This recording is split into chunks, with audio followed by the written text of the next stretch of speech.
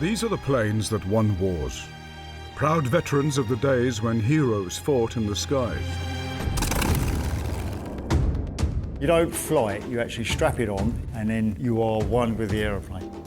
In hangars and workshops across Britain, engineers and enthusiasts are fighting a desperate duel against corrosion. It's only glued on, I'm sure it'll be all right. And the clock. I'll be pretty gutted if we don't make it. Their mission, to return historic military aircraft to the skies. The hardest thing is finding the parts. From Falklands vets to Cold War jets. As a little lad, you go, Mum, can I have an Airfix kit? Now it's time to play, isn't it? But it can be an unpredictable business. We fueled it up and all those seals decided to let go a bit. We need a plan B. Not sure if we've got one. And dangerous. It can turn nasty quickly. Contact. You're taking off thinking if the engine stops, where you're going to land. I mean, I've had 3 engine failures. It takes serious money. You need a cool £3 to £6 million to get a good spare part.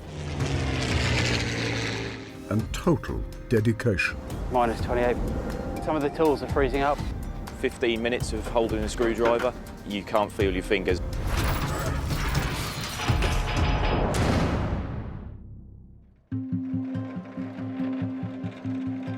Coventry Airport, Warwickshire, where old airliners come to retire. But this plane graveyard is home to a very rare bird with a glorious past. Night Fright is a Douglas C47 that dropped American paratroopers on D-Day. Move it! Yeah! Now she's being prepared to fly again on the 75th anniversary of her finest hour, joining a mass flypast over the beaches of Normandy. The engineering team have worked on the plane for over 2 years. This is a critical point for owner Charlie Walker and chief engineer Ben Cox. They have just 6 months left to rebuild the plane.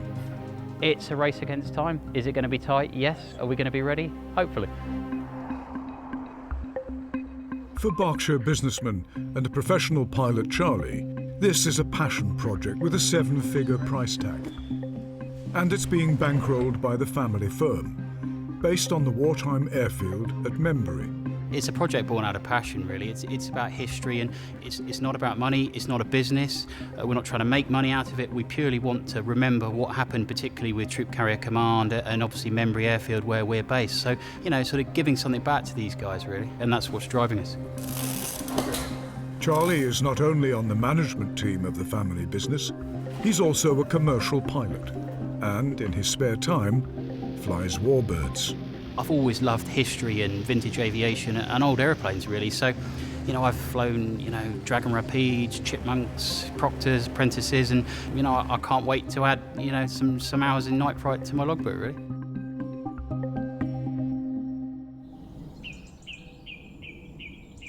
"75 years ago, Membury was the centre of another massive logistical operation, the Allied invasion of Europe.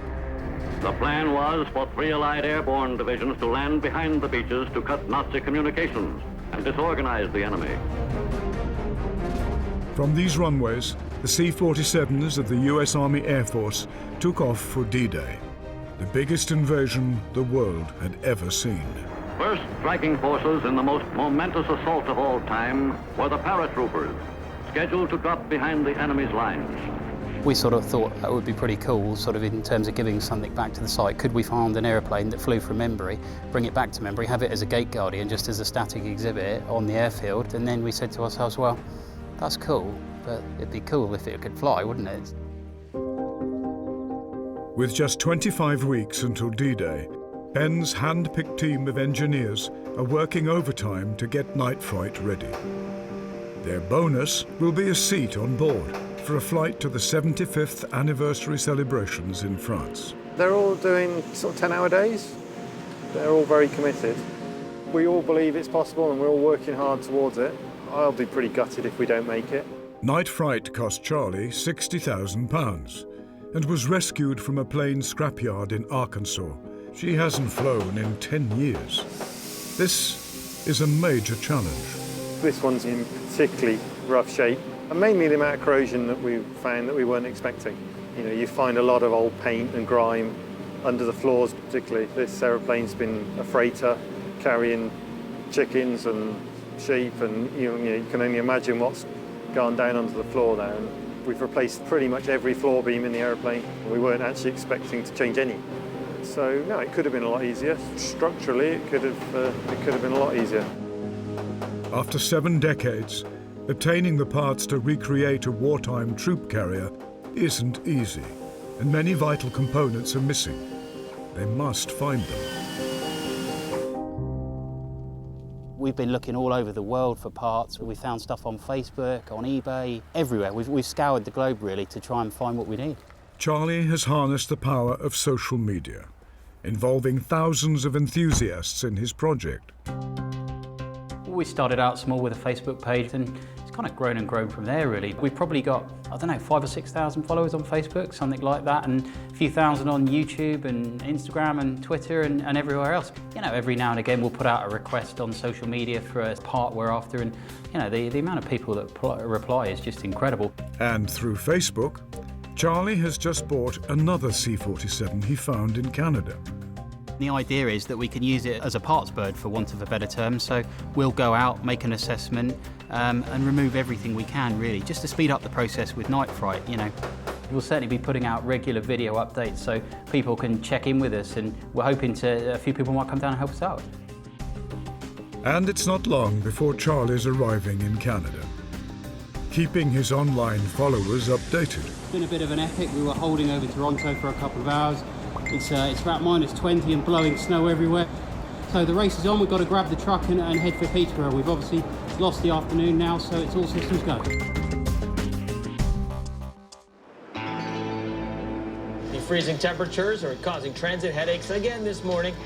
Yeah, skies are bright and beautiful, but this kind of cold, a lot of things just aren't built to withstand for very long, and the human body is one of them. It's midwinter, and the team have landed in the worst freeze in recent memory. You say -21, it feels cold, but it's not. I don't think it's not crazy, he says. Charlie has brought with him Night Fright engineers Tom, Rich and Neil. Everyone set? Yeah, let's roll. They're heading for a local airport in rural Ontario. -25. Well, I'll never whinge how cold the hangar is in Coventry anymore. -28. He's got to get that. He's got to get that. He's taking over as chief social media manager when I leave. No bears out here, is there? Don't think so. It is bitter and dangerously so if you're out unprepared for any period of time. The exposed skin can freeze in a matter of minutes. I'm slightly nervous of stepping out. Most of the 10,000 military C-47s became civilian airliners after the war. As the DC-3, many like this one did more than 50 years serving isolated communities, from the Far East to the Arctic. They're just removing some of the wing root fairings. You can see Rich is up on the top there. Airlines often removed and threw away items fitted for the military.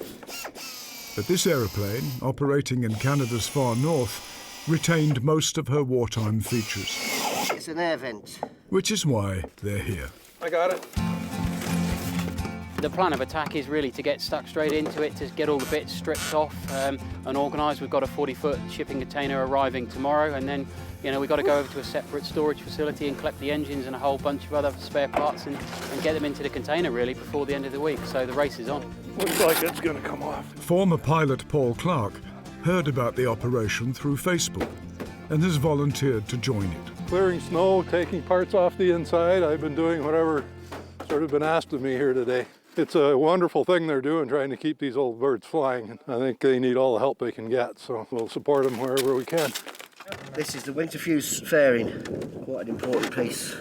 So what we can try and do is just rub what we can and then repair up. So next time, hopefully I'll be playing with this. It'll be in a nice warm workshop. Engineer Richard has a shopping list of parts he needs. Night Fright's wing fairings, designed to ensure smooth airflow over the fuselage, are corroded beyond repair. It's 70, 80 years old now. They don't make these things anymore, and the parts what are available, if you can get them, are so expensive. What a lot of people don't realise in aviation is component robbery. It goes on a lot. In a sense, if it's serviceable, then for the next aircraft, then it can be used. So it's saving me a job making it. Tom has his eyes on the plane's vintage control panel. Instruments and the pilot and co-pilot seats. Fuel gauge. Neil is also an RAF aircraft engineer who is lending his expertise to the project. There's something about it which captures a lot of people's imaginations, but mine especially. It's a war-winning bird, Eisenhower quoted that one of the 4 items that won the war was the C47. This is where the radio operator sat during the war. So this is a very desirable seat by a lot of the guys restoring C47s at the moment. So the only one that's on the internet at the moment for sale is the one on eBay. They're asking well over £1,000 for it. Now personally, I'd love to have it in my man cave. Put it up in your bloody man. No, I haven't. Poor old Helen. She likes that Art Deco type of things. I think within the next half hour it'll probably drop 5 or 10 degrees. They're in a race against the Canadian winter. It's barely 3 p.m, but the sun is already dropping. We've still got a lot to do. So by the time Thursday comes, it might be panic. You might see us running around like lunatics. Coming up, back in Coventry, more parts of Night Fright are written off, adding to the workload. I don't know how you describe that, mullered really, but it's got to be changed really for a nice one. And the big freeze puts the skids under the team. It's a no-go at the moment.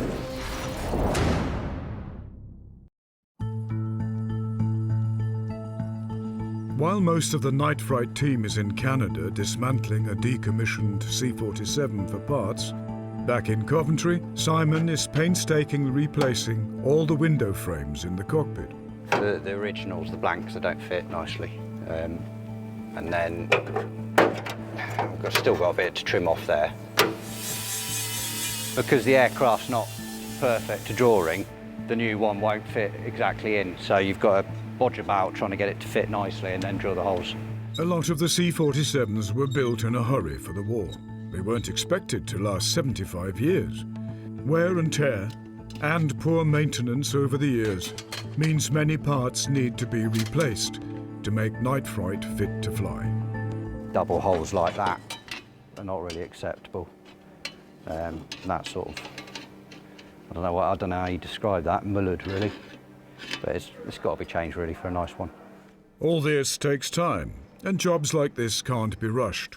But D-Day is drawing ever nearer. I don't think there's anything that's unmanageable, just you don't know what you're going to find. You know, we came up here, we found one piece of corrosion here. When we looked further, every single one had to be changed. You know, and that's what you're dealing with. So it's gone from being able to blend out and maybe scarf something in to having to strip out the whole cockpit and spend 2-3 weeks repairing each frame. The detail in the workmanship is at the heart of this project, and nobody is cutting corners, but there's a lot of work to do. And in Canada, the cold weather is slowing down the whole operation. Some of the tools are freezing up, which is not a great start, but I guess I'm not surprised given it's minus 28. But so, yeah, I just gone to grab a little heat gun. Hopefully we can get some heat on some things and get them unfrozen and keep going. Without gloves, flesh sticks to metal in moments. Oh, that's frozen as well. Genius. That's it. It's got it. It's just the leading edge. Bingo. Oh. But it's agonizingly slow going. Compressed air power tools are slowing down or seizing. They're falling behind. Well, every time you use compressed air, water, of course, from the air will condense in the pipes and freeze before it gets to the end. If you're using a drill, when you've got no pressure, the drill's not going to work. Charlie and Paul are going on the hunt for a bigger compressor with a petrol engine and a battery-powered drill. Simple tasks are taking twice as long as usual. 2 pairs of gloves on just to keep your hands warm. You know, you've got no feeling for handling nuts and bolts or a screwdriver, so you've got to take gloves off when you want to do something a little bit on the small side. So just everything takes just a little bit longer. But traces of this plane's military career are emerging from the ice. In the factory, they used to ink stamp every frame, governed by the distance to this frame, or to that frame, or to that frame in inches from the front of the aeroplane. No flying C47 has got that exposed. They might have it under hundreds of layers of paint, but that's what we're trying to get on show so you can actually see it. We will replicate either the ink stamp, or we'll get a stencil made and we'll have to spray it. Hot from a DIY shop, cold weather tools are arriving. Mission complete. Ready to go, Toronto. But the cold is defeating even this. This should be running, it's brand new. It's back to hand tools for now. They're removing the bump stops, aluminium beams used to prevent heavily armed paratroopers damaging the fuselage skin. Find an aircraft that's still got these fitted is rare, I suppose. And this is why this particular C47 was such a good opportunity for us, really, to purchase nearly a one-stop shop for everything that we need. Charlie's Facebook followers back home are anxious for news from the snow. The first update is it's cold. You can see we've got the left hand, the port wingtip off. The guys have moved some stuff out of the airplane. Hopefully our sea freight container arrives this afternoon so we can start packing some of that. It's like the guys are just struggling a little bit to get this new compressor that we've got started at the moment. Fuel's on, choke's on. The impending arrival of the shipping container is forcing the team to rush to meet the deadline. It's so close. So we've got quite a few hundred rivets to drill out. It's a no-go at the moment. If they can't find a way of powering up, vital parts may miss the boat. In the cold of Canada, the heat is on. That game wasn't won by the man who made that touchdown. It was won by a team. It was in early 1942 that American troops charged into the UK. We're playing another kind of a game now, only this one isn't for fun. It's for keeps. Motivated by propaganda films like this, produced in Hollywood. This game won't be won by any single player either. It'll be won by a team. A team called the United Nations. The ball will be carried by the men in the backfield. The runways of RAF Membury are deserted now. Silent memorials to a wartime era that's all but forgotten. You okay on the steps? Yeah, I'm all right. But not by Ron Tarry and his boyhood friend Bill Gregory. Well, it's difficult to imagine now really what it was like, what was going on all around us. You know, that hive of activity with aircraft taking off and landing, and the villages were full of the 101st Airborne Division. Everything around revolved around that. That's true. I think that we became airborne on this runway, exactly, yes, eh? yeah, a few times on there, yes, by all means, yeah. In 1944, they were teenage air cadets, but adopted as mascots by the newly arrived American air crews at Membury and neighbouring Ramsbury. Silence on the surface now down there. Yeah, you can't imagine what a busy place it was. That's true. All those lovely C47s going yes, down exactly, that yeah. The two old friends are about to see remarkable colour footage, a newly discovered film shot by one of the servicemen in the lead-up to D-Day. If you just press that, Bill, it should just... That starts it off. It should. Oh yeah, Bill's in charge. He's a young lad. Yep. Yeah, it's just taken off, yes. Yeah, P38 taken off. Well, that's a B-26 Marauder, isn't it? I think that one. Yep. They were always so smart, weren't they? Oh yes, they were, yeah. Yeah. This is my favourite. You can't beat You can't beat a C47. The American C-47 crews specialised in launching troop-carrying gliders by picking up the tow cable in flight. The acceleration, I remember, was amazing. We sat there, we were stationary, and within about 2 seconds you were doing 100-odd mile an hour, and a strange sensation. Yeah, oh yeah. It was a risky operation. That is very rare footage. Oh, exactly, yeah. Very rare. It's coming back in, no brakes. They just dug the nose in, didn't they? That's right, yes, yeah. In a peaceful English spring, the aircrew were training for landings under fire in Normandy. They treated us as their friends, as cadets who wanted to fly, or anything they could do to help or entertain us, they did, and it was quite amazing, really. It seemed so casual compared with what the RAF used to be when they were here first, and so leant their bunks against the control tower and say, "Where's a pilot who could take us somewhere?" You know, it was as simple as that. They'd get you up front and explain everything. It was really noisy and rattly. We went all over the place. Remember once we flew in night formation, and a whole bunch of Dakotas, about 30 of them in formation, with navigation lights on, and flew out over Wales and back round again. I did sit in the co-pilot seat once on the C47. Biggest thrill of my life. Yeah, it was terrific.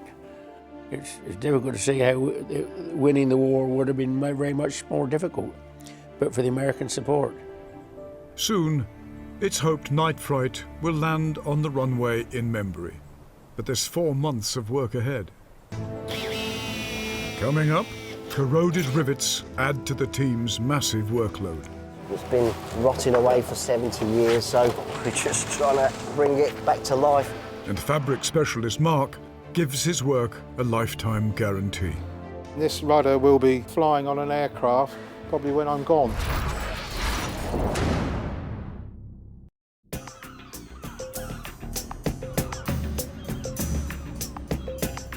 On the shores of the Solent, in another workshop, more vital components of Night Fright are being repaired. Mark Masters is one of the UK's leading aviation fabric experts. So this is the DC3 rudder, and this is basically how we would start the process. We get given the component. As you can see, it's all been reworked, and this will get covered in the fabric, seconite, rib stitched, taped, and then ready for fitting to the aircraft. Although most of Night Fright is made of aluminium, its tail was covered in fabric for weight reasons. It also made it less vulnerable to enemy fire. Originally, these would have been covered in linen, and then the tautening would have been done with using dope, which would have been brushed on and had an element to it which would allow the fabric to tighten. But this is a modern material which you glue on all around the edges, and then you actually use a household iron to tauten it up. So, a nice dose of glue. Mark is following in the brushstrokes of the workers at the Douglas Aircraft Company, who turned out enough planes to drop 50,000 paratroopers on D-Day. I think that's the difference for me, is I'm thinking I'm doing this because I'm preserving the aircraft now, rather than doing something which potentially could fly for a few hours and that would be the end of its life. Properly done, fabric control surfaces can last 30 years. This rudder will be flying on an aircraft probably when I'm gone, and quite possibly still have the same fabric as we're fitting on it now.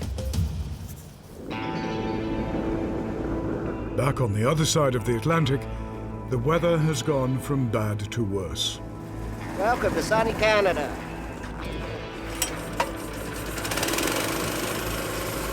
Here we go again. But at last, they have power. Oh, just a fuel problem, oil it up. So, fingers crossed. We can rip into it now. Without it, we'd be no chance. As you can see, I've got a lot more air pressure as well. Without computer-aided design, 30's aircraft were over-engineered, capable of withstanding far greater stresses than were necessary. So it makes them hard to take apart. We need to get the cargo floor out. So the cargo floor is in 3 strips in a way, 3 planks from the aft bulkhead all the way up to the forward bulkhead. So that's a lot of rivets. 250 per side, up to 7. The weather is getting worse, adding wind chill to their problems, and the lorry is on its way. Hour and a half to be here. It's a real race. We got a lot of stuff to pack. That's the problem, it's getting a bit unruly, isn't it? Okay everyone, bit of an afternoon update for you here in Peterborough. Neil and I took off the tail cone this morning. You can see the instrument panel there. We've taken, well, pretty much all of the gauges and instruments out. The aim is obviously to take all of this original cargo floor out of the aircraft. That's one of the key things that we came for, really. It's a big rig and a big load. Trying to get some organisation amongst that lot. Yeah, it's going to be an interesting day tomorrow, really. Wants to go this way a bit. This way, this way. A winter sea crossing of the Atlantic means they must carefully pack their haul of components. One loose item could wreck many more.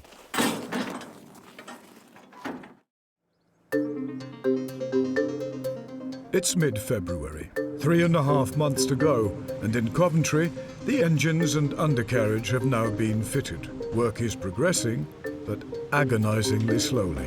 Rivet! Yeah, it's good. Yeah. Despite spending a 7-figure sum, Night Fright is still a long way from completion. Personally, I've never seen corrosion like this. I mean, if you look at this, I mean, you're just ripping that off just like it's paper, really. It's just... Water gets in between two seams of aluminium skin and just sits there, and it'll just eventually corrode the material and eat and eat and eat it, because there's no way to get rid of that moisture. And usually it is only fit for one place, and that's the scrap bin. It's becoming clear that this is a much bigger job than first anticipated. It's your hidden enemy. It's your worst nightmare, really. So you do an initial inspection of the aircraft and you remove panels here and there. You get guys to, you know, stick their head in between panels and you think, oh, it's not too bad, it's not too bad. There's bound to be a little bit of corrosion. It's a, 75-year-old airplane. But once you start removing fuel tanks and panels and you get into stuff like this, really, and you realise you've got a whole load more work to do. One day, Charlie hopes Night Fright will be hangared in Membury. We try to give back as much to the site as possible. We're putting a little museum across the other side of the road where people can come and sort of see what happened here back in the 1940s. And there's a huge sense of history, a huge sense of history. Ron and Bill lived through that history. They witnessed D-Day. Everybody really knew they were preparing to D-Day. The only way we could win the war was to land in France and invade France and capture Germany. In the early morning of June 6th, the first group of gliders was pulled off the ground and towed out across the channel to be cut loose over the area where the paratroopers had dropped earlier. In fact, I was on a glider course at Bray near Maidenhead on D-Day, and these C47s towing gliders flew over on the way to France. They think they landed at near Saint-Mary-Église. That's where that flight was pretty going to. Many of the men Ron and Bill knew would not survive D-Day. Enemy fire and landing accidents took a particularly heavy toll on glider pilots. The small fields in which they were forced to land caused serious losses. In Coventry, Ben and his team are still desperately trying to be ready for the D-Day anniversary. The Canadian parts are en route, and there's still a lot to do when they arrive. But Rich and Tom are back in a warm hangar. Okay, rivet. Yeah, it's good. The trailing edge repair is going on there. That's nearly there now, so that'll be on in a couple of weeks. Tailplane's being repaired, getting prepped for paint. You know, heating system, all the cockpit area, all sorts going through the paint shop. It'll suddenly we'll be running out of stuff to clean up, and we'll be running out of excuses not to bolt them on. Rich is busy replacing hundreds of rivets in the rebuilt centre section. Okay, rivet. The vital component that joins the wing to the fuselage. Corroded parts inside have been painstakingly replaced. We're just trying to bring it back to life as it is. It's been rotting away for 70 years, so... Rivet! Yeah, we got that. It's a critical job, One wrong move with the rivet gun could set them back weeks. If I was to shoot the rivet gun without him being on the back of the rivet, the skin would have to come back off again, it'd be scrapped. That'll do you. The twin Pratt and Whitney engines are also being readied to run for the first time. The engines have been mounted on the frames, as you can see. The engine mounts have all been locked down, torqued up. Everything's just about ready to go. And spraying primer on every component is a major job. It's a protective coating for the metal, stops corrosion, and for a military aircraft provides camouflage as well. For many of the team, this is a passion project. I think the enjoyment comes from taking an aircraft such as this and seeing it in its bare metal state and then taking it all the way through to the final job. And you get a certain amount of job satisfaction then from even seeing the finished article go out the door. They are just part of a team, each specialising in one area of aeroplane building. I'm just making a little insert for the upper nose hatch. This is the flap position indicator cable. This end should pop out in the cockpit. So we've got a radio box to fit for the comms for the pilot to talk to air traffic control. They're a wooden antenna wrapped in copper sheath, and there'll be a copper wire from that to the tail.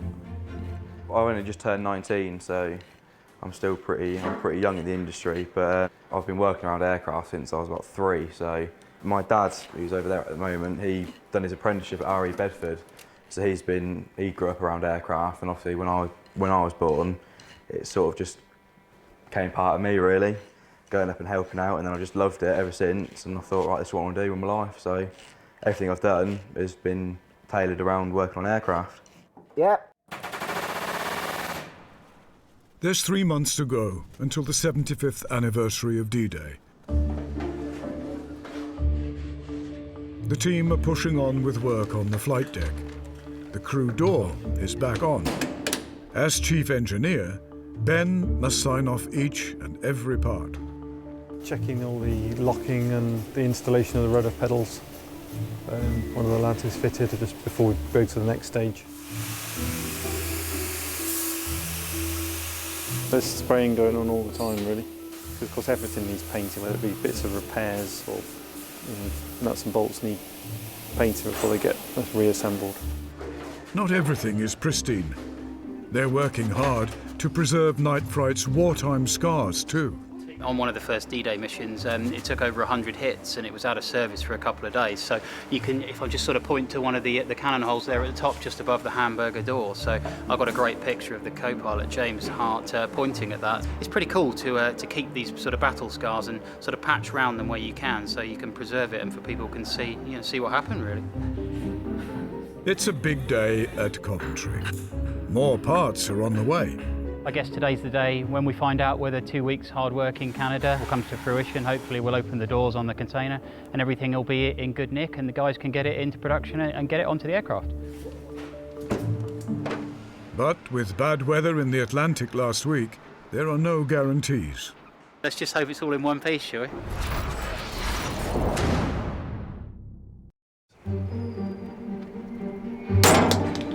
It's a big day at Coventry Airport. The container has finally arrived from Canada, and it's good news. It's all right, isn't it? I hope so. Although a wheel has come loose, it hasn't damaged anything else. You lash everything down as much as you can, all being well, it gets to the other end and it's still in roughly the same place. Straight into the paint shop, Tom. Straight to the paint shop.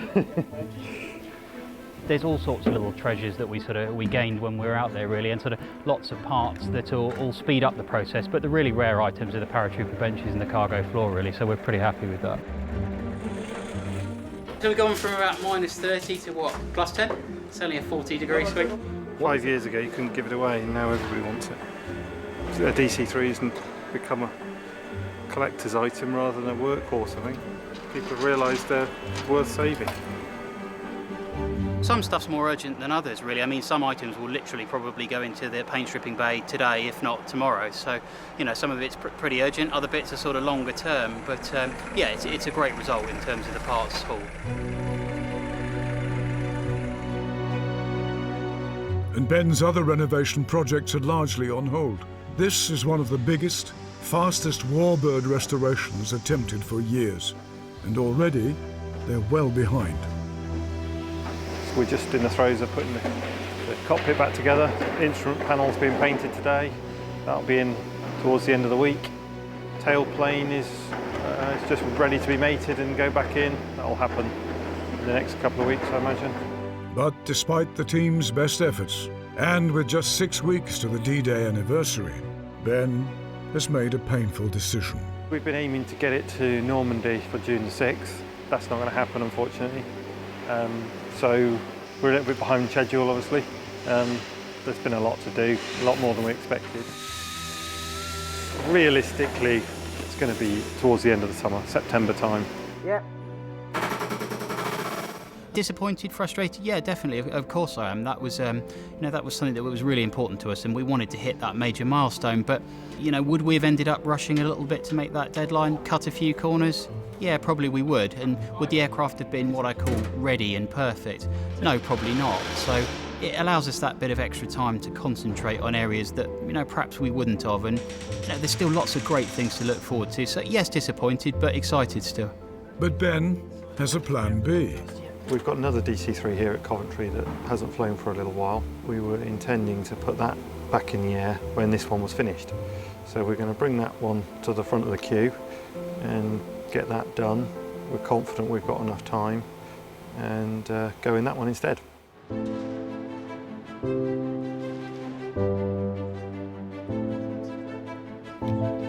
This one was here at the airport, just come off a Coast Guard contract actually. It was equipped for spraying the sea with detergent in the event of an oil slick. So basically it was paid to sit around, but well maintained. So this has had a nice charmed life. And its life is about to get even better. Over the next few weeks, Ben and the team plan to do maintenance checks, paint it in RAF markings, and fly it to France to join the D-Day celebrations in place of Night Fright. Pretty pleased how it's coming out, given the timescales we've got to work with. Prior to D-Day, it was decided that black and white invasion stripes should be painted on Allied aircraft to reduce the chance of friendly fire. So everything went black and white stripes sort of overnight. Goodness knows how they did it, because it's taken us a week. They did however many thousand aeroplanes in a very small period, so I think it was quite an impressive undertaking. They were all brushing them on with whitewash brushes, and it was fairly crude, but you look at period photos and actually they did a pretty good job. We're appreciating now how impressive that was. All the lads that have worked on Charlie's, we're all aiming to go out there and see it. Of course, it's not going to be ready, so it's just as well we've got our hands on this one, and we can hopefully go in this and join in the lineup, which is what I think everyone collectively in the hangar wanted to do, and to be part of something. I'm hoping to jump out of it, but it'd be nice. All you have to do is jump, apparently. It's not difficult. A week later, the paint has dried, and the props have been overhauled, ready to go back on. That's it. They're solid aluminium blades with a steel hub. They're held on with as with most things, a great big nut. Without a catastrophic failure, that can't go anywhere. The next set of checks and tests now need to be carried out.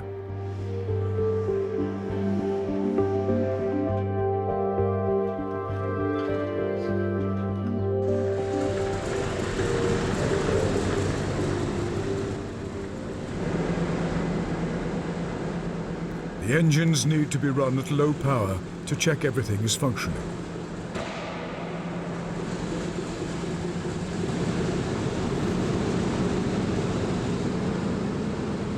Very happy. Only a couple of little minor snags, but that was to be expected. Yeah, my gut feeling from what I've seen today is it's all right. And they're in good company. Another C47 has called in for some scheduled maintenance before it too goes to the celebrations in France. This particular aircraft, that's all brother.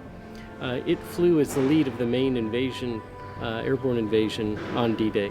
It led over 800 other C-47s across the English Channel. Ben has been kind enough to help out the crew. There's a very strong bond and camaraderie. It takes a lot of work to keep these airplanes flying, and we'll only be successful if we work together to make that happen. And happen it has. The team's newly acquired DC-3 has been weighed. Engines have been checked for leaks. It's had low power runs, high power runs, magneto checks, more prop tests, flight tests, then filter tests. It's now June the 6th, D-Day, and they are ready to go. We didn't think we were going to make it. Insurance has come through at the last minute, so we'll fly DC-3 and D-Day markings across the channel on the 75th, so very happy. Sadly, we're not going to make it in Night Fright. You know, we're 75% of the way down the road. We've just got to have a final push across the line.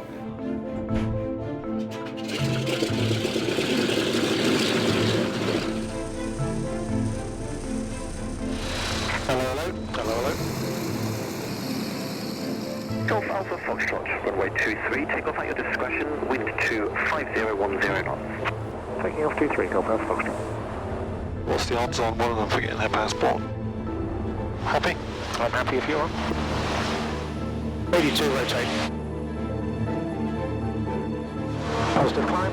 There you go, please.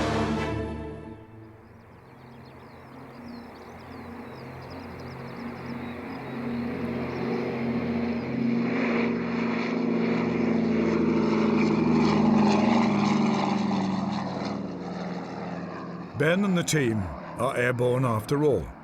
But back in the hangar, Night Fright is still a long way from taking to the skies. Charlie still has his eyes on the future, though. We've got some exciting plans for the aircraft. It now gives us the opportunity to make a big deal of bringing the aircraft back into Membry, which is going to be a significant day, not only for us, but for the families of the crew that operated the aircraft. I'm a strong believer things happen for a reason. So we're aiming for perfection here, and perfection takes time, as they say.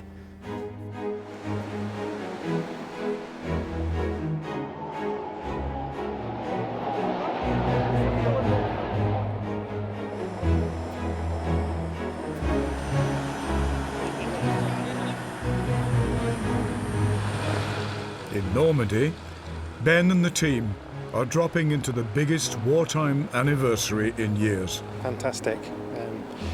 We've been working hard for the last 8 weeks, so really pleased to have made it. And it was a beautiful day, so it was a super trip. So I might not be grinning from ear to ear outside, but I am inside.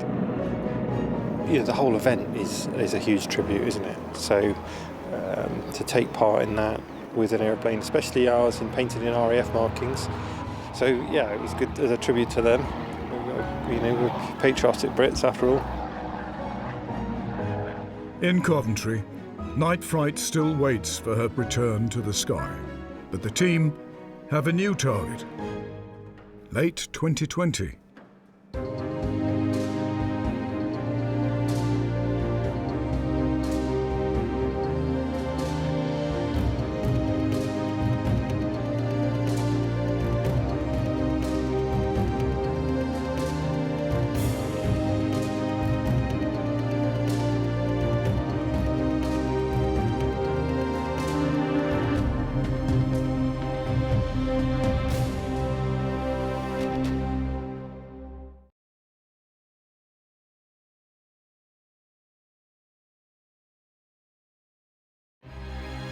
These are the planes that won wars.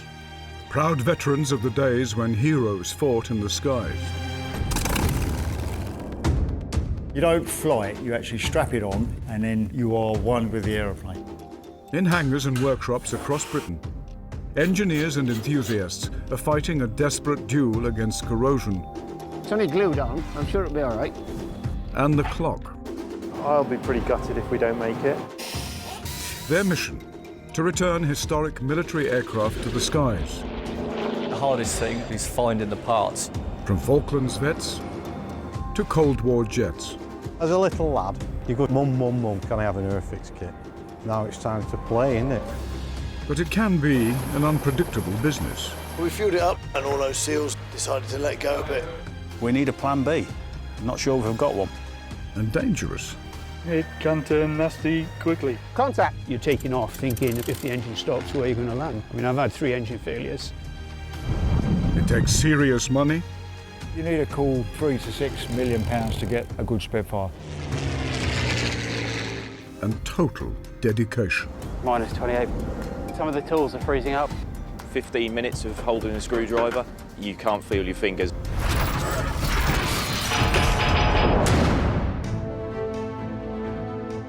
This time on Warbird Workshop, the vintage rescue helicopter getting its own life-saving treatment.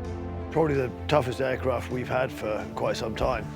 And the race to return it to the skies. When you think about what these aircraft did, yeah, you want to keep them flying. In time to display at the Yeovilton International Air Day, one of the biggest air shows in the country. We all want the same thing, we all want it to happen, but sometimes you've just got to step back and say, stop. Now thinking about your approach, what's your thoughts? Flying at 100 miles an hour over the farmland of the West Country, Andrew Whitehouse is a man with a deadline. Come left a bit, go out in a nice circle, get yourself positioned right. This area is the home of Britain's military helicopter industry. And just a few miles from the landmark Westlands factory at Yeovil, Andrew and his partner Jane are landing at his own restoration hangar. Inside is his latest project.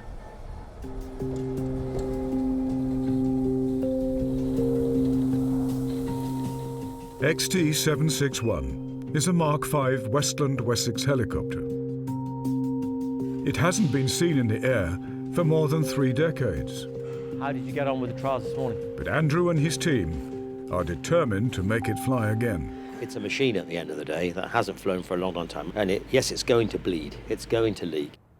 Former soldier Andrew's no stranger to projects like this.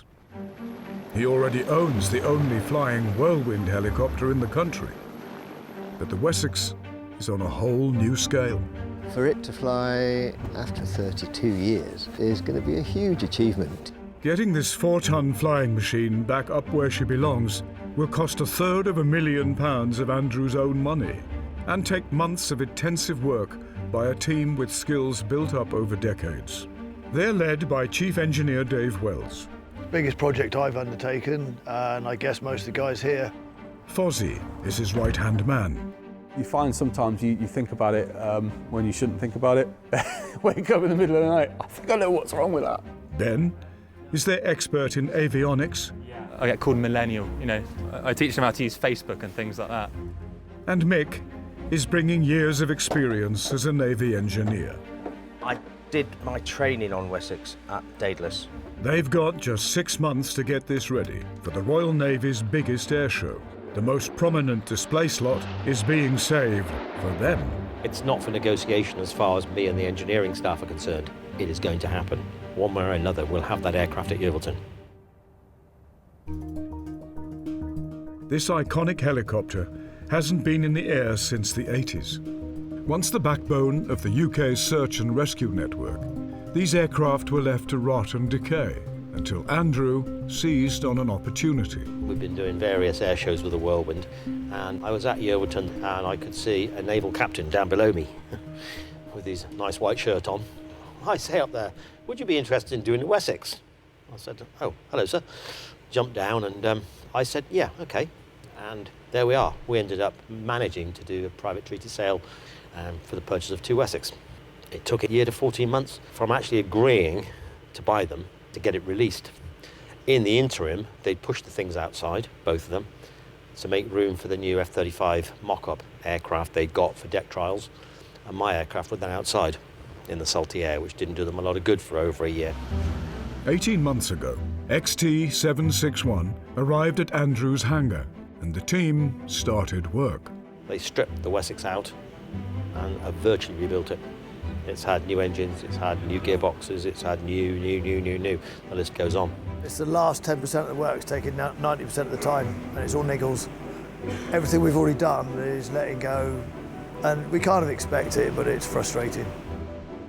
We've got 2 generators on the aircraft, and the one that's not working is giving us issues. We've got to find where the power comes from, where it goes to, and make it work.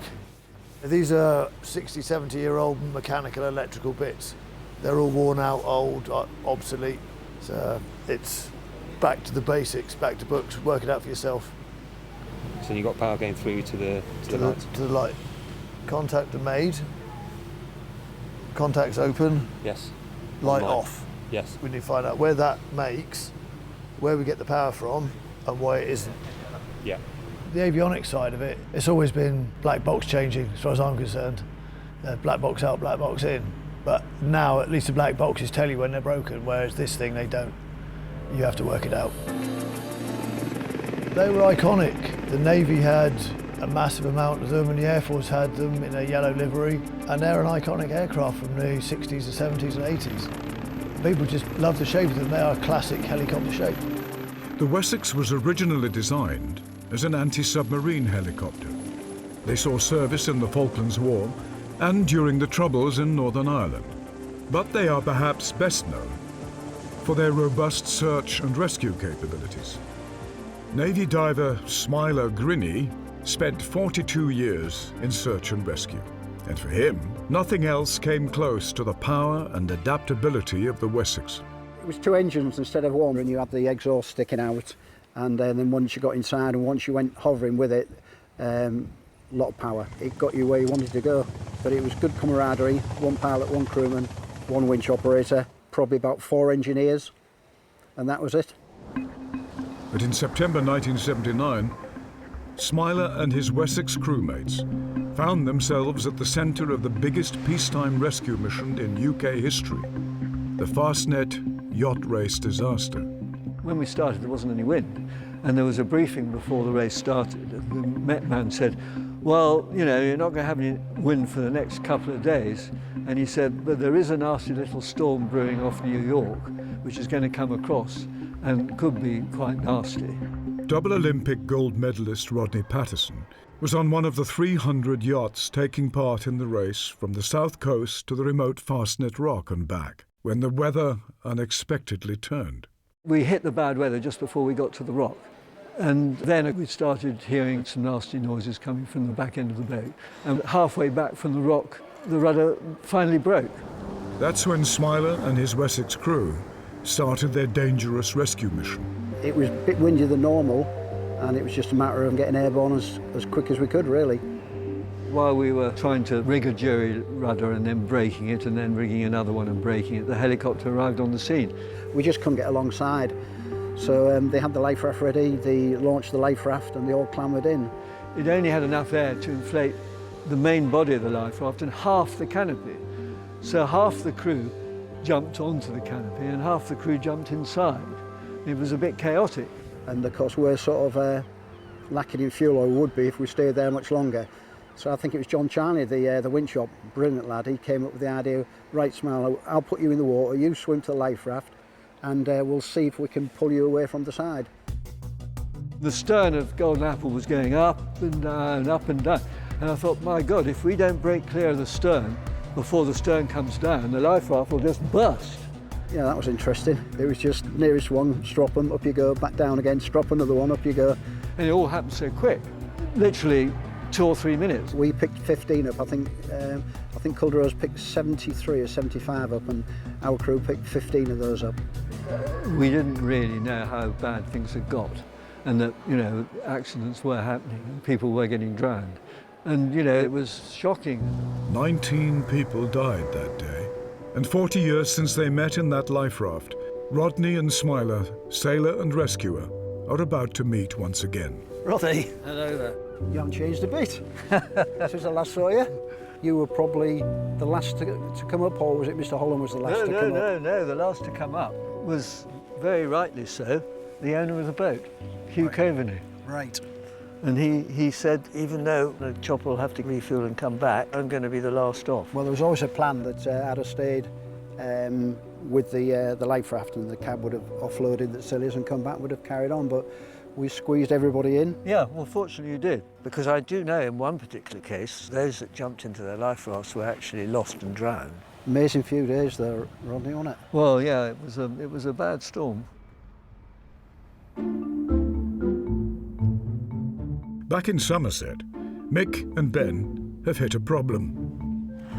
Does the back of that switch go to anywhere? One of our ammeters doesn't work, and the paper that we've got in our wiring diagram is for modifying with just one ammeter. Our one has got 2 ammeters, so one for each side. Not only are these modern-day engineers having to get their heads around 1950s technology, but they're also having to unpick decades of modifications. With this mod that's been fitted to it, you can see that you've got a modern cable connected to the back of the old cable. We're not quite sure which way they're going to. It is frustrating, but part of the good bit is fixing something, isn't it? So what we're going to do now is swap the starboard and port ammeter gauges across, to see if it's the gauge not working properly after tea. Yeah, get that radio on. The list of gremlins is growing, and they're yet to even see if the engines will run and the rotors will turn. Any sort of maintenance that you do like this, there are always tears because nothing goes the way that you want it to. The Airshow is just 6 months away, but no one can say for certain if this helicopter will be part of it. We know Andrew's wish, and we'll head for that, but if it doesn't happen, we won't force it to happen. It's got to fly this year, yeah. Yeah, it's going to fly this year, yeah. It'll be at Yeovilton. One way or another, it'll be at Yeovilton.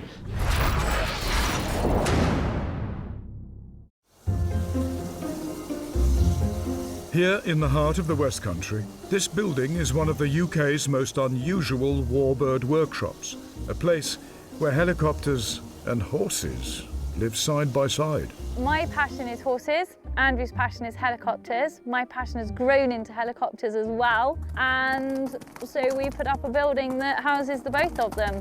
Seeing him as we've been doing the project with the Wessex and how he's been part of the team, it's really, really exciting. Today's a big day for XT761. That's your £300 per litre. After 9 months of work, it's time to try to start the twin Rolls-Royce Gnome engines for the first time. Okay, battery master on. Battery going on. At first, Dave and Fozzie need to complete their checks. AC power standby. And that's it, we're into the start sequence, so start pressing the hold. And ready. 3, 2, 1, press. Absolutely nothing.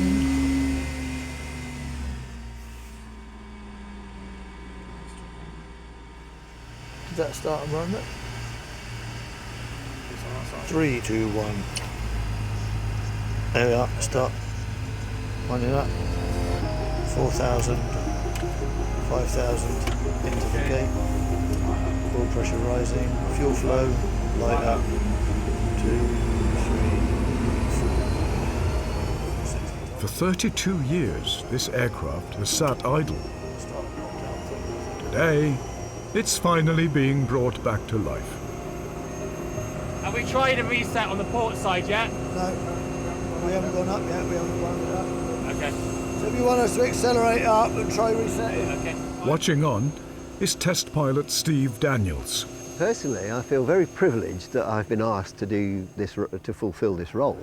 Didn't you press hard enough the first time then? Well, I thought I had. There are lots of fixed-wing historic aircraft flying. There aren't that many rotary wing. And I think most helicopter pilots would probably give their left arm to be involved in a project like this. For Dave and the team, it's another thing to tick off. That went well. The engine started, and the Leckies have done further electrical check on the generator system, so and they're happy, I'm happy. And they're another step closer to the Yeovilton display.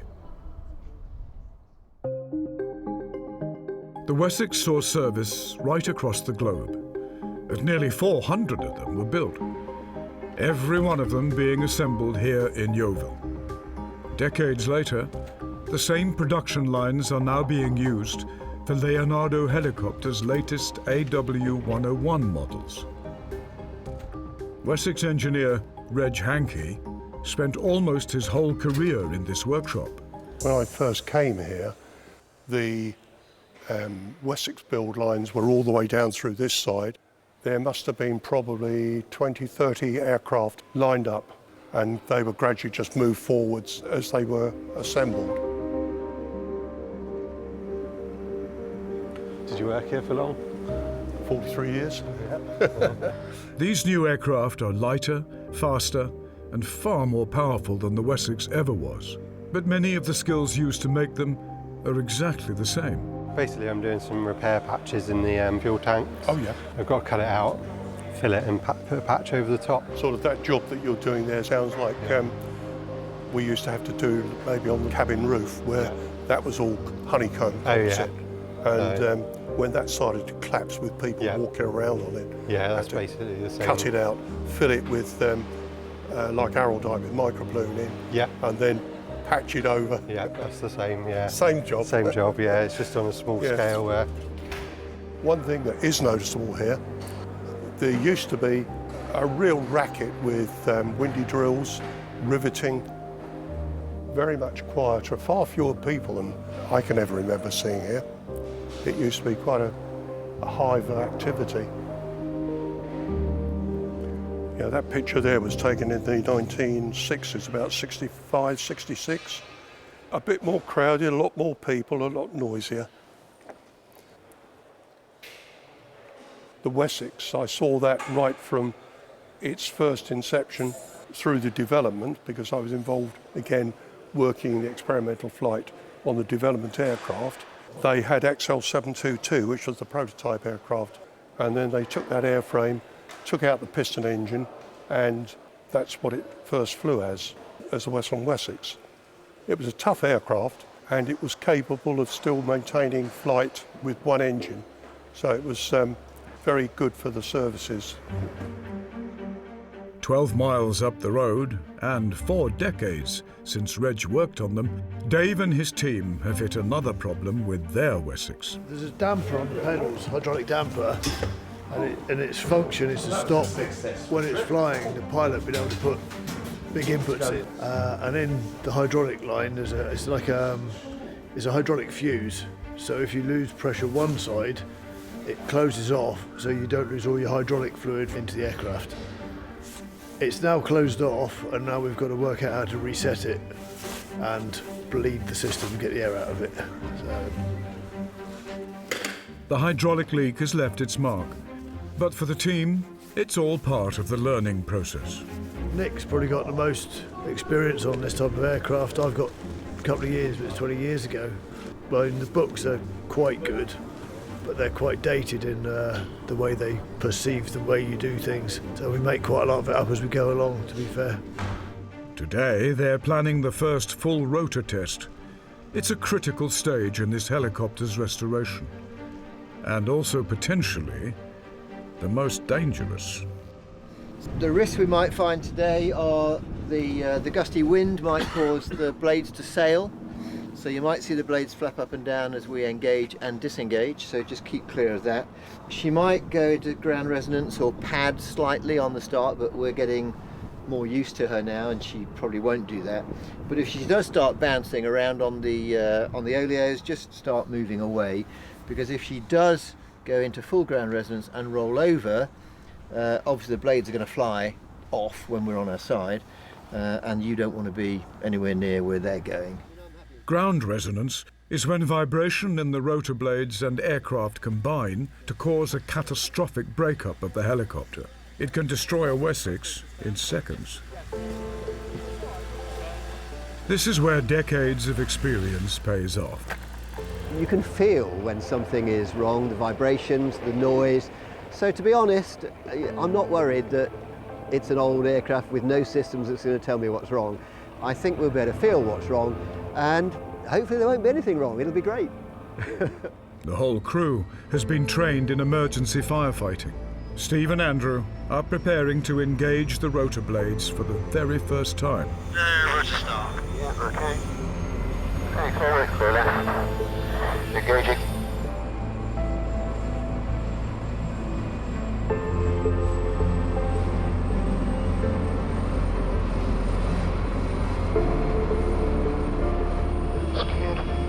Advancing.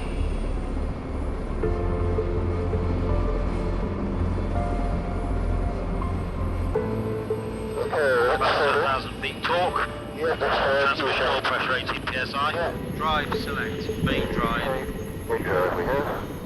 At But within seconds of getting up to speed, there's a problem. Did the tail move a bit there? I thought it did. I don't know. I didn't feel too much. I think it's just slightly slippery. The pylon is unlocked. Really? Yeah. Fair enough. The test is aborted immediately. There's a problem at the tail that could put them all in danger. An unexpected occurrence then, but we got a pylon caption, which means the blade, the tail pylon fold. The microswitch was indicating that it was unfolding. It's something you don't expect to see, so we shut the rotors down straight. Shut the engines, the rotors down straight away. It's yet another new problem for the engineers. Until it's fixed, this Warbird won't be flying anywhere.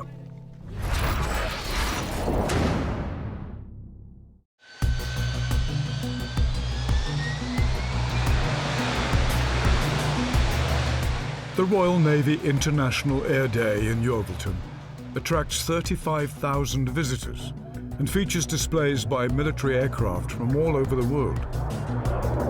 Getting the Wessex helicopter ready in time to take part in this year's show is Andrew's #1 priority.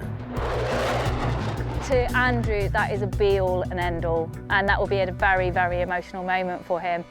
Their last test flight had to be called off after a scare involving the tail rotor, but a spare part has been found in an unusual place. The standard microswitch in the Wessex is the same microswitch that's fitted on the forklift trucks. Finding replacement parts for the Wessex has been a constant struggle for the team. In the forces, if you've got a part that you need, you order it, and pretty much it's there, you know, and you fit that to the aircraft, and it's all good. We haven't got that luxury. But as news of this project spread, help started to flood in. An amazing amount of help from the CAA. I mean, they've been outstanding. Leonardo, without them, I think we'd have been scuppered as well, because you know they must have spent hours in document rooms finding information for us. Same with various people along the way that have helped us with spares, and you know people are happy to give because they want to see it fly. And today could be the day the Wessex finally gets off the ground. What we're trying to achieve is the first flight for Wessex XT761 after 32 years of lying dormant. The test plan called for about a 5 to 10 minute hover for the very first one, and then a land back on and shut down and check that all the rotating parts are fine, no further leaks.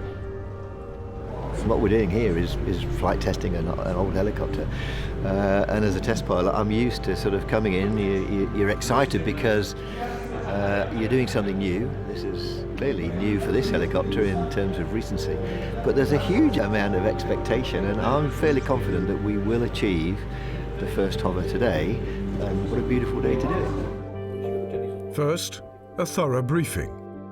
I think we will get into the hover today, and I think the aircraft will lift off and we'll sit there, and we're planning 15 minutes in the hover, okay? But one mistake or one fault today could be catastrophic. The first thing that could happen is we could have a single engine failure in the hover, and for that, in a Wessex, it's no big drama. There's loads of excess power in a Wessex, so if you hear one engine running down, you know, winding down, don't worry unduly, because all I will do is drift down and we'll land on.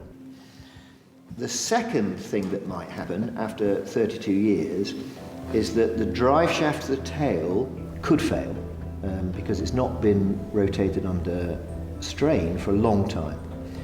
This is probably the most serious thing that could happen today, so I just want everyone to be ready for it. What will happen is you will see the tail rotor slow down and the aircraft will start yawing to the right. So if you see a yaw to the right and it gets worse and it gets rapid, then move away, because at that point we have lost control of the helicopter.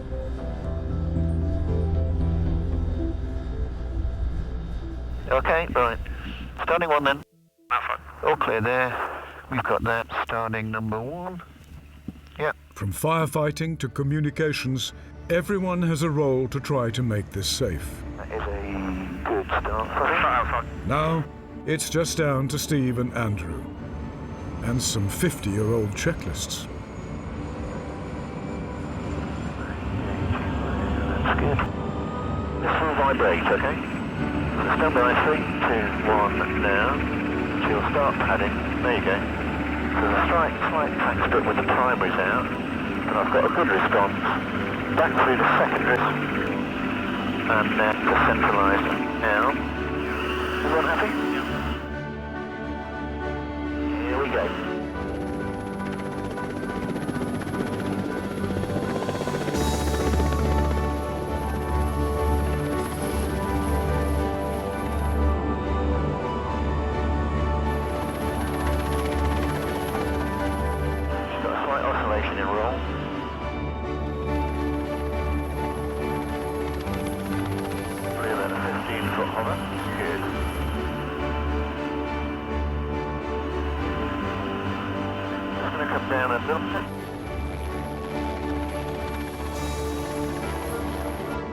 And now, 20 feet up, it's Andrew's turn on the controls.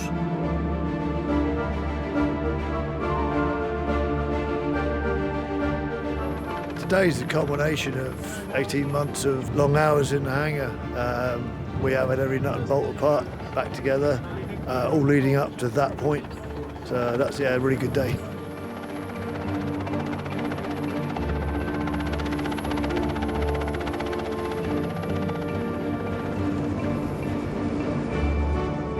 It has been a while since I flew, but more importantly, it's been a long time since this aircraft flew. For me, it was as a privilege, really. Right, we're done. Well done. There are a few minor little snags, but nothing to worry about, and I'm really pleased. And I think, as you can see from everybody else, everyone is pleased. Well done, the engineers, I'd say. I took a picture of the shadow when we were in the air, and I thought, this is the only Wessex in the world. That's in technical terms, that is, Paul's. It's good. Yeah, it's a big moment because everybody's worked so hard. Not just me by any means, but the whole team's worked really hard. A very good joint effort, good team effort. Everybody looking at me, please. In 3, 2, 1. They are one big step closer to their Yeovilton deadline, and it's all down to the skills of Andrew's unique team, made up of all 3 branches of the armed forces. This is pretty much a multicultural society. We have the Army, Navy and Air Force in the hangar. They put their RAF flag up first, and then Mick put his flag up, so I'm not having that. So I went on the internet, found the biggest army flag I could find, and then when they came back to work on Tuesday morning, there it was, up there. Andrew himself spent 16 years in the army and has fond memories of the Wessex. You were deployed out into the countryside by helicopter, and you did whatever you got to do, and you were picked up again and brought back. It was always warm when you went near them. Sort of got in as quick as you could because they didn't want to be on the ground, obviously. And I can't ever remember a time we didn't get picked up. One of those pilots picking the army up is now flying missions of a different kind. Former Wessex pilot Steve Wardby is now the chief pilot of the Yorkshire Air Ambulance. Anybody who's ever flown the aircraft has a soft spot for the Wessex. I have approximately 8,500 hours flying various types of aircraft, and nearly 4,000 hours of that has been on the Wessex. It was the first twin-engine helicopter I ever flew, and it's the first time I ever worked with a crew as well. So it's the first time really working as a team in an aircraft. I used to call it the Queen of the Skies. It looked after me, looked after my crew, and I thoroughly enjoyed flying it. My first operational role was with 72 Squadron in Northern Ireland, again on the Wessex. That was 1986. I started on 72 Squadron.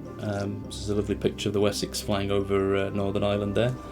The operational flying in Northern Ireland was all low level, so we were flying around most of the place at 50 feet, so you're having to pull up for a lot of the wires and things, which was quite exciting. The squaddies on the ground really loved the sound of a Wessex. When they knew they were getting the big bus, it meant that they were going to get a heater as well. So yeah, we were a welcome sight, shall we say, when we came around the corner. And Steve has been following the restoration of XT761 with interest. I just can't wait to see it airborne.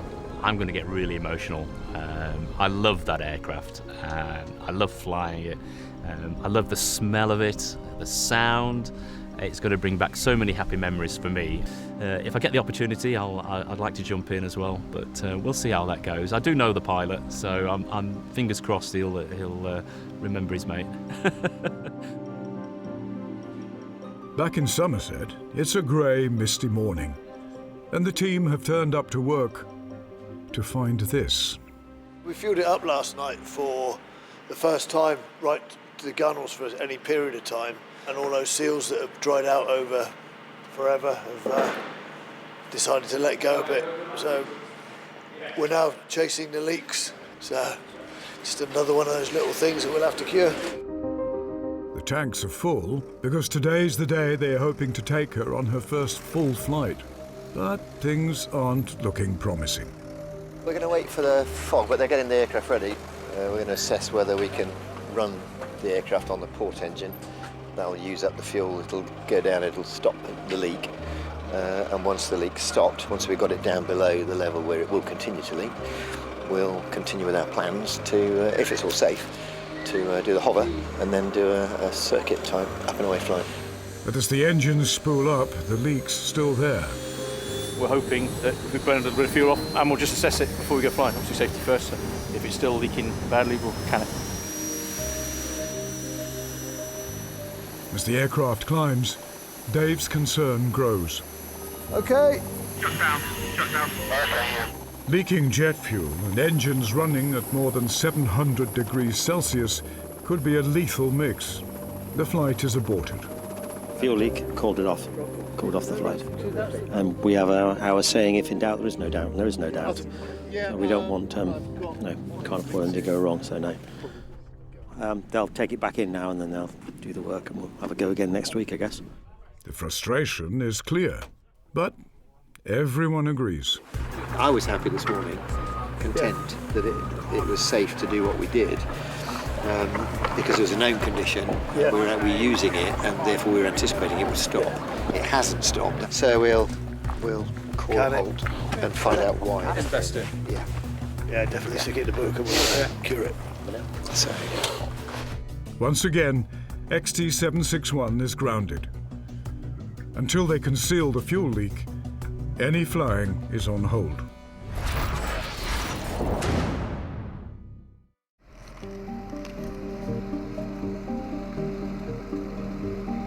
It's a cold morning in late spring, and the historic helicopters team are again hoping to achieve a full flight test on XT761. Okay, what we're proposing today is a local flight. If we have a catastrophic failure of some sort, then it'll be pretty obvious, and we will try and make the best of it we can. If you see that, then please be prepared to get some distance between you and the helicopter. But once we're on the ground, if you can come towards us to try and help us if we are incapacitated, just remember, please, again, don't come anywhere near the rotor disc if it's still turning. We're in again. Here we go again. This time it'll work. This time it'll go. Yes. To have any chance of meeting their airshow deadline, she must fly today.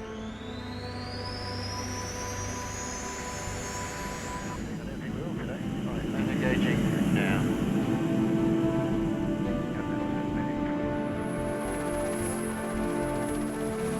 It's been a big proud moment for us in the hangar here. All the guys have worked amazingly hard. And the best thing is we're mostly ex-Air Force and it's a Navy aircraft.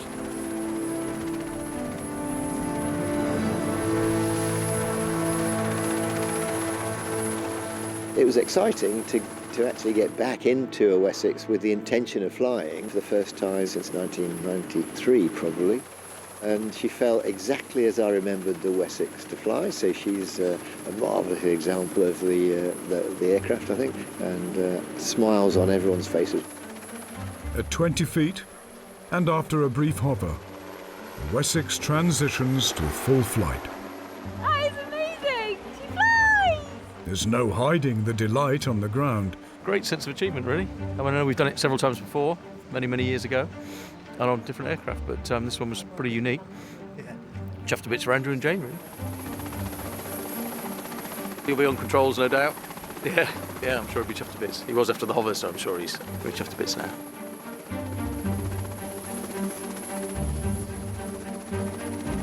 We had planned to have 2 experienced Wessex pilots in the cockpit for the test programme, but Andrew came and sat in the left-hand seat, and to see his face on the first flight was, it was wonderful.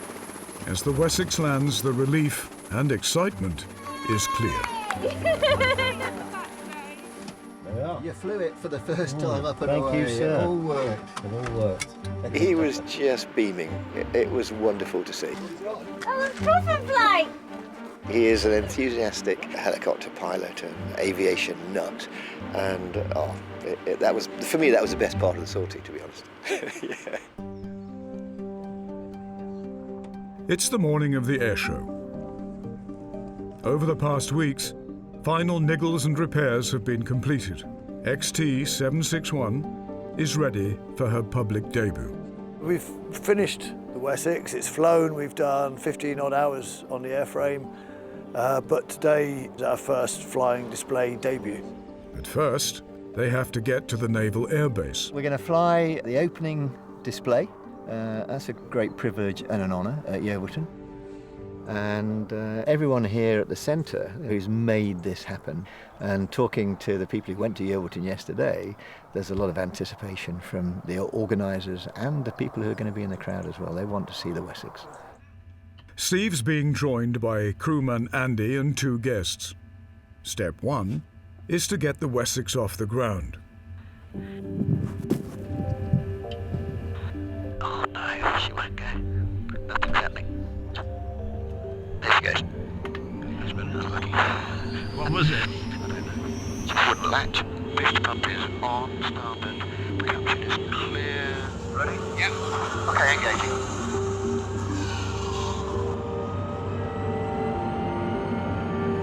That's nice. You want to get the chocks, please, Andy? I'm on my way. Okay, the plan will be we'll lift from here and we'll head 1 mile east of Berryfield, and I'll talk to them on 12735. Okay, you happy? Yeah, ready to go. Brilliant. So the hint that we're going. All wheels to the ground. Yeah, talk to the earth like this, mate. Okay. You will radar, this is Wessex 5. Good morning. Christina Gary still smiling? Yeah, just go to the window. We've recently got approval to fly passengers, so we're taking 2 guests from Leonardo Helicopters as charity guests. They're going to fly into Yeovilton, but for the flying display, our rules from the Civil Aviation Authority stipulate that it has to be minimum crew, that's just the pilot. Steve's arriving at the same time as thousands of airshow visitors. Flying starts at 11 o'clock. Their display slot is just an hour away. But as Steve lands on, he discovers another problem. It's charging the secondary hydraulic system accumulator with nitrogen.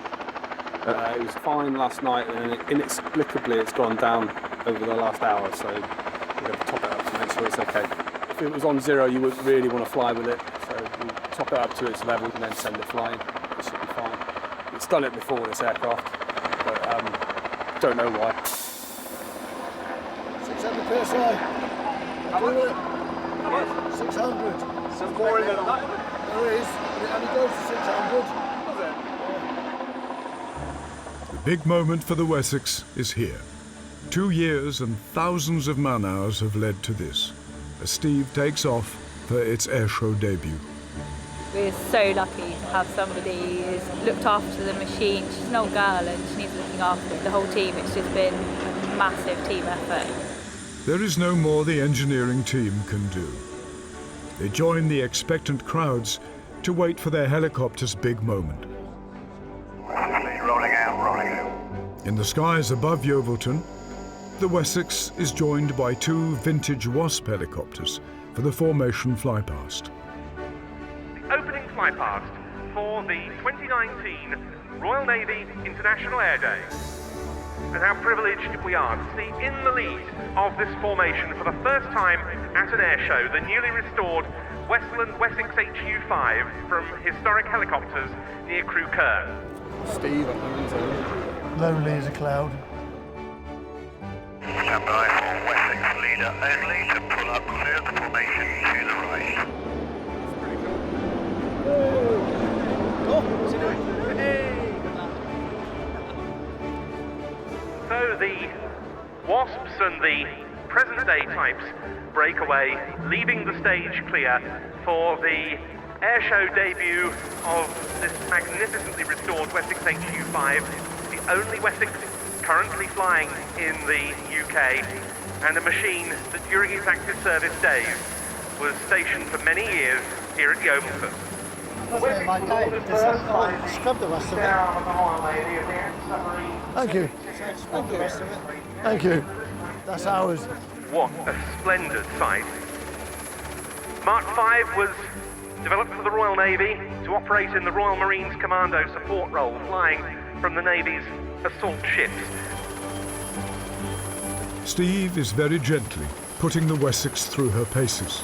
This aircraft, the Wessex, is an old aircraft, and it's going to be a very empathetic display, so very sympathetic towards the capability of the aircraft. Hopefully people will enjoy seeing her airborne, they'll enjoy the sound of a Wessex flying by, and they'll be able to take some stunning pictures. 1 minute. With the display almost complete, Andrew can reflect on the £300,000 he spent to get to this point, and the team that's made it happen. Well, it's a massive achievement for me, yes it is, but it's a massive achievement for the team. These lads know what they're doing. They're all helicopter techies by trade, and they're all good at what they do. And of course, with Captain Steve, we've probably got one of the best pilots there is. Okay, I might be the guy who shed it is, but it's the team that does it. And Captain Steve has one final trick up his sleeve.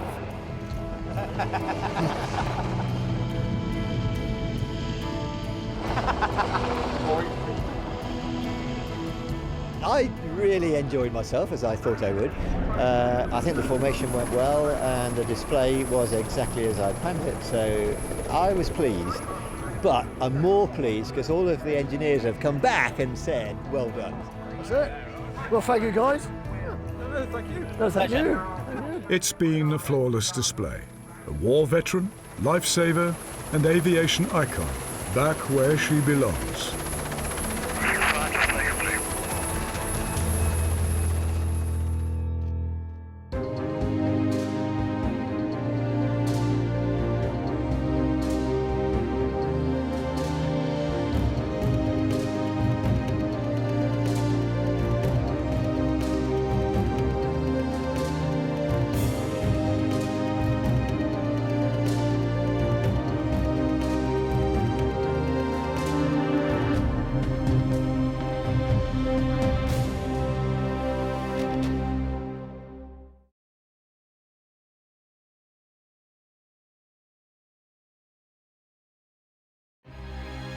These are the planes that won wars.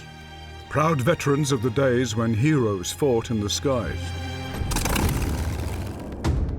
You don't fly it, you actually strap it on, and then you are one with the aeroplane.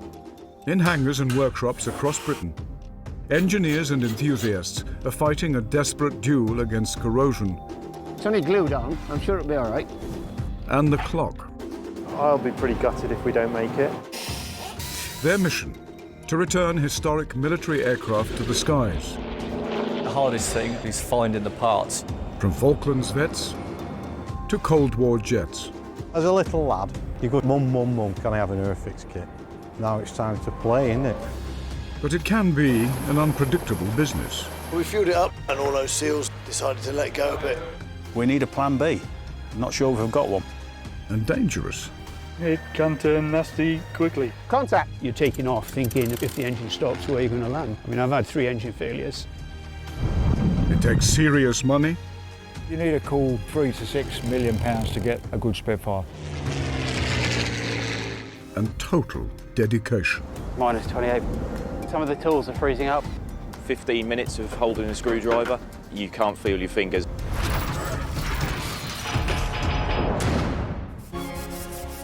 This time on Warbird Workshop, weekend flyers fighting to return an unlikely warplane to the skies. This is the underdog. It's the little plane that went to war. But First, they must overcome rotten fabric and metal fatigue. If they fail the inspection, they won't be going anywhere. It's a race against the clock to make a risky flight. Well, it'll either fly or it won't. On the anniversary of D-Day. We're not getting off this planet alive, whatever happens, are we? I could go down as a test pilot in history. Across the flat farmland of Lincolnshire, the wartime runways that were home to the RAF's Lancaster bombers are now used by amateur pilots who fly for fun. Joanne, Paul, Ronnie and John are members of the Lincoln Aero Club. We're a small club, 40 to 50 flying members, and it's basically recreational flying. Just let me get this chock.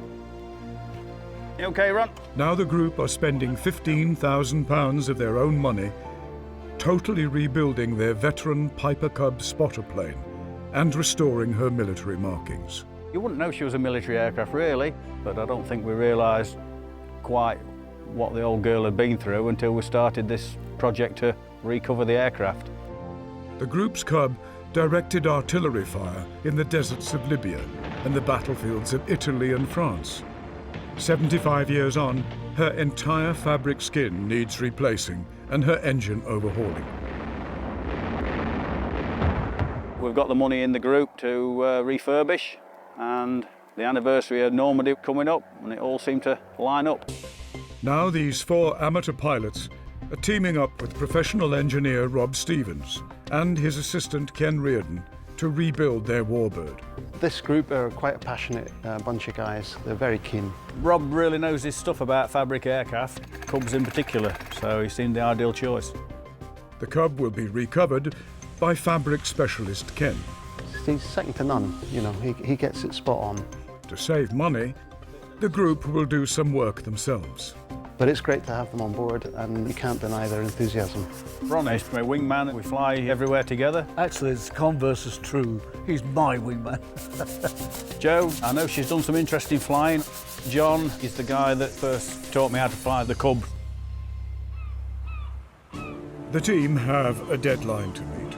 They want to fly the Cub across the Channel to recreate her wartime exploits 75 years to the day after D-Day, the Allied invasion of Europe.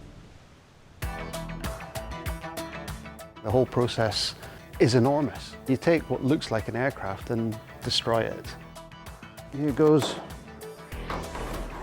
It's February 2019, and Rob has just 4 months to get the Cub back in the air. The aeroplane has already been dismantled. He'll start with the most fragile components. There's no guarantee she'll be fit to fly on. Wings, they have a hard life and they also stick out and hit things. So we generally start there because you're going to find something that's gone wrong. Yeah, they can be major problems. So there are 2 diagonal braces here that support the wingtip, and they should be straight, and they're not. They're curved. So it tells me that the wingtip bow, which is wood, has kind of shrunk in and compressed them. So we might have to straighten them. It's wood moving, shrinkage and movement over time. Rob immediately begins to find what looks like evidence of the Cub's wartime past. Hurriedly done repairs to what could be battle damage. There's quite a long repair here on this rib, and there's a couple of new bracing struts inside the rib. The Cub must pass a strict airworthiness test. It's not uncommon for planes of this age to fail and be grounded forever. We had one chap who came in for an annual, and a mouse had got in and eaten all these strings that we've been cutting. If we'd not spotted it, then the upper and lower surfaces on the wing could have come off, and then that fabric would have come off in the wind. So it would have been curtains. Air-minded Americans of both sexes used to go skylarking in this pint-sized plane. The Cub was designed for wealthy weekend flyers in the 1930s, but turned out to be ideal for directing artillery from the air. But when Hitler's boys spot it, they start ducking. They know this small fry puzzle jumper can direct a deadly barrage of artillery fire with pinpoint accuracy. The US Army called them L-birds, or grasshoppers, and America built 20,000 of them. The Germans gunning at them from the hills call it the Hellraiser. Paul and his fellow owners have pieced together the story of the part their plane played in wartime history. It took part in the North Africa campaign, and then it was shipped over the Mediterranean towards Italy. And I've always understood that this one took part in the Monte Cassino raid. 30,000 soldiers are thought to have died in 5 months of bloody combat during the Battle of Monte Cassino. The Cub directed artillery fire onto a monastery where German paratroopers were dug in. She seems to have collected some battle damage. One of these tubes here has been re-welded back together. Some of these longer tubes, if you have a careful look around them, you'll see where they've been welded back together. The Cub's fuselage hasn't been stripped in 3 decades. We were just joking that we might find some pre-war coinage in the bottom of the aircraft. It's just about stripping it off and discovering what condition the fuselage is in. The planes were built in a hurry on a wartime production line, and it shows. The aft section has been grafted on, so there's joints here and here, and there and there. It was just convenient to have somebody building rudder sections and somebody else building the forward section, and then the two were brought together. 90% or more. I mean, it's still original. So it's exactly as you'd expect to find it. In less than 3 hours, the Cub's skeleton has been revealed, and Rob can assess her fitness to fly on. There's bits of corrosion knocking around where paint's come off, but you'd expect that with the age of the aircraft. But it's in good nick overall. But one vital part is definitely not in good nick. All of the tail feathers have been bead blasted and stripped, but when we were doing that, we revealed a crack on the control horn. Somebody's randomly drilled some holes in a structural tube member, which isn't good. Shocking. Was I really flying that? Any one of those faults could have caused an unsurvivable crash. It's a chilling reminder that their lives depend on this work. The next phase of the rebuild centres on the Cub's temperamental ignition system. Sometimes it doesn't want to switch off, and sometimes it don't want to switch on.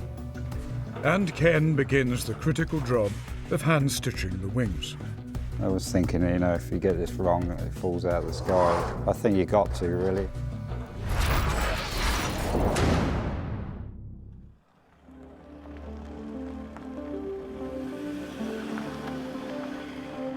Three months to the D-Day deadline, and Piper Cub owners Paul, Ronnie and Joe have arrived to help with the next stage of their ambitious rebuild. Cleaning up its engine and restoring parts of its cockpit. Paul is focusing on the temperamental ignition system. We're taking the magneto switch off.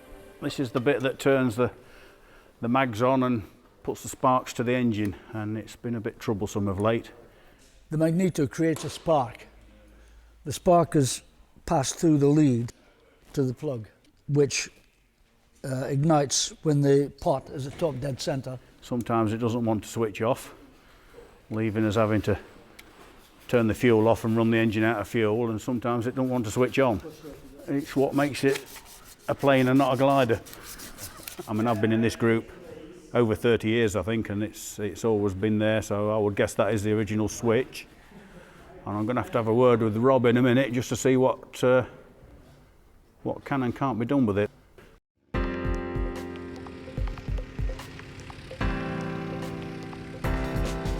The restoration team are passionate about flying, and they know their aviation history.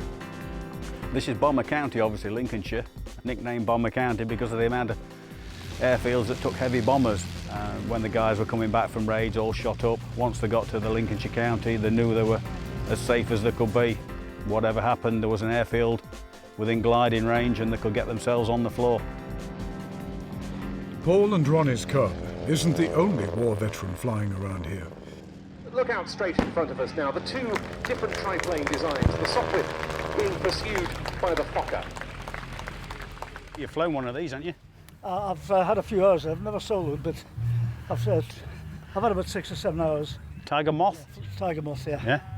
Nice aircraft. Did you crash it? No, never crashed it. No, never crashed it. Go on then, watch this one. I've been interested in war history ever since being a young lad. You know, reading comics and got the chance to have a go. There won't be many guys qualified to fly that or got any current time when they're looking for a pilot, will there? Ronnie has memories of the war. He spent 15 years in the RAF. I remember bombs dropping in Aberdeen, where I grew up. After that, I remember a Lancaster bomber flying overhead at about 50 or 60 feet up. Noisy thing that was. I don't know what the casualty rates were, but I don't think I'd have fancied the odds too much. It'd been nice to live through it, but a lot didn't. Back in Rob's hangar, the team are committed to retaining as many original parts as possible. This table would have been used by the Cub's observer, who'd be in radio contact with artillery on the ground. He would have laid his maps out on here, and on his maps would have the grid positions.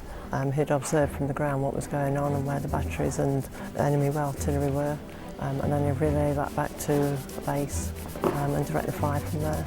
Some of these were shot down, but not many. And if somebody took a pop shot at one of these, within minutes, in would be coming 25-pound shells from the nearest battery. So they had to sit down there, quaking in the boots that we never spotted anything. You see from the airframe, bullets will go straight through this. And if a bullet goes through the engine and stops the engine, you just glide away as far as you can get. The Cub was powered by a 65 horsepower engine, barely more powerful than some scooters today. It's very like a Volkswagen, flat four, pretty standard altogether, really. Ronnie has experienced the hair-raising problems of relying on 1940s technology to stay airborne. The engine started to falter, I couldn't maintain height, and I couldn't get back to the runway, so I circled around, saw a big area of field nearby and touched down there. If a wing falls off, well, you know, it's curtains, but with this one, if your engine stops for any reason, then you just glide and land. Because of the enormous wings, it makes a perfect glider. Engineer Rob spends a lot of his time servicing more modern planes, brought in by customers from the farm strips of South Lincolnshire and North Norfolk. Yeah, this is going to be an envelope for a wing. But they also keep alive skills that date back to the days of the Wright brothers. The Cub's entire airframe is covered in fabric. Without it, it couldn't fly. We're going to lay another sheet next to it and then stitch the two together. It's something that gets handed on. So I've been shown how to do this by people that have had it instilled in them. It's a bit of an art and everybody's got a different way of doing it. Rob and assistant Ken have just 2 months to complete the Cub's total rebuild. Paul has realised the challenge he and Ronnie face. I'm not looking forward to crossing the channel, but it's probably more of a mental barrier than a physical one. I'd like to see some cloth go back on, and obviously I'd like to see it back in the green. Once it's in its military green, it'll start to look something. But before the Cub flies again, thousands of stitches will have to be expertly inserted in her new fabric. It's one of many small components that keeps an aeroplane together. And that's the thing, the strength of an aeroplane is not in the individual components, it's in the total assembly. The key is just everything working in harmony together to build you a strong structure. But Rob is locked in a race against time. We've got to try and get this ready in time for the Normandy celebrations in June, about 9 weeks. So there's a couple hundred hours in doing a pair of wings. There's 100 and something hours in covering a fuselage. So it all adds up. There's work to do, we know what needs doing, and it's just a case of cracking on.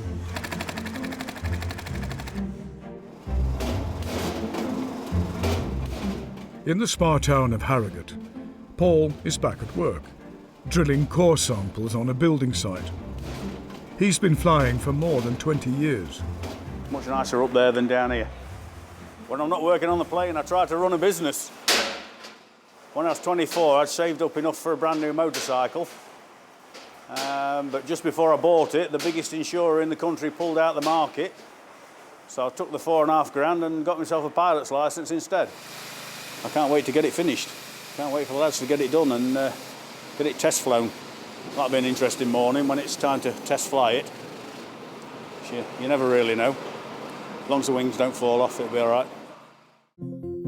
It's April, and with just 2 months to go to D-Day plus 75, Rob and his assistant Ken have been working overtime to recover the Cub. It's taken just 4 days to glue hundreds of pounds worth of fabric over her fuselage and wings.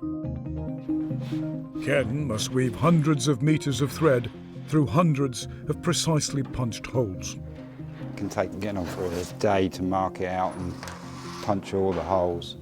I was thinking, you know, if you get this wrong, it falls out of the sky or something like that. I think you got to, really. Ken is master of a craft that dates back to the First World War. Lives depend on every stitch. Rib stitching. It holds the fabric onto the ribs because it can balloon once it's flying on the top surface because of the low pressure. Glue is designed for a shear force like that, but it's not very good when it comes to the peeling force. So if that's pulling up like that, it can be sort of peeling it off. It's a process that relies on mastering the modified seine knot. Pull it through.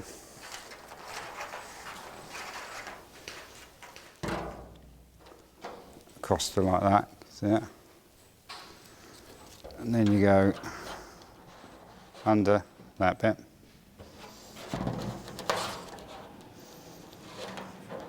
Under that bit. And then through the loop. Once the stitching is completed, the seams will be covered by tape. Paint will then be thinly applied. The Cub weighs just 553 kilos fully laden, and half of that is the weight of the pilot, passenger, and petrol. Every ounce saved will improve the aircraft's performance. This has had a first coat of dope on it, primer coat, so that makes it ring. Completing the fabric will take another week at least.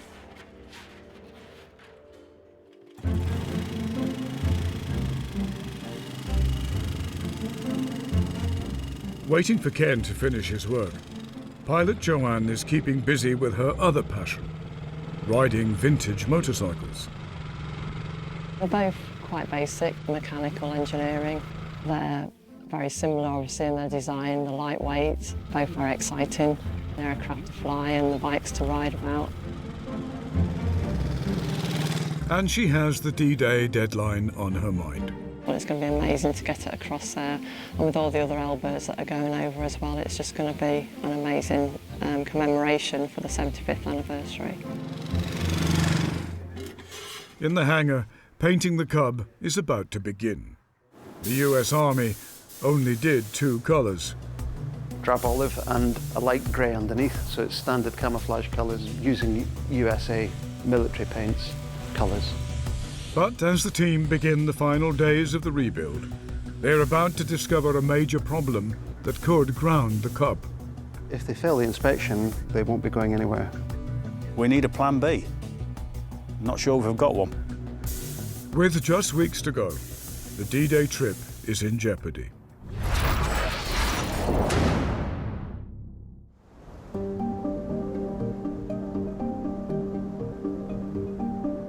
It's May, and there's a crisis. With just 4 weeks to go, Rob has discovered the stainless steel fork ends that help hold on the wings may be defective. If they fail the inspection, these are on 6-week lead time, so they won't be going anywhere for 6 weeks. So it's critical. New ones aren't available anywhere in the UK. I think there'll be a few upset members of the group. So we've got to get them off and find out if they're any cracks or whether they're good to go. Doncaster Sheffield Airport in South Yorkshire. And Paul and Ronnie are on a mission that could save or sink the project. They are a major structural component, and we just have to prove that they are serviceable. Hello, it's Paul Goran here. We're here for the NDT testing on some units. Yeah, okay, someone's coming down to you. Thank you. Following a fatal crash, aviation safety experts have insisted the fork ends are replaced after every 2,000 hours of flight. The trouble is, no one knows how many hours their Cub has flown. If we had any paperwork, we've long since lost it. So we think these are about 25, 26 years old at least, and we've no idea how many hours they've done. So basically they're scrap until we prove that they're serviceable. The future of the D-Day mission hangs on the parts passing a microscopic examination by metallurgists. We need a plan B.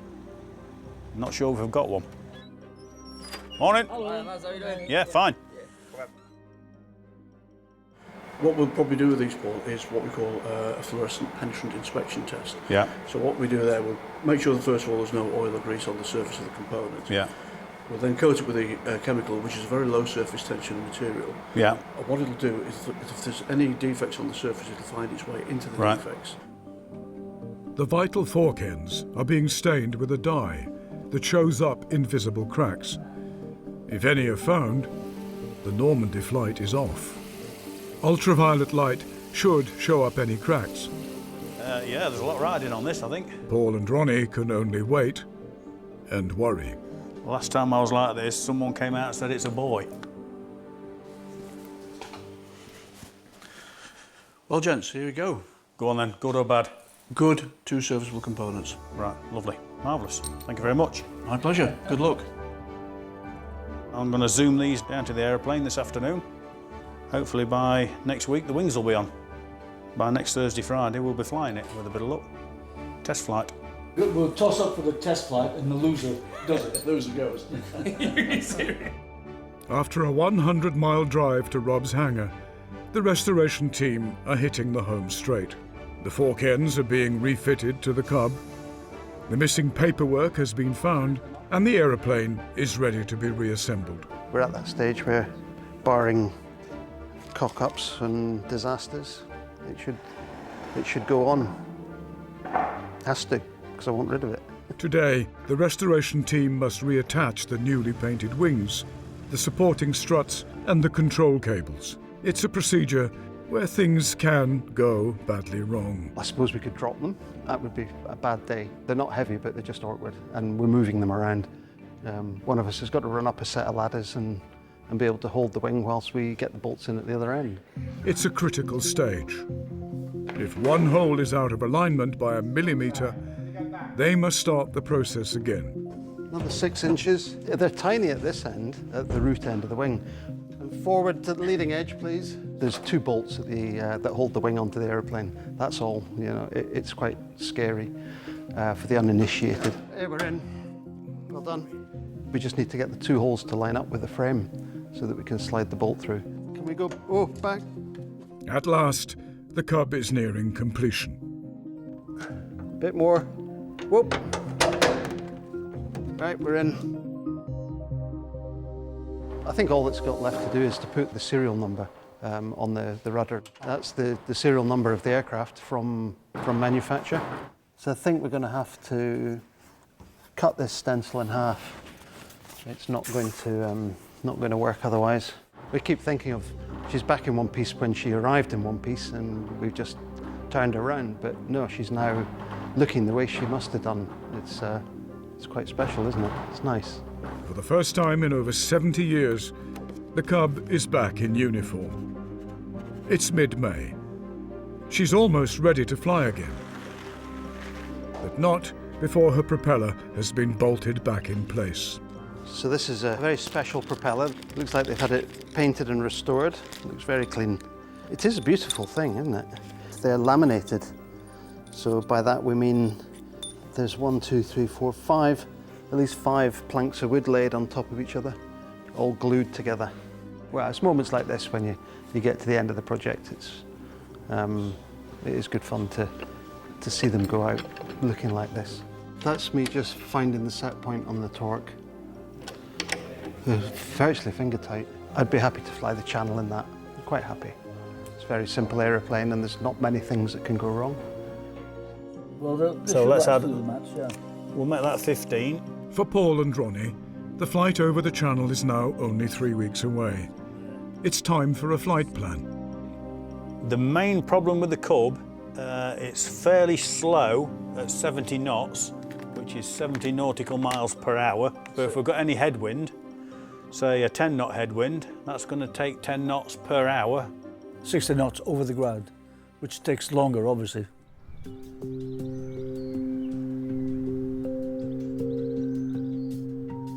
It's late May, and the group have arrived to see their new Warbird for the first time since Rob completed work. Prop looks a bit shiny, but no doubt we'll get some wear on that. And the Cub's new olive drab paint job is drawing admiring glances. Oh, it's fantastic. They've done a cracking job on it, and it looks just a business. Done a great job, without a doubt. It'll look better with some oil on it. It's not a showpiece. There's a war on, you know. They've decided to name their Cub Olive, after her distinctive green colour scheme. Many wartime grasshoppers were christened by their crews. I came down here a couple of weeks ago when I first saw it in the olive drab, and ever since then I've been calling the plane Olive. So I drew a little cartoon of Olive and put a Tommy gun in her hand. So she's going to be called Olive for this trip at least anyway. If the other guys don't like it, they can remove it. But we need a lucky mascot for the French trip, so that's going to be it. Right, where we're looking on here then, we need to miss all these rivets and things. Thereabouts, yeah. About there? Or lower down? In a few hours, the Cub will undergo her first test flight, but not before she's been officially weighed, a legal necessity for any aeroplane. When we're loading this up to go to France, we'll calculate mine and Ronnie's weight, how much baggage we're putting in, whereabouts the baggage is going in relation to the balance of the aircraft. It keeps everything in the envelope, as you call it. There's an envelope where you're safe to fly within. If you stray out of the envelope, it affects the handling of the aircraft. They all seem very pleased with it, which is gratifying after all the hours of hard work we've put in. Keep it going, Ronnie. What, we're going just into wind, or? Paul has volunteered to be test pilot, an amateur aviator about to take on one of the most dangerous jobs in flying. First flight after rebuild, so we're just going to do a quick walk round. We'll start off at the front. We're looking for all lock wire where it's supposed to be, correct way around to stop the nuts from doing. Check the leading edges of the propeller. Rudder's connected, that's the big thing. Without a rudder, you ain't got a hope in hell in this old stuff. Well, it'll either fly or it won't, will it? We're not getting off this planet alive, whatever happens, are we? So I could go down as a test pilot in history. Now, I'll just turn it over, just to, because it hasn't had any oil around it for years, has it?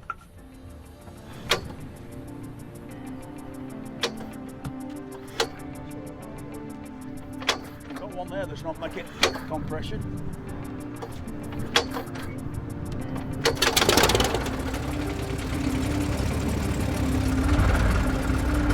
She's a goer. There's a strong wind, and Cubs are notorious for being hard to fly in conditions like this. Right, okay. Yeah, we're good to go. We've finally got it started. Feed the power in nice and steady.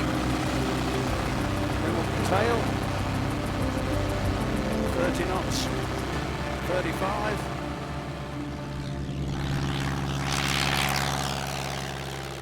Paul's finding the Cub is trying to turn into the blustery wind. 500 feet, we're now legal, so that makes me happy. Still climbing, T's and P's are good. But he must keep his mind on the basics. No slop. Nicely weighted. Everything responds the same way. Around we go. The magnetos are once again proving a problem. Here come the bumps. 50 knots we're looking for. 50 knots we've got. And that's not too bad at all. I've done a lot worse than that. After just 15 minutes in the air, the Cub is heading back to the hangar. It's Paul's chance to download his thoughts to Rob. Well, first off, it's not very pleasant up there at all. No. It's a seriously horrible day for flying through something like this. Yeah. They're getting bounced all around the sky. It feels completely different. Seems to want to roll very quickly, which it never used to do. It also used to take a bit of heaving over. So I thought I was going to do a gentle turn on climb out, and it turned out to be not a gentle turn, and then a big correction the other way. And then obviously we've got to work on this mag switch. For some reason we've got something wrong there. Doesn't inspire confidence when you've turned one of the mags off and nothing happens. Now I know what it's like to be a test pilot, I'll stick to drilling. The team have only days to get to the bottom of the Cub's long-standing magneto problems. If they can't find the right answers, the D-Day flight is in jeopardy. Oh, at the moment we've got a little bit of work to do, so you'd be crazy to set off until you know you've got your magnetos correct. The group has work to do, and not long to finish it. Plugs, harnesses,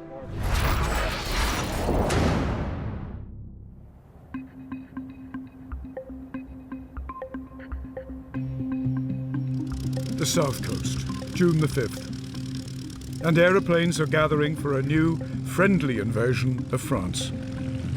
Thanks to the discovery of a wiring problem in the magneto, the Cub is repaired and ready to join the Armada. We got the aircraft back. We've done 3 or 4 hours in it to test fly it. It's all serviced, rebuilt, good to go. That's 1780. So, yeah, it's been 5 months in the making to this point. Paul and Ronnie are joining a fleet of Cubs crossing the Channel to join the D-Day celebrations in Normandy. They'll be flying in loose formation with 2 other L4 Cubs. This is a beautiful aeroplane. It was only finished last week. Was it? Yeah, we've got to knock the shine off it. It's flying well. I looked on the map. If we go over out of Dover Port and then stay west of Calais, it's literally 20 miles. Yeah, shortest crossing is best. Yeah. My mate can't swim. This won't be a comfortable flight. There's no life raft, and the forecast is uncertain. We're not all that confident about the weather on the French coast, but we're keeping a close eye, so hopefully it'll work out all right. We have life jackets, which we'll put on obviously, and a personal locator beacon, which always comes in handy. And the rest is up to fate, really.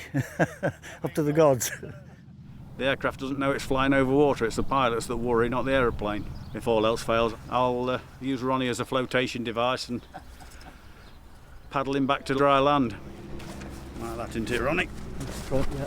Cubs from all over the UK are joining the Armada heading for France, flying in the slipstream of the pilots who spearheaded the invasion. It feels a very special occasion for us. I think we're going to be making some memories this weekend, yeah, absolutely.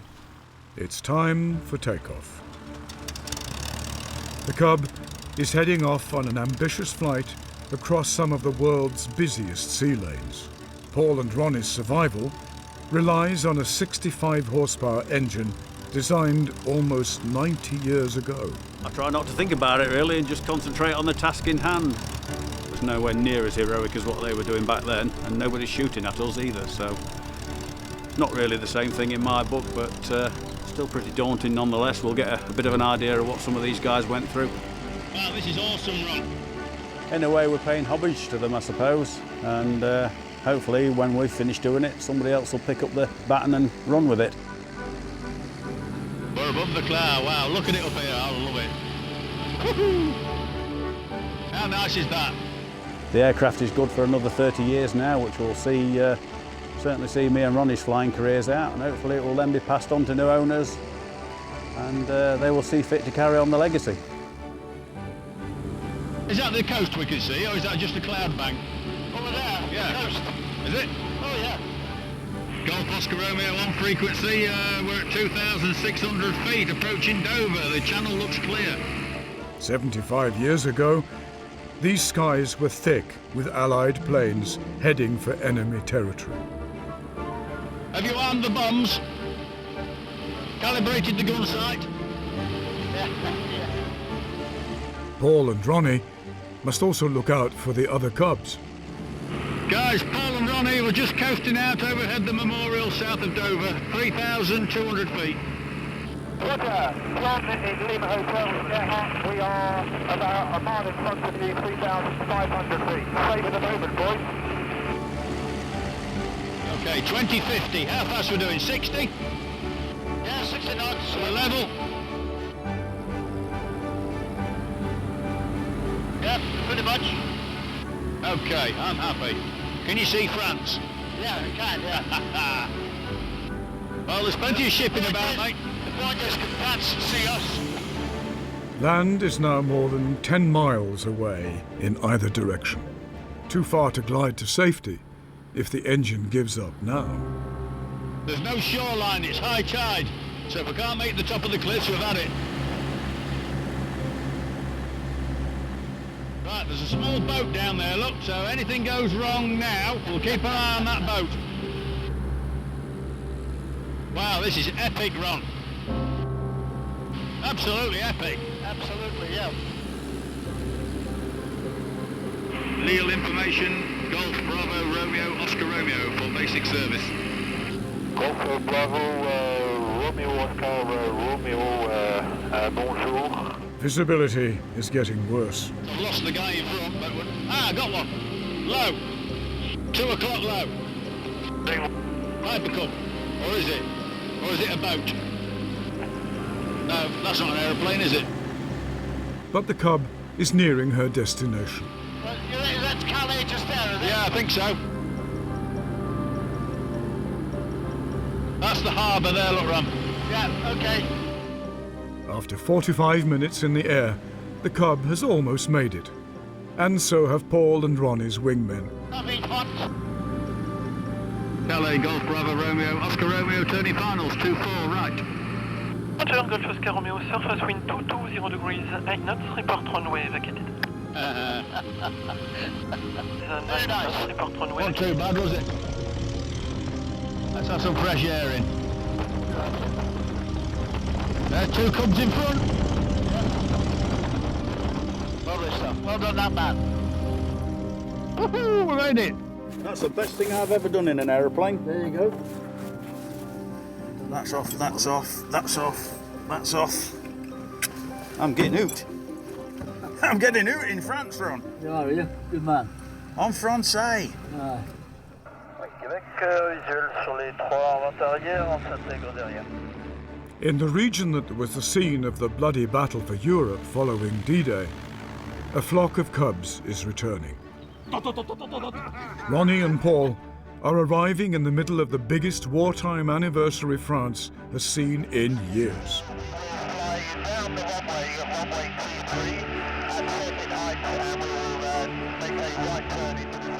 300 Warbirds are congregating. I suppose after what we've done, it's a bit of a relief getting here in one piece.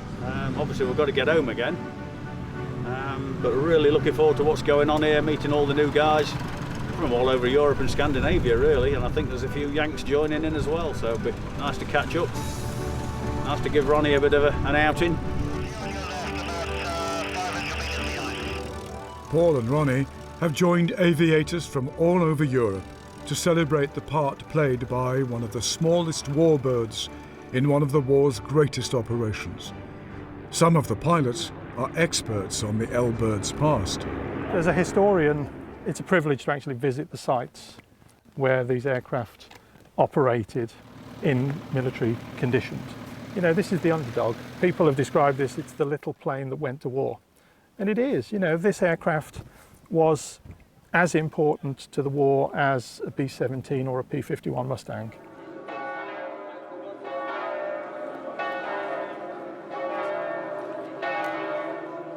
Thousands of people have flocked to Normandy to celebrate the liberation of France and pay their respects to those who made the ultimate sacrifice. Only a few hundred pilots who flew in the days that followed the invasion are still alive, and only a handful are fit to attend the 75th anniversary. Jim Kunkel is one of them. Every time we took off, we saw what was going on that beachhead. So, you know, it was just magnificent. When you flew along the line and you see the British and the Canadians and the Americans, it's unbelievable. I don't think I played a very big role. I was just one of a million great guys. And I have strong feelings. I think the D-Day belongs to the ground forces. But the weather, which delayed D-Day itself in 1944, is once again at work. The weather is not going to be very good, and it's going even to be very, very bad. The storm Eleanor is coming, okay? It will impact the area tomorrow at midday. The expected wind at midday is 40 knots, up to 50. For light planes covered in fabric, and few hangars to house them, it's a devastating outlook. We were hoping to do a flight over the beaches tomorrow, big mass thing with as many aircraft as possible. But it looks as though that's gone by the board now. Paul doesn't like the sound of the forecast, and he's made a difficult decision. We're bugging out. The briefing there, the weather forecast, 50 knots. You're not tying these planes down into grass at 50 knots. They're going to take off on their own. So immediately after this briefing, we're out. We need to be gone, do we? We do. Yeah. In a hurry. After years of planning and 3 days in the air to get here, it's terrible news. But the Cub has once again helped to make history. And by running for home, she'll survive to fly another day. Right, fuel is on. There's an immense amount of satisfaction in knowing that we played our part in getting them to a fantastic event in history. We're all very grateful for the sacrifices that those people made. It may well be Ronnie's swan song of his flying career. So we're both really happy. Obviously the guys back then would probably laugh at us now, but we'll be back to commemorate what they did another day.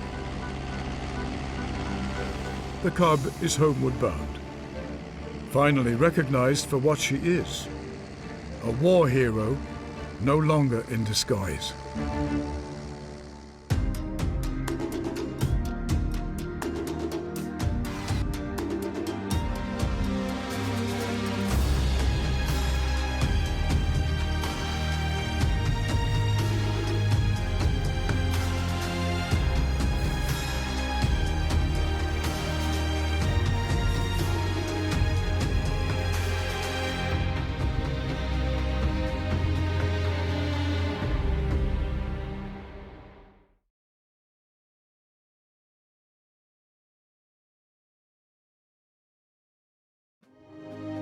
They are the planes that won wars, proud veterans of the days when heroes fought in the skies. You don't fly it, you actually strap it on and then you are one with the aeroplane. In hangars and workshops across Britain, engineers and enthusiasts are fighting a desperate duel against corrosion. It's only glued on, I'm sure it'll be all right. And the clock. I'll be pretty gutted if we don't make it. Their mission? To return historic military aircraft to the skies. The hardest thing is finding the parts. From Falklands vets to Cold War jets. As a little lad, you go, Mum, can I have an Airfix kit? Now it's time to play, isn't it? But it can be an unpredictable business. We filled it up and all those seals decided to let go a bit. We need a plan B. Not sure if we've got one. And dangerous. It can turn nasty quickly. Contact. You're taking off thinking if the engine stops, where are you going to land? I mean, I've had 3 engine failures. It takes serious money. You need a cool £3 to £6 million to get a good Spitfire. And total dedication. Minus 28. Some of the tools are freezing up. 15 minutes of holding a screwdriver, you can't feel your fingers.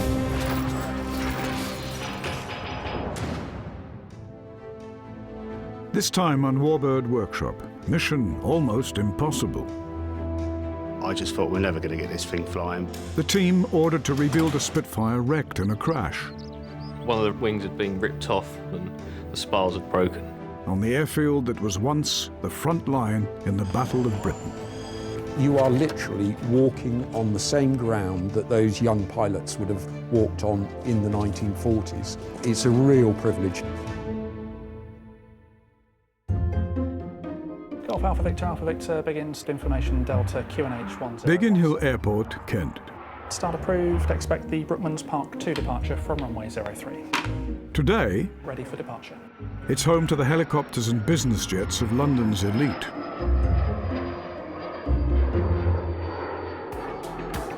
But in a corner of the airfield, a unique aviation company is fighting to put vintage warplanes back in the air.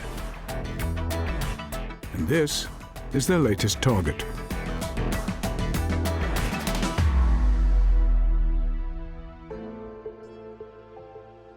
Two years ago, Spitfire MJ772, veteran of 50 wartime combat missions, was wrecked in a crash in a Kentish field. it was all but destroyed. Chief Engineer Franco Tambasia remembers the day well. Because I was one of the guys who went to the field where it crashed. I just thought, we're never going to get this thing flying. The plane has been bought by the Heritage Hangar, a company which owns and operates a small squadron of vintage Spitfires, flying paying passengers. Former Royal pilot Richard Verrill is a senior manager, and he knows the rebuild is a massive task. In any forced landing off-airfield situation, we would land with the undercarriage retracted, and that means that you're landing actually on a very flat surface. Of course, the propeller strikes the ground because you're not on the undercarriage. One of the wings had been ripped off, all the panels had torn and the spars had broken. So the first job, we were in the other hangar, stripped everything out of it, assessed damage on all the components.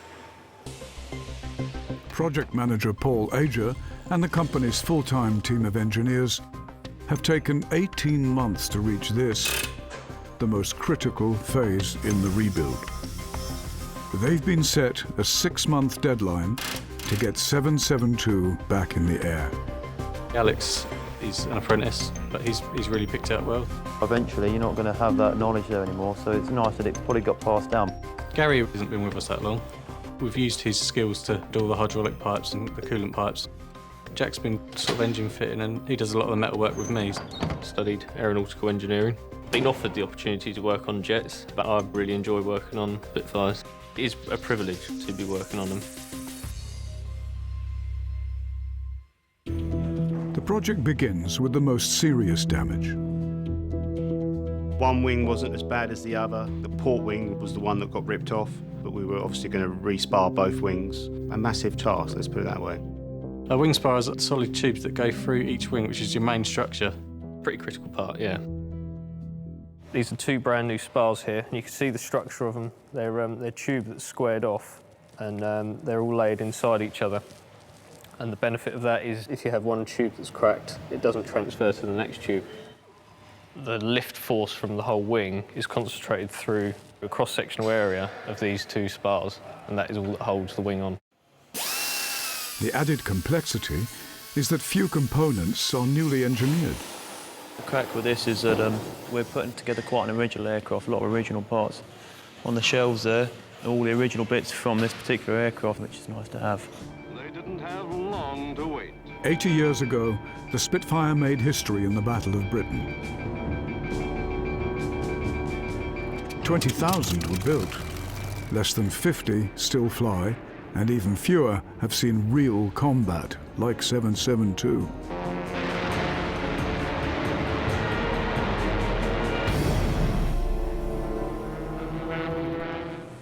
The thousands of components that make up a Spitfire were produced all over the UK as part of a cottage industry. Renovating or replacing them now is far from straightforward. Although they were sort of jigged and made in a similar way, there is still variation. Although it's sort of the same part, you'll try and take that off of that one and the holes won't line up. Back when they were made in the war, they just wanted to get them built as quickly as possible. The team are at a critical stage, fitting newly renovated flaps to the wings. Their rebuild is reliant on many re-engineered spare parts. The left-hand flaps were quite badly damaged, so all the ribs in them were replaced. The flaps are vital.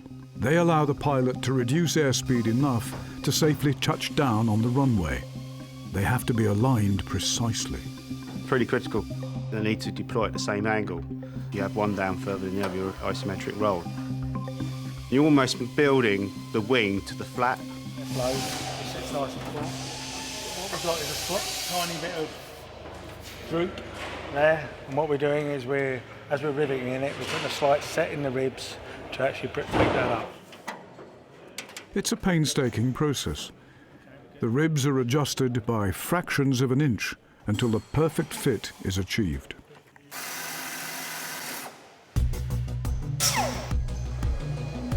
The team are committed to making this Spitfire as near original as possible.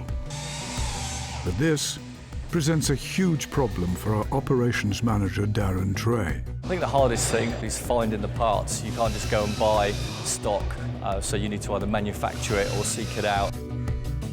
But if you know where to look, there's a surprising source of genuine components. We call it new old stock because it is new, but it's, as the name suggests, it's old stock. This box hasn't been opened since it left the factory in 1945. So this one, as you can see on the front, is a Smith's RPM gauge, or as they call it, an engine speed indicator. So this is showing you the speed of the engine. And so I'll open it up now, and this is inside an RPM gauge. And this is as close to new as you're going to get, with the exception of being a bit dusty. The market for spares has been inflated by enthusiasts scouring eBay for Spitfire parts. A rear-view mirror can sell for £1,000. You can't fault people for it. Everyone wants a bit of Spitfire, but you've got all these serviceable parts that we then can't get hold of. Control columns are quite expensive. I mean, I've seen them go for 1,500 quid, so it's astronomical sometimes. In 1940, the new Spitfire cost £10,000, equivalent to £500,000 today. But they can now change hands for £5 million. It's not cheap. The value of a Spitfire is very variable because it depends on its mark, its history. MJ772, like all two-seat Spitfires, started life as a single-seat Spitfire, so she had quite an illustrious history. To find that it actually flew over Normandy on D-Day was something that was very, very special. After that, it was sort of chasing the Germans as they retreated, bomber escorts, so it's got a real varied history. In 5 months, MJ772 must be in the air. Good morning, Fly Spitfire. But as passengers begin booking trips in the new Warbird, the technical team face 3 major challenges. They must work out the puzzle of her damaged cooling system. There isn't a set drawing for how the pipework should run. Adjust her vital control cables and fit a new mighty Merlin. Probably the most famous engine of all time.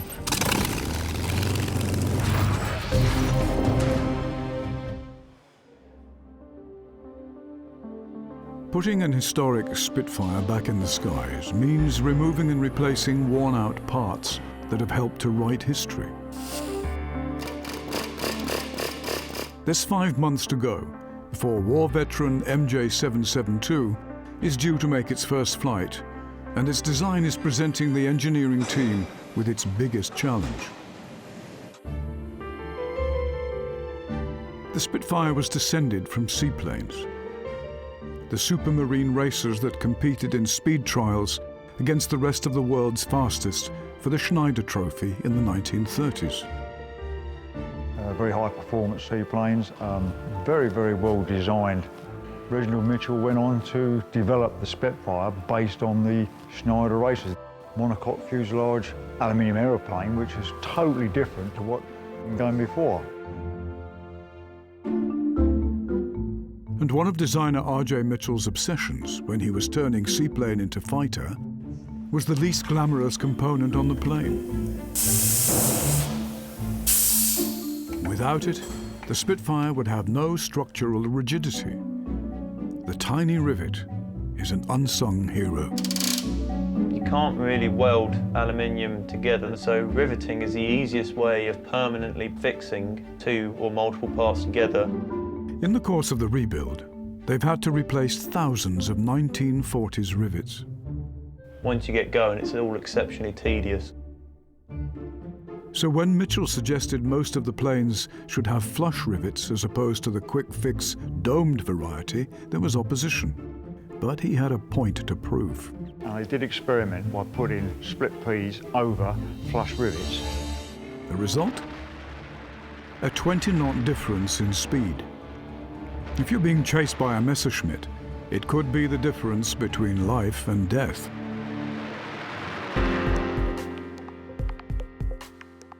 Good morning, Fly Spitfire. Yeah, so we've got suits that you can wear and you'll get a brief before you go and fly. Operating out of Biggin Hill is wonderful because when you walk outside the hangar, you are literally walking on the same ground that those young pilots would have walked on in the 1940s. I think taking the passengers here constantly reminds you of how special it is. You get to hear all these individual stories of what connects people with the Spitfire. Today, Eve Mann from Surrey will fulfill a lifelong dream. I've always been interested in speed, and I've raced, would you believe, a 2CV. Well, my husband died 6 years ago, and he was in the RAF, and he was a flying officer. And as he was leaving the RAF, he had a position taken up in university, and he was offered a position with the Spitfire, and he turned it down. He kicked himself forevermore. So I'm here today, actually, to do it for him. I'm just debating whether to ask the pilot to do a victory roll, actually. Really great to see that exhaust coming out. Golf Sierra Bravo, taxi by Alpha 4, the holding point, Foxtrot 1, runway 03. Alpha 4, Foxtrot 03, Alpha Sierra. Let's go and have some fun. There's the power set, the tail's up, keeping us straight with the rudder, and then just holding that picture, waiting for about 85 miles an hour, which we've got. There we are, airborne, brakes go on, swap hands, undercarriage is travelling. There's the gear up, intercom back to voice activated, and then we'll start to climb.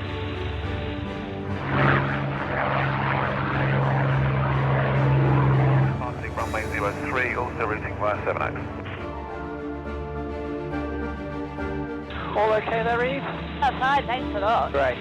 Braking left in 3, 2, 1, now. First stop for Eve, a visit to a familiar racetrack.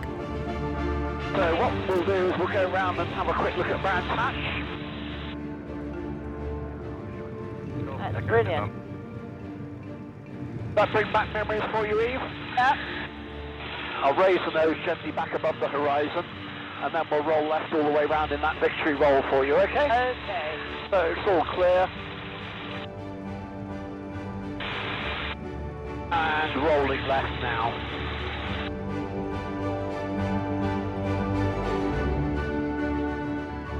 All okay, Eve? Yep, fine, thank you. Good. A victory roll by a wartime pilot returning to base was a celebration of survival, and another enemy plane defeated. Slightly right wing low to deal with the crosswind. That was fantastic. Well, I hope that lived up to your expectations as a save. More than so, actually. Okay.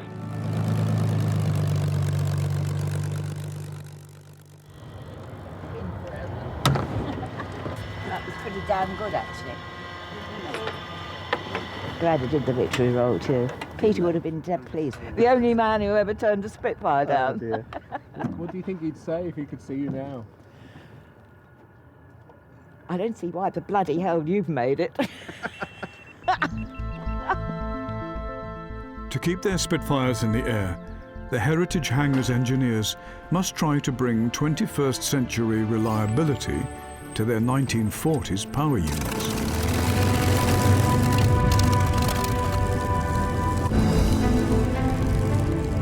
In each aircraft's nose is a Rolls-Royce Merlin engine, a 27-litre technical marvel, producing more than 1,000 horsepower and guzzling a gallon of high-octane petrol every minute.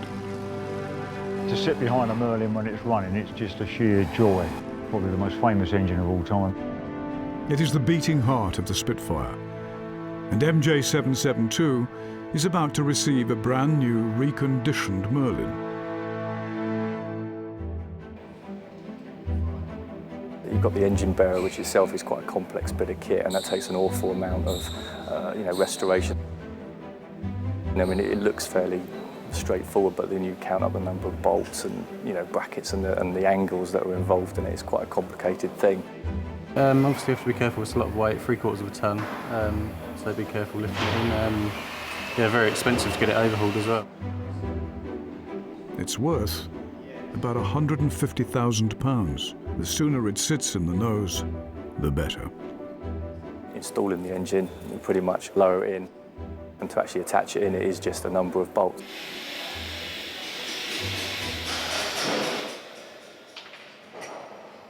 But to make the Merlin roar, the engineering team must replace the extensive network of piping that the Spitfire's designers created to dissipate the heat from the massive engine.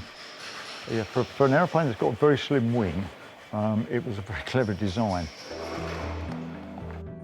MJ772's wings are packed with copper piping. Basically a complete system. Goes through the engine, gets hot, goes to the radiators, gets cooled, and then back up to the coolant tank, and then it just carries on the cycle.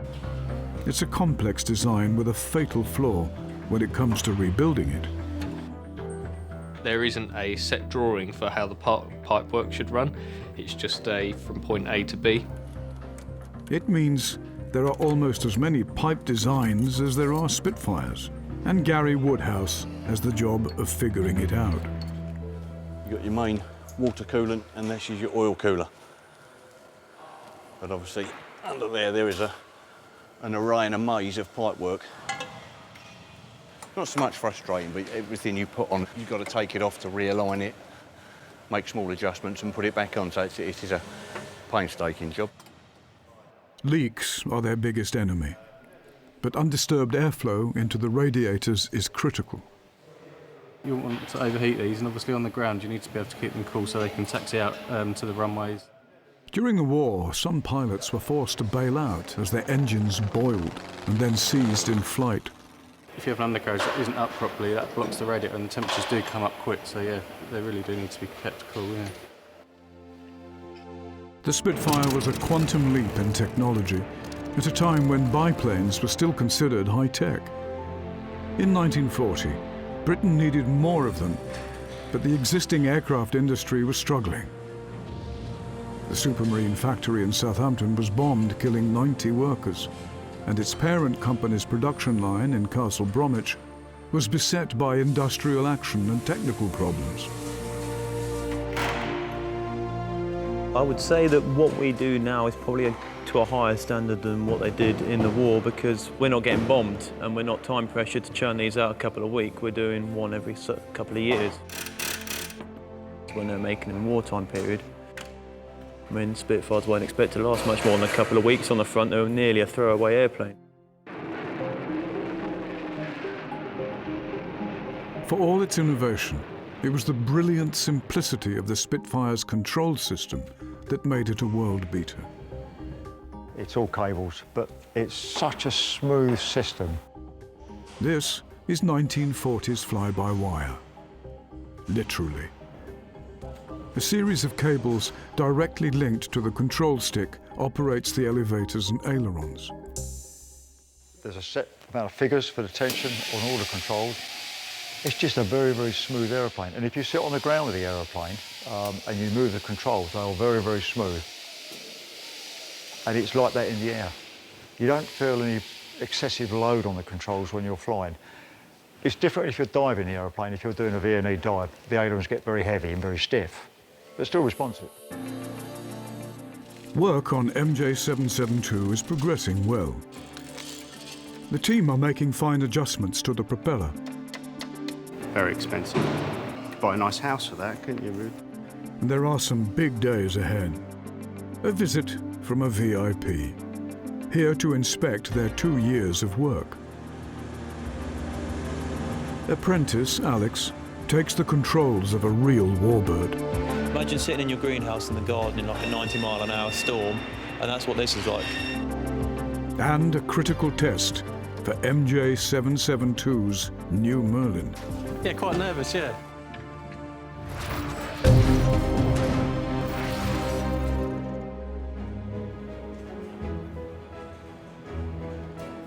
It's late December 2018, and MJ772 is nearing completion.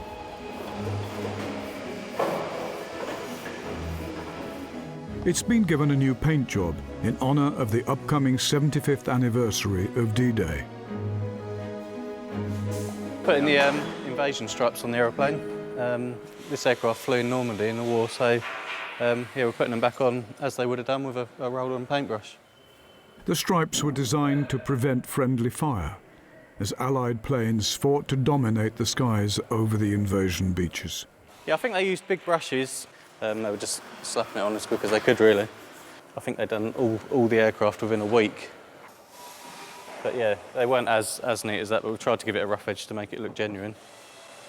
You could spray all this and spend a lot of time masking out and spraying it, but it just doesn't look sort of as wartime, really. 20-year-old engineer Alex is having a morning off. He's had a pilot's license for 2 years and one day hopes to fly Spitfires. He's preparing for that by getting to grips with a 1943 Piper Cub, used for artillery spotting by the US Army over Normandy. This is really, really basic. I use this quite a lot because this is the gateway into warbird flying, learning to coordinate your feet with your hands and making sure everything's moving in the right way together. Imagine sitting in your greenhouse in the garden in like a 90-mile-an-hour storm, and that's what this is like. It makes more sense in the summer.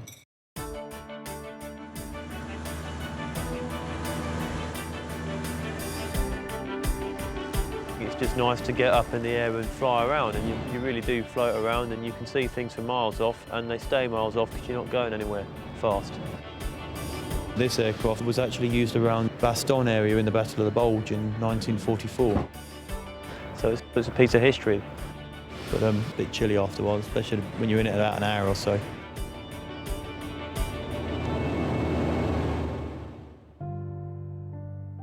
One of the few remaining pilots who flew over the Allied advance is visiting the hangar. David Mitchell is 94. He once flew from Biggin Hill with 341 Squadron. MJ772 was his plane. How you doing? I'm Alex. Right. Do you want to come and look at your old airplane? Yeah, sure. Do you want a hand up or? Yeah. Yeah, that's better. Chairs a bit low, aren't they? There we go. Okay, yeah. She's moved on a bit since you were last here. Because you were back when we did we had a bit of Veterans Day, didn't we? Yeah. Which was quite a good bash, that, but yes, that was good.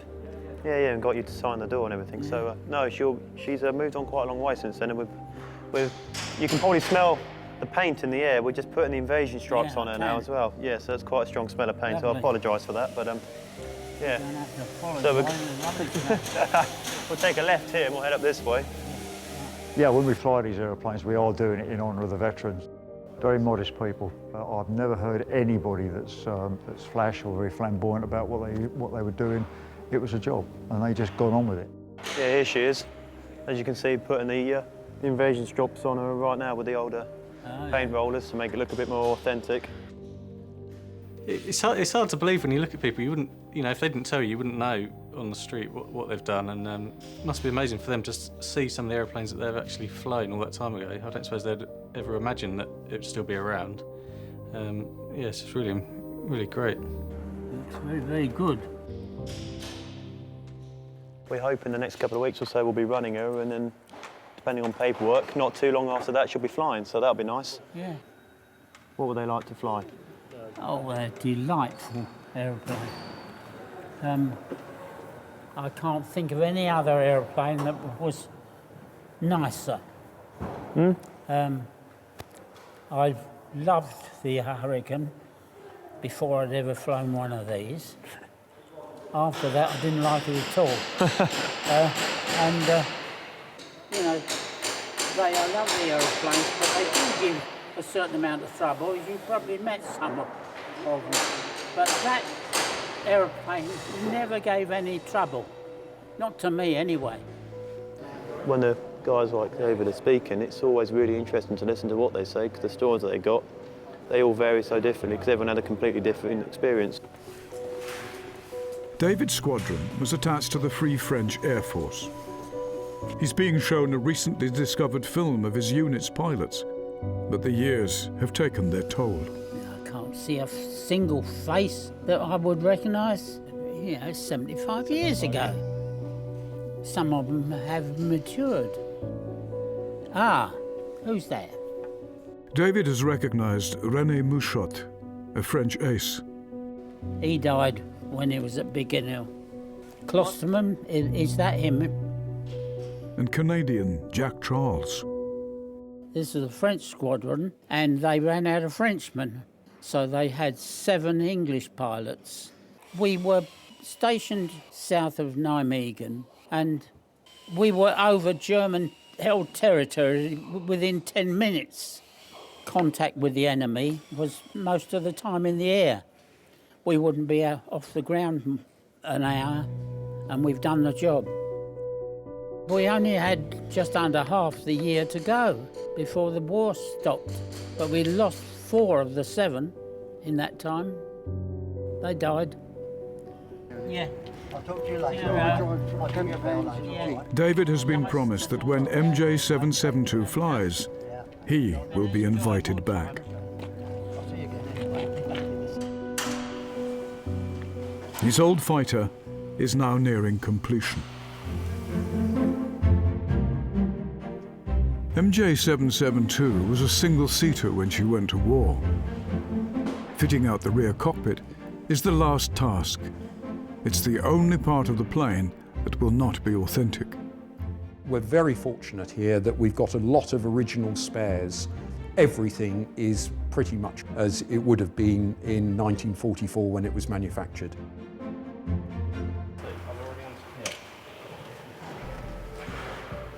Passenger trips can cost up to £5,000 if you opt for the full White Cliffs experience. But luxury seating isn't part of the deal.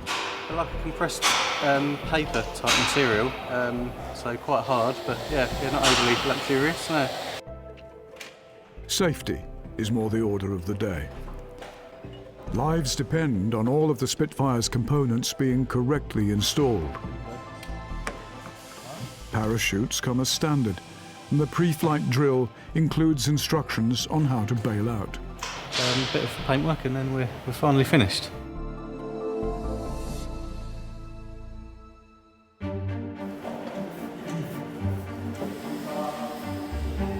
Three years after its crash, MJ772 has now been fully restored, thanks to the skill and dedication of the team at Biggin Hill.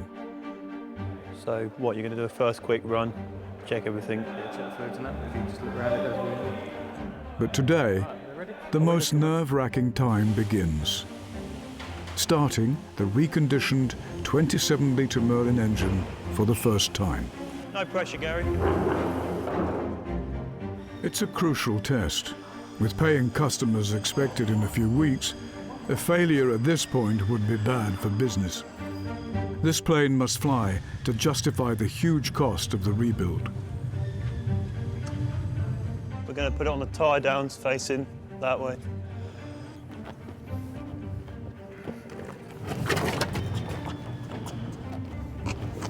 It's always a big moment. I mean, the guys do their thing, they check everything, but there's nothing like an actual engine start just to shake everything down. It's quite usual to find, small leaks, minor problems. We've got some tie down points down here, some anchor points. So what we do is we'll line the back of the airplane up and we'll put a strap down so that when we run it, just in case we've got the back tied down so that it isn't going to nose over. There's always a chance that it could do that. So if we take all the precautions just in case, then better to be safe than sorry. This plane is now worth around £4 million. Obviously check that there is no leaks once the pressure builds up, then we can do a more high power run if everything goes to plan. I suppose you're dealing with an unknown really. I mean, we've put all new pipe work and everything on this aircraft, so we've got fuel lines and all the rest of it, and if there is a leak, that could always spark a fire or a short or something, so you just got to be a bit careful with all of that. Engineer Paul will be in the cockpit. Quite nervous. Fire extinguisher at the ready, but it's a massive sense of achievement. The person starting it after all them years, yeah, it's really good. See ya.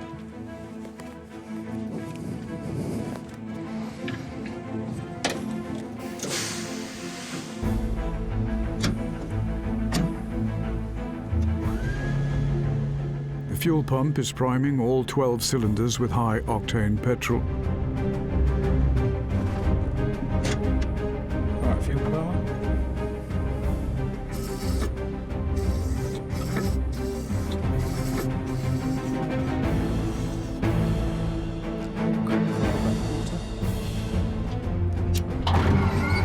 Max on in a sec.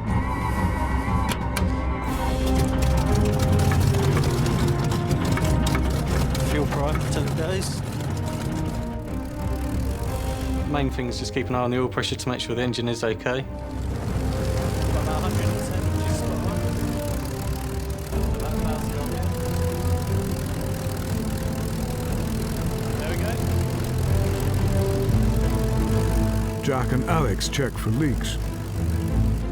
If there are any, it's vital they don't go unnoticed. If you're losing water or coolant, the aeroplane will boil very quickly, and if it boils, probably 2 or 3 minutes and you'll seize the engine. Make sure Jack and Alex are happy. All good?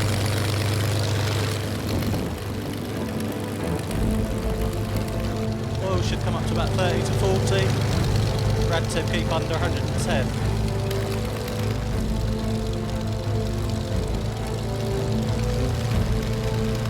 All right. It's a textbook first engine start so far. Now, Paul must increase the power. Coming up to 1,500 now.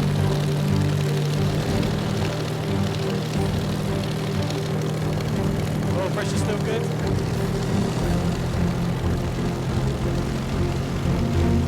Right, that's 1,800.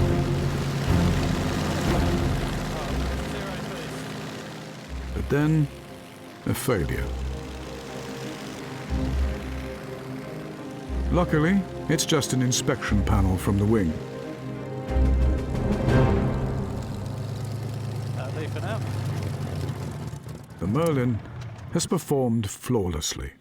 Well, we do test runs and stuff, sometimes you get the odd bit like that, like throw a curveball at you, but it's alright. She sounds sweet. Pretty golden, really. MJ772 has passed its first major test, but the biggest challenge remains for the team. Putting this Spitfire into the air for the first time.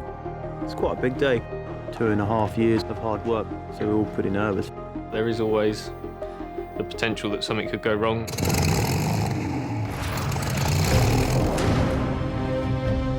At the Heritage Hangar, the day for which the team has been waiting over 2.5 years. At the end of a project, you get to see the final aircraft and you think, gosh, you know, hundreds of hours have gone into that. All being well, MJ772 will finally take to the skies again. You're a little bit apprehensive because you think, oh, we've built this thing, and this is the first time it's flying. There is always the potential that something could go wrong. There could be an engine failure, which is out of our hands, and so, yeah, you're always a little bit apprehensive and nervous, but confident that it's all going to be okay.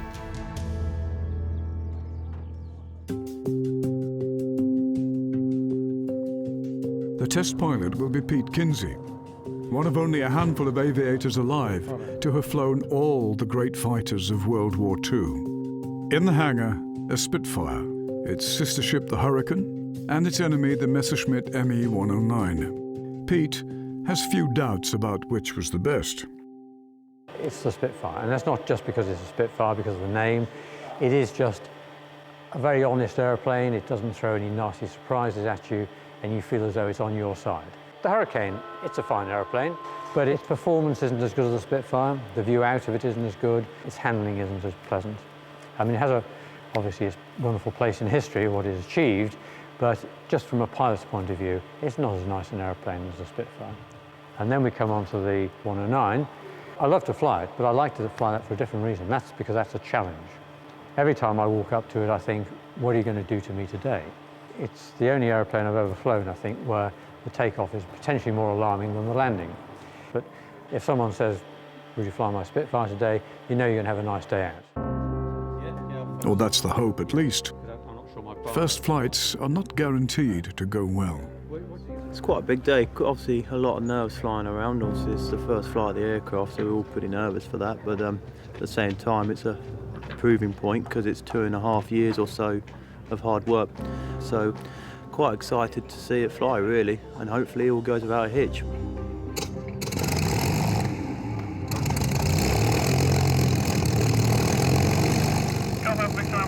Big and approach afternoon, taxi out for 1 runway 21, QH 1024. Full light Mercury on flaps are up, operating in filtered air, mixtures forward, props forward, makes on both, ground flaps are in auto, Gear indication is correct. Trimmers are set. All the instruments are set. Runway 21, clear for takeoff. Wind 280 degrees, 5 knots. All right there, Ron. Doubling the power up. Feel the throttle fitting loose, so I'm just cranking a bit more. Increasing the power now to 0 boost. Yep, more than good. Test pilot is one of the world's riskiest jobs, and if something goes wrong below 2,000 feet, Pete will have no option but to attempt a dangerous crash landing.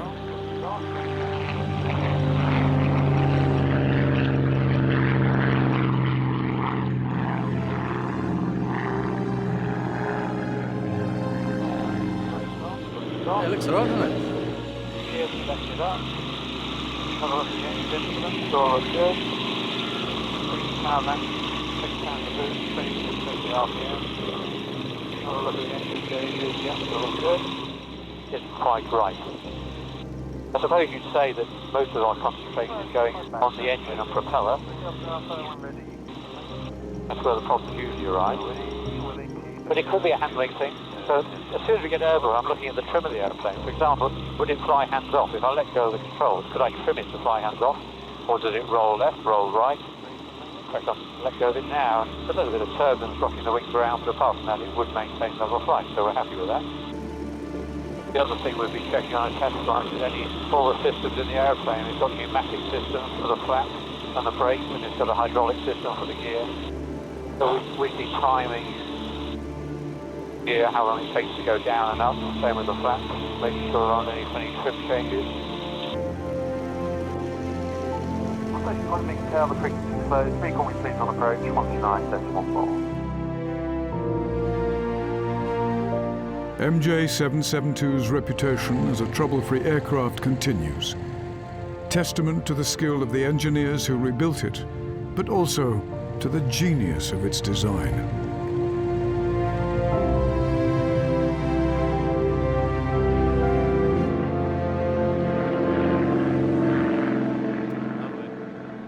Almost perfect. I thought it was, but in the cruise, if you let go of it, if it's going to go one way, it'll always go right. Okay. But when you notice it, if you build a speed up, it gets progressively worse. So Yeah. 300 miles an hour is definitely rolling right. Okay, so we could go a little bit more. Just a on little that. tweak, Yeah. that would sort Okay. it. Yeah. What about the brakes? The brakes are okay now. Yeah. They're Not as good as they're not the world's finest, but they're okay. I think he was going to put 12-inch wheels on it eventually. Right. So. And also, if you do move the stick fully forward, then you get decent braking. So if you're just at taxiing speed, Yeah. I mean, obviously you wouldn't do it at high No, speed, no. but if you just got caught out in a crosswind on a taxi, Yeah. it's worth knowing that you can get a bit of extra braking. Is it always a relief for a man in your position? Oh, yeah, definitely, yes, yeah. Yeah, no, it's good. It's not very many snakes at all, so. Yeah. It's just nice to see it fly and finally do something, because it's a bit fun. It don't belong on the ground, it belongs in the air. They were all here to do the same job, and it's quite cool to see the end product belting across the sky over there about 250 miles an hour. It's always nice to see. It's a massive day. We've been working on this for many years. The engineers have put untold hours into it. The payback for them is immense. To actually see their part in this aircraft and see it flying again is amazing.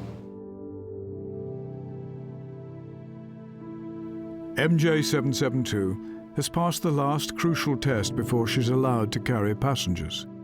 Her wartime pilot David was invited to see her fly, but sadly this is not possible. Unfortunately, Dave Mitchell, who we had up and you would have seen before, unfortunately he's passed away, so I'm quite emotional really, but it was nice to be able to speak to him and ask the questions and get out the information out from him that we'd like to hear, and obviously his stories about flying the aircraft that is seen so often, so it's nice to get that from him really. It's been an enjoyable time.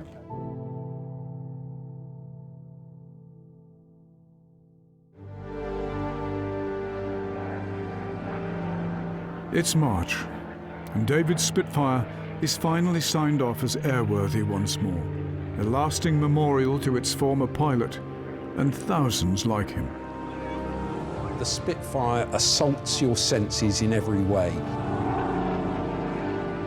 It's partly about the noise, it's about the vibration, it's about the smell, it's about the history. I regard it as a flying tribute. We must never ever forget the sacrifice that those guys did. Very young men jumped into these aircraft and went to war. Yeah, when we fly these aeroplanes, we are doing it in honour of the veterans that gone before us. I think they're with you all the time. 80 years after the Battle of Britain, the sound of Merlins is again echoing over the Kent coast as the Heritage Hangar's 2 veteran Spitfires patrol the White Cliffs of Dover together.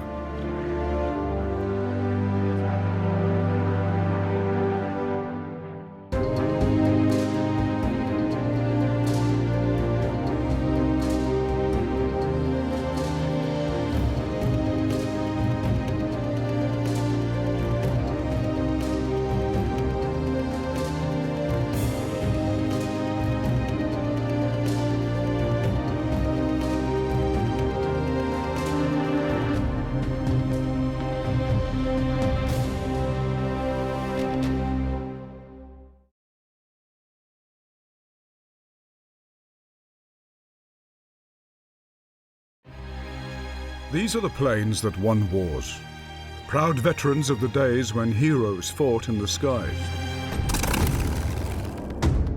You don't fly it, you actually strap it on, and then you are one with the aeroplane. In hangars and workshops across Britain, engineers and enthusiasts are fighting a desperate duel against corrosion. It's only glued on, I'm sure it'll be all right. And the clock. I'll be pretty gutted if we don't make it. Their mission, to return historic military aircraft to the skies. The hardest thing is finding the parts. From Falklands vets to Cold War jets. As a little lad, you go, Mum, Mum, Mum, can I have an Airfix kit? Now it's time to play, isn't it? But it can be an unpredictable business. We fueled it up and all those seals decided to let go a bit. We need a plan B. I'm not sure we've got one. And dangerous. It can turn nasty quickly. Contact. You're taking off thinking if the engine stops, where you're going to land. I mean, I've had 3 engine failures. It takes serious money. You need a cool £3 to £6 million to get a good Spitfire. And total dedication. Minus 28. Some of the tools are freezing up. 15 minutes of holding a screwdriver, you can't feel your fingers.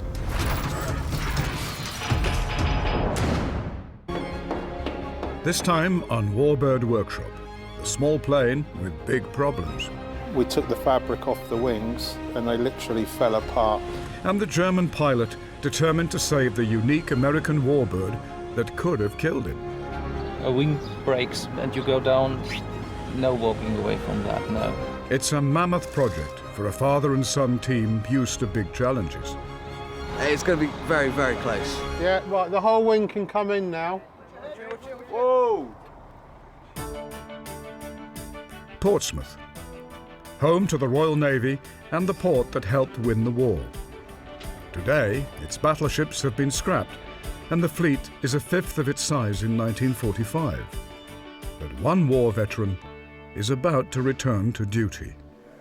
Unfortunately, this one had an accident in Calais in France and ended up on its back.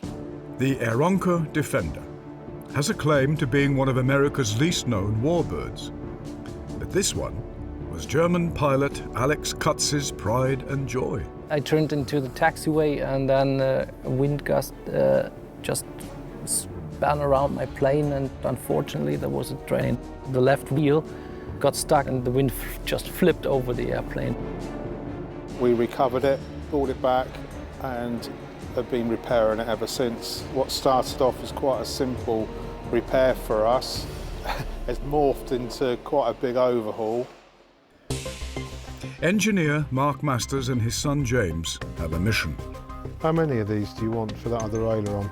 To get the Defender back in the air by 2020, the 75th anniversary of the end of the war.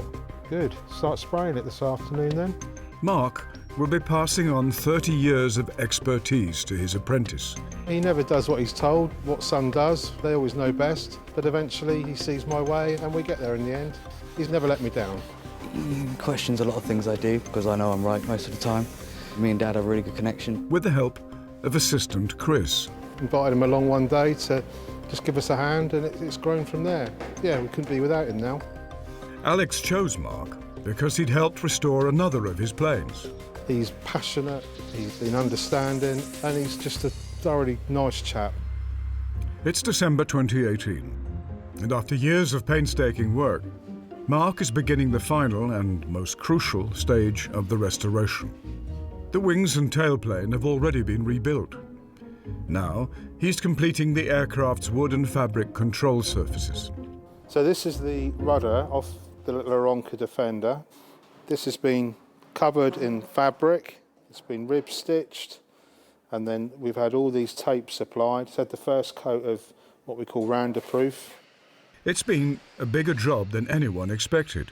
We took the fabric off the wings. The wings were all made of wood and they literally fell apart when we took the fabric off. So we had to completely remake both wings, new ribs, everything. They had total glue failure. That hidden problem could have caused a serious structural failure. Super, mich sieht man immer nur Dinge rausmachen. Eigentlich bin ich halt Owner Alex Cutts is an orthodontist whose private passion is flying and old planes, including those which fought in World War II. Mark was happy that I'm still alive because he showed me the woodwork and the wood was rotten all over and the wing ribs were just kind of paper which ripped in your fingers, and it's hard to say, but it was good luck. Well, the nightmare scenario would be that you fly and a wing breaks and you go down and that's it.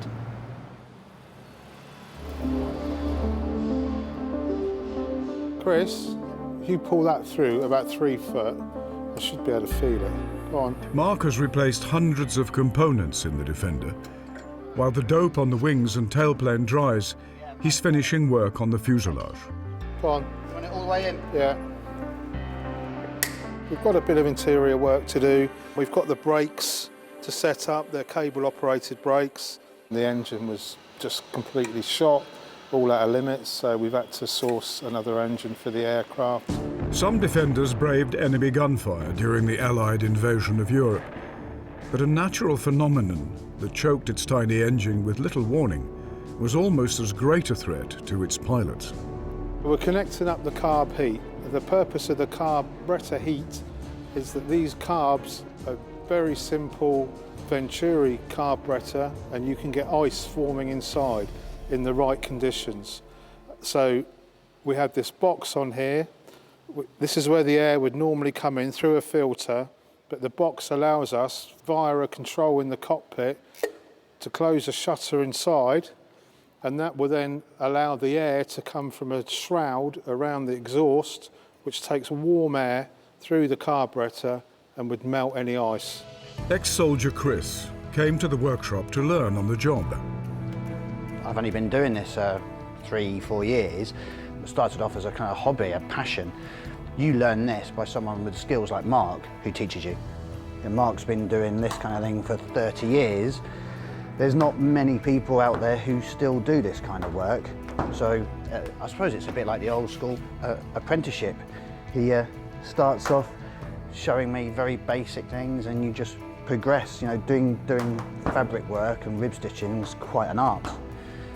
So I, as a kid, was a plane spotter, always built airfix models. I left school, did apprenticeship at the old airfield at Hamble. About early 90s, started up on my own and worked on Youngmans, Stomps, Pipers. We've done a few overseas jobs. Generally survived and we're still going strong. I fly as well, so working on them gives me a better understanding for when I fly, and flying on them gives me a better understanding for when I work on them, so you know how important things are. It's February, and apprentice James has been called away for a week to work on another plane. So Mark has drafted in a young pilot with a passion for engineering to help out. Andy has flown in from the Isle of Wight. Left the airfield at 10 to 9, got airborne and headed over. Beautiful commute. And walked over the road and started working on the lovely old aircraft. Life is bliss. Owning a rare Warbird requires dedication and often deep pockets. For a young engineer, the chance to work on one remains a privilege. It's The character of them, beautifully built, some of them, really nicely built. Being able to touch it, you know, all that history behind it. It's not just some spam can flying around teaching students, it's going to go on for years and years. But the team are about to discover that restoring a Warbird is rarely easy. Next, they must attach the newly rebuilt wings to the fuselage for the first time. You always get to this stage and think we're nearly there, and then you realise that actually you're probably about halfway there.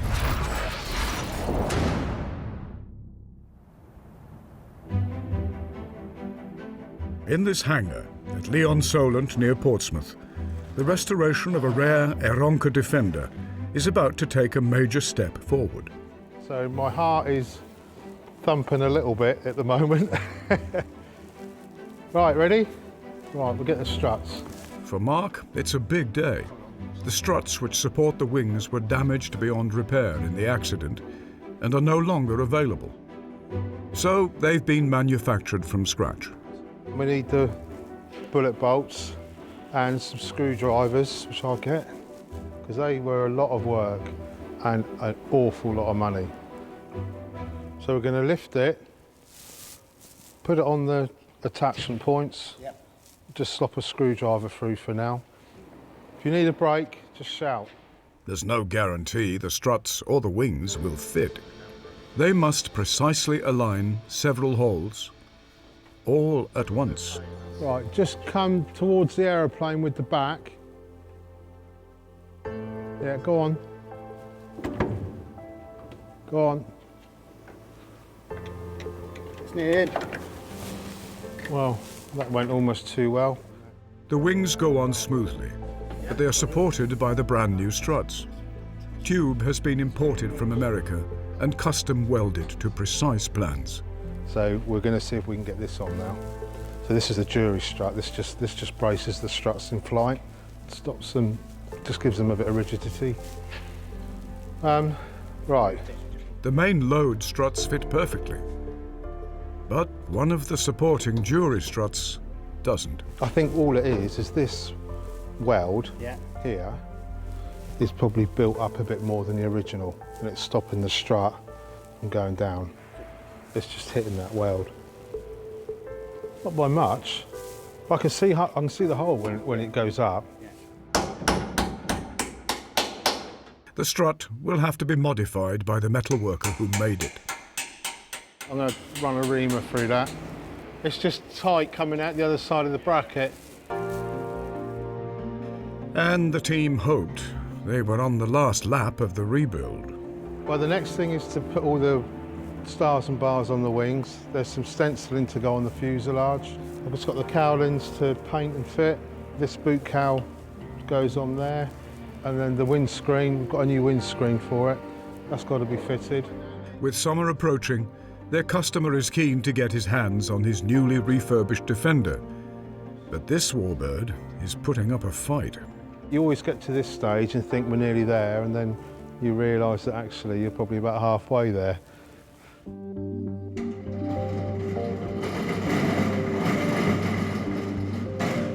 In Germany, Alex is keeping up his flying skills at a gliding club near his home in the foothills of the Alps. Now we are at the southern part of Germany, and we have a perfect gliding spot right here. Of course, we have a lot of local thermals around here, around the airfield, so it's a pleasure for gliding.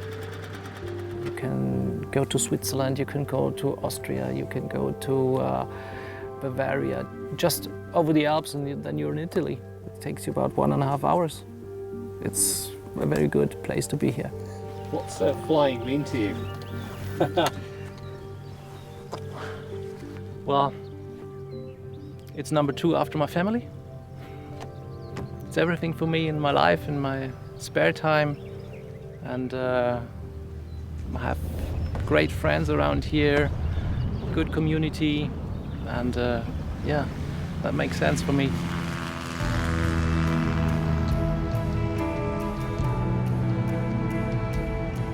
You always have to be aware of the risks, and there are a lot of risks in the Alps.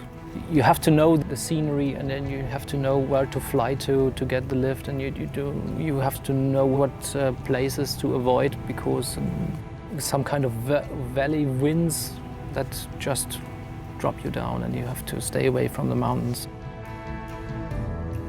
The rewards are great. The scenery, the mountains, and with those fields of snow still remaining even in the summer, and the glaciers.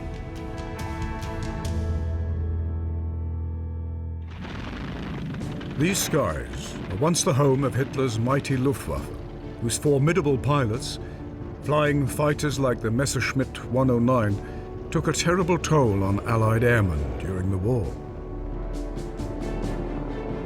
Today, in the UK, the planes they once flew are kept flying by a growing band of enthusiasts. But Germany's relationship with planes of the Nazi era is still uneasy. The markings are absolutely forbidden in Germany. Even when you fly models, you're forbidden to do any kind of swastika on the tail feathers.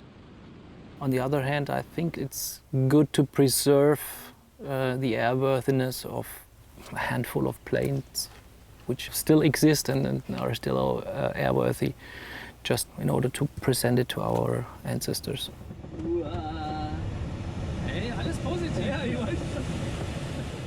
Our generation had nothing to do with our former generation, so I think we should remember the things that happened. What we don't have to emphasize always, well, there is a special guilt on the Germans because of happening through the war, and war is always wrong. And if you look to the world today, I think it's quite smart to sit on the table like we do and talk to each other. Got it? Back in Hampshire, Mark is putting the Defender back into uniform. Every inch of her fabric has been replaced and repainted with 10 coats of dopant paint. So we're just masking up to put the insignia on the wings, so as the stars and bars on the wings, the same as the side of the fuselage. So we've stenciled the shape out. We've taped it up with the blue tape you can see, which is a fine line tape. That gives us a nice crisp edge to the paint.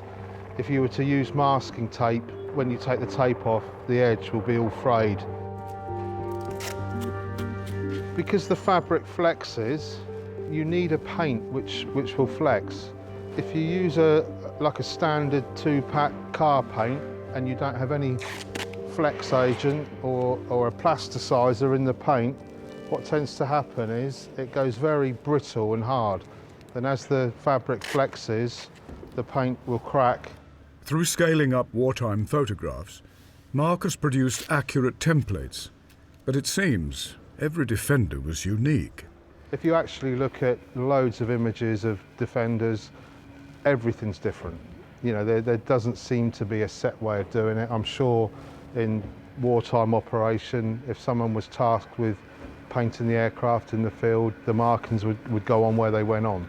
The art of producing the perfect paint job requires preparation and concentration. When I put the fine line on, I'm forever looking down. I'm just making sure there's no flats on the radiuses. We want to make sure we've got nice straight lines all the way through, everything is square. And you know, to me, it's worth spending the time, because when you finish and take the tape off, it's going to look right. There are no shortcuts. Even the wing markings will take days of work. The first coat is just a key coat, so I just put a very light coat on, and then let that flash off, and then I'll put a slightly fuller coat on. We'll see how that looks. I tend to do it by eye, but I would imagine there'd be 3 or 4 coats of white, and then I need to put the red on, so that'd be probably 2 or 3 coats of red, and then I need to mask the blue up as well. So again, another couple of coats of blue. He's skilled, very skilled. If you put a certain colour on top of another colour, it might bleed through, so you've got to work all that out first. During the war, they always used the matte, because obviously it's not reflective. I'm very passionate. I get a lot of pride out of my work. I get a lot of pride out of doing the job correctly, and I get a lot of pride of seeing the aeroplanes 20 or 30 years later and they still look as good as the day we did it. As Mark's reputation has grown, the spare space in his hangar has shrunk. New customers are always welcome, but there's a queue. We're pretty stacked at the moment. So this is a Bell 47 helicopter. It's very similar to the helicopter we all know from MASH. And then we move on to a Booker Youngman, which is another project. And this one is one of the Spanish-built ones. What else have we got? So this is an Aronca Chief. And this is a side-by-side civilian aircraft, although again, some of these were used in the military. So this is a Curtiss Robin, 1928. I mean, it's incredible that, you know, just sort of 15 years from when the Wright brothers first flew their powered glider, you know, they were coming up with things like this. Mark's next deadline, however, is looming. The cosmetic restoration of this jet, once capable of speeds of over 700 miles per hour. So this is a Hawker Hunter. This is a bit of a departure for us. It's obviously a non-airworthy aircraft, but we were approached by a local businessman who had purchased the aircraft. His father actually flew Hawker Hunters for the Iraqi Air Force in the 60s. The British aircraft industry is making a new push in the face of declining foreign sales. When it first flew, the Hunter was one of the fastest planes in the sky. And at Farnborough, they put on a spanking display of new craft, like the Hunter Mark 12. Its owner has a special reason to restore this jet. He wanted to do something to pay homage to his father, so he's bought the aircraft, and as you can see, we've completely stripped it. We're doing some repairs, and then it's going to go outside the guy's business. Mark now has two deadlines approaching. He needs to transport the Hunter jet over 45 miles and then raise it onto a plinth and reattach the wings. You just have to think about what you're doing, take your time, and it's fine. But yeah, it is bloody nerve-wracking as well. And the team must reassemble the Defender, ready for a test flight. Problem arise, you conquer them and learn for the next project, really.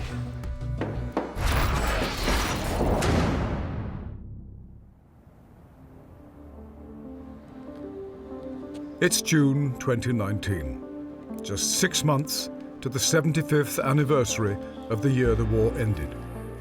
Today, the Defender will be assembled ready for its first test flight. For this, Mark's team will need hangar space with runway access. Today we're taking it over to Britain Norman, who are just on the airfield. It's literally a 3-minute drive up the road. I mean, we could almost push the aeroplane there. Britain Norman have manufactured the Islander aircraft for over 50 years. And fortunately, they have a spare corner in their new hangar. So the hangar allows us to assemble the aircraft and gives us direct access to the airfield, which obviously for test flying is something we need. Every component has now been fixed, fabricated or found. By the end of the day, the aim is to have a complete aircraft. We found delaminating plywood, we found ribs that had suffered glue failure, so all that's been done now. So the wings are pretty much like brand new wings now.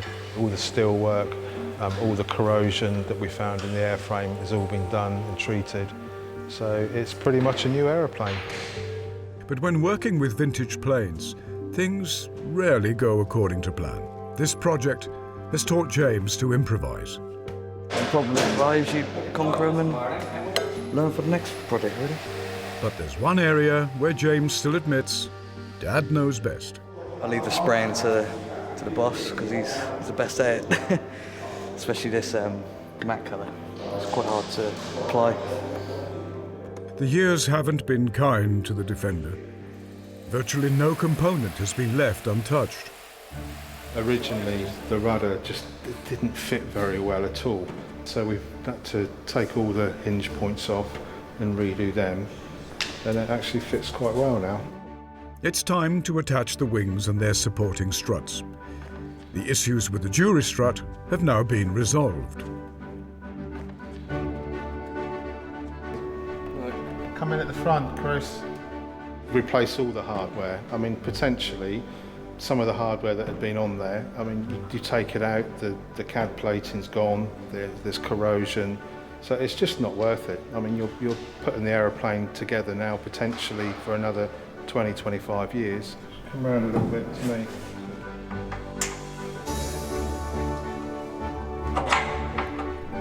Down, down, down, down. Stop. The newly modified jury struts slide on with gentle persuasion. Ready, Chris? I think this one was a bit more of a wiggle. Oh, that's going.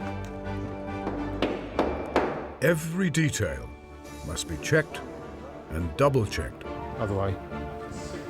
Yeah. Probably taken about 1,000 hours. Down. There we go.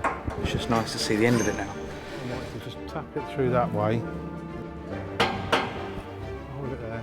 Alex can now know he's got an aeroplane which is structurally safe and sound. We had a little bit of jiggery-pokery, but everything's on. There's no undue strain that concerns me. It's been a good day. It's pretty much there.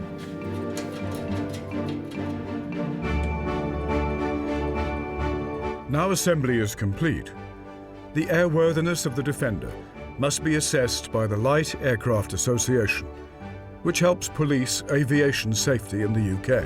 We have to calculate with a pilot and fuel where the centre of gravity will fall. After that, it really becomes engine runs and a paperwork issue.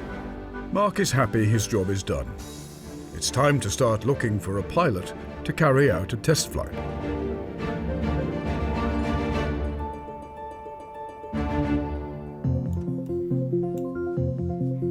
In Germany, Alex is hard at work. His successful dental business has bankrolled the restoration, but it's been a painful process, plagued by unpleasant surprises. Orthodontics is like restoring an old aeroplane because you just want to do it once in a lifetime and then just keep it alive and go to maintenance. He's been keeping in touch with progress in the UK throughout. Morning, Alex. Yeah, hi Mark, how are you doing? So, what do you think at what time can I come and get it? It's the paperwork. So I'm hoping, by the end of, mid-July, all the paperwork will be in. Okay. And then it's really down to the LAA. And the struts are okay right now?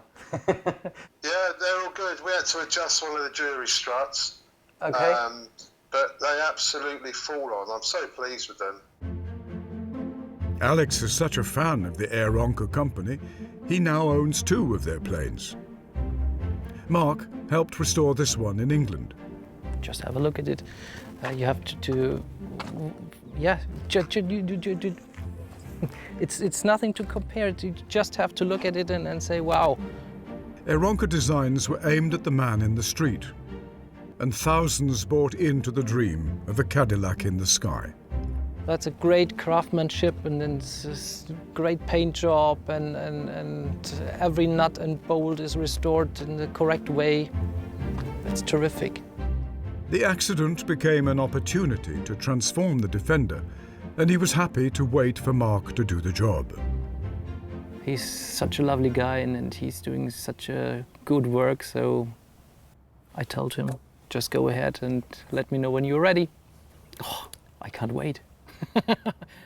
But in the UK, Mark is still waiting for the Defender's vital paperwork, and his team are racing to meet another deadline. Back end's going to hit the right, well, we'll just turn it around then. Do you reckon we can do it by hand? The Hunter jet has been given a fresh coat of paint and is ready for its new home in Basingstoke. We're just going to put the fuselage on the trailer first, and then the wings will lift out of the wing stands, go onto the high-up lorry and a trailer, and then we're going to take it up to the customer's premises. It's going to be stressful. Got to be really careful, obviously, because of fresh paint work. Where strops go, where we lift it from, it's all going to be precise. Mark has enlisted the help of a specialist local company he's used before. It is a bit nerve-wracking. We've put so much effort and hours and time into the job. You obviously don't want anything to happen now. Some areas of the fuselage are thick metal plate. Others would be instantly crushed by the jet's weight. Only Mark fully understands the jet's internal structure. Right, just stop. Can we go up? Wayne, we can't put it there. You just have to work through it and think about what you're doing, take your time, and it's fine. But yeah, it is bloody nerve-wracking as well. Eventually, the fuselage is safely secured. Mark's thoughts now move to the destination. I think for me, it's just the lift when the aeroplane's suspended in the air, and obviously hoping no one's going to do any damage to it on the way up. It's quite a wide load, but other than that, I'm reasonably confident. The Hunter jet winds its way to its new home in Basingstoke. When it arrives, Mark's team will need to raise it onto a plinth and reattach the wings. We're way miles too high on the back. With the Defender reassembled, it's time for the test flight. And there's a problem. Oil pressure.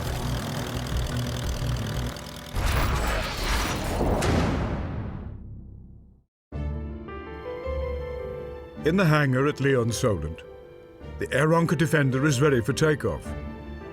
But until a vital survey by the Light Aircraft Association is done, it's not going anywhere. And today, engineer Mark Master's mind is elsewhere. It's early evening, and in Hampshire he is nervously awaiting the delivery of a Hunter jet. Everything's arrived in one piece, no issues, and we're just going to start unloading the wings, and then we'll do the fuselage. So all's good so far.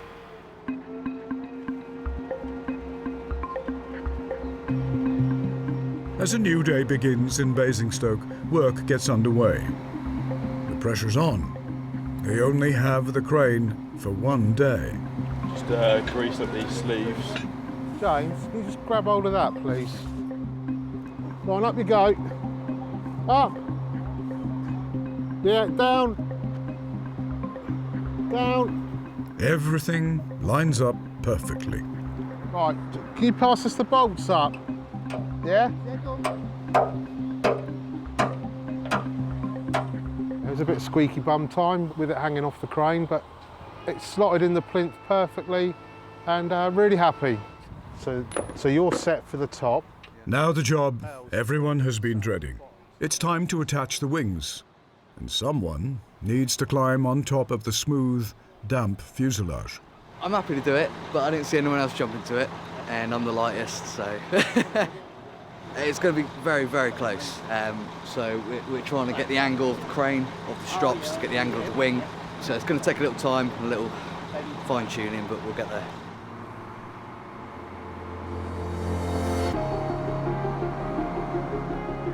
What I want you to do, Al, is just try and line it up laterally. Yeah, well, hold it there, hold it. We've got to go up at the front of the wing on that chain. So we're way miles too high on the back.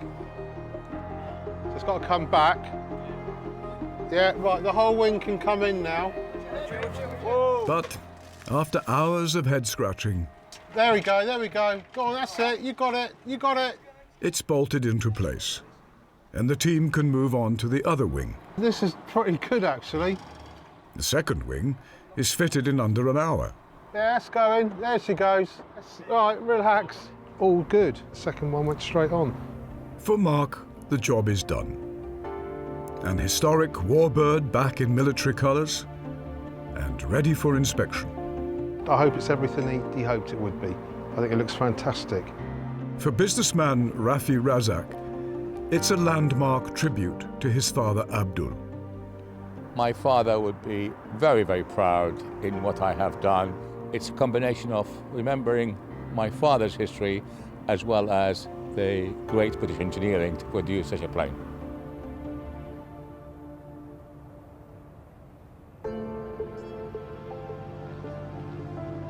October 2019, when the paperwork has arrived. it's time to test fly the Defender. A little anxious, of course, because, you know, it's just human nature. But no, I wouldn't say I'm nervous. Obviously, we're confident of what we've done. I think it looks brilliant, and as soon as we see it up in the air, it'll be a nice feeling. So, fingers crossed.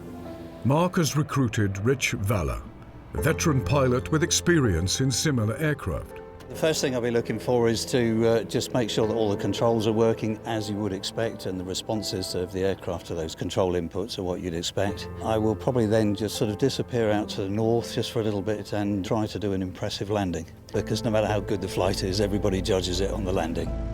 The engine has been run successfully several times today, but this will be its first flight. Mark has done an excellent job of restoring it. Primed and locked. Throttle set. Contact. But before it even begins, it seems the test flight is over.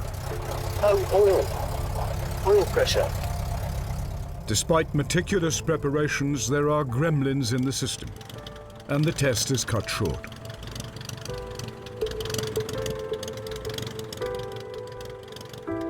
I'm not going to run it with no oil pressure, Mark. What the hell? That was up to 35 straight away. Nothing. Fortunately, Mark quickly diagnoses a faulty gauge, and he has a replacement. Throttle set. Contact.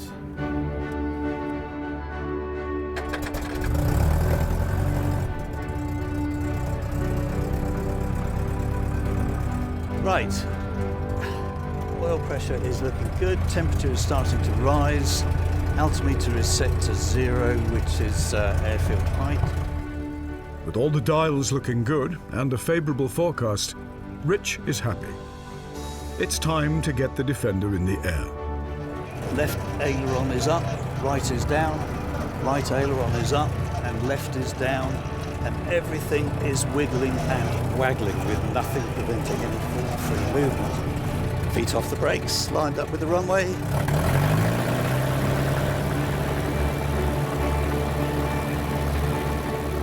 After a recent accident, this is now the only airworthy Defender in the country. And we're climbing out at 75 miles an hour, 80 miles an hour. We're at 1,000 feet, following the noise abatement circuit over the green areas. The Defender will need to be mechanically perfect to make the flight back to Germany. A series of rigorous checks are carried out. Performance and handling are monitored constantly. 900 feet, climbing at 70 miles an hour, 2100 RPM, 14 psi, oil pressure and the temperature. To complete the test, Rich only needs to make a safe landing. And we're final to land this time, and we're coming 250 feet. It's crosswind from the left. Speed is a little bit high, coming at 65. Rich must make his approach over open water and the busy beachfront of the south coast.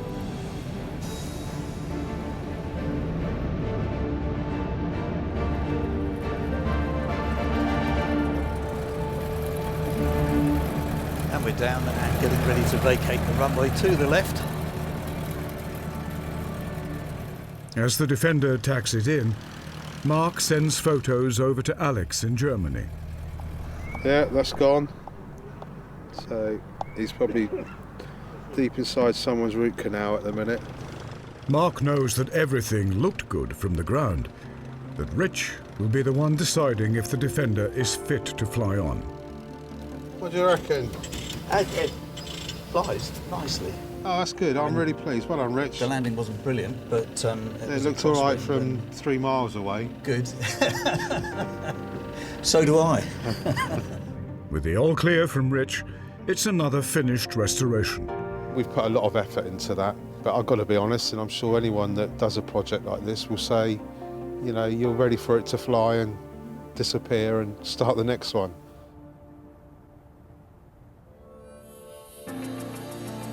It's time for Alex to book his flights to pick up his Warbird.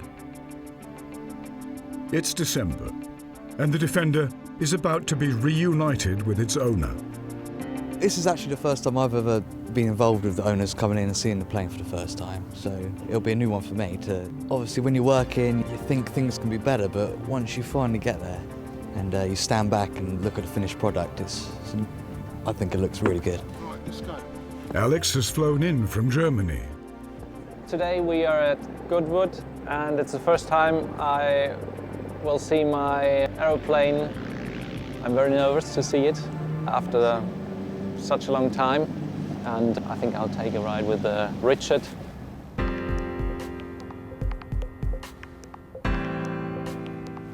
Oh, damn! I won't fly her. I keep her like that, and ooh, wow! It smells the same. Yeah. Great. Unbelievable. Unbelievable. The long restoration has turned Alex from a customer into a friend. Mark. Good. Thank you so much. Oh, you're welcome. Thank you so much. Wow. I want to look like that when I'm 74 or 75. It was a nice reaction. Obviously, the last time you saw the aeroplane was when it was on its back in Calais. New engine, new prop, great. Alex's plane has a new temporary home, the former wartime airfield at Goodwood. The visibility is perfect. The wind is straight down the runway here, so that in itself is a good thing. It has full dual controls. It really shouldn't be a problem, whichever one of us wants to fly it. 2020 is just weeks away, the 75th anniversary of 1945, and the year that brought peace to the West will be a major event in mainland Europe. You're strapped in, Alex? Yep, and comfortable? I'm comfortable. And finally, a full and free controls. Okay. It's just a passion within the person. I mean, you know, Alex loves old aeroplanes. It's a bit like someone who loves old cars. You know, flying a modern aeroplane just doesn't do it for some people. He'd rather be up there flying by your seat of your pants with a very basic panel. And I think there's something nice about owning a bit of history. Tango Alex 3 November, got information hello to you.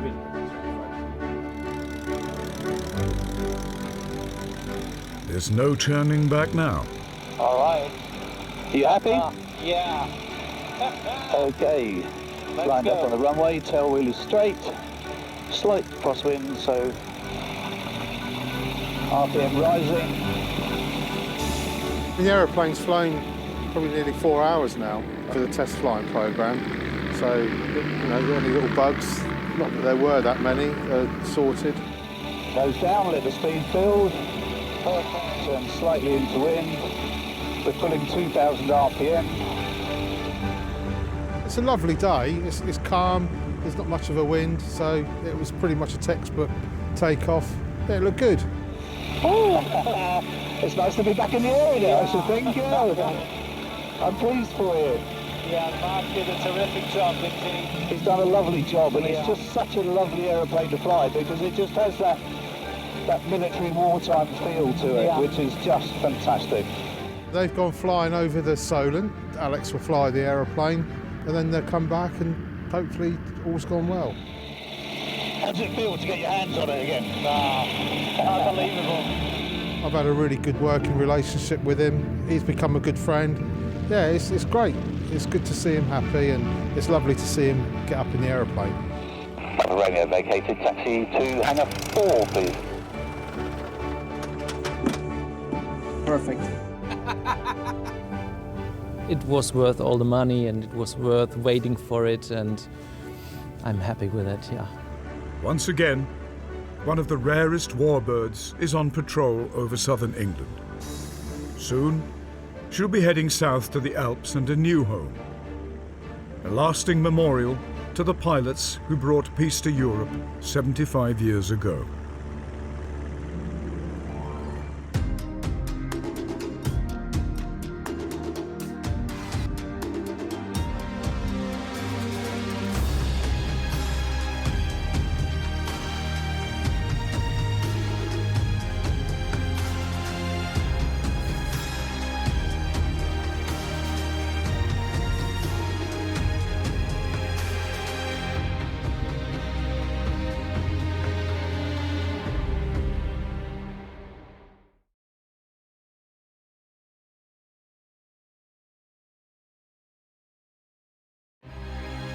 These are the planes that won wars.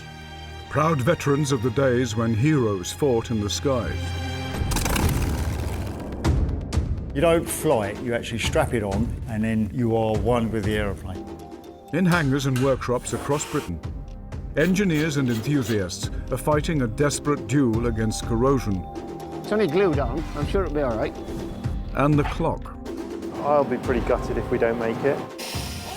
Their mission, to return historic military aircraft to the skies. The hardest thing is finding the parts. From Falklands vets to Cold War jets. As a little lad, you go, Mum, can I have an Airfix kit? Now it's time to play, isn't it? But it can be an unpredictable business. We fueled it up and all those seals decided to let go a bit. We need a plan B. Not sure if we've got one. And dangerous. It can turn nasty quickly. Contact. You're taking off thinking if the engine stops, where are you going to land? I mean, I've had 3 engine failures. It takes serious money. You need a cool £3 to £6 million to get a good spare part. And total dedication. Minus 28. Some of the tools are freezing up. 15 minutes of holding a screwdriver, you can't feel your fingers.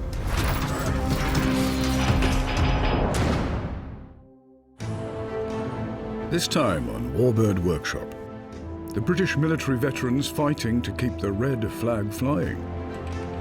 I always thought if I saw a Russian airplane flying over the head of us, we'd be in trouble. For the businessman who bought an unusual private jet. It's probably the sexiest looking aeroplane you can own. To fulfill a boyhood dream.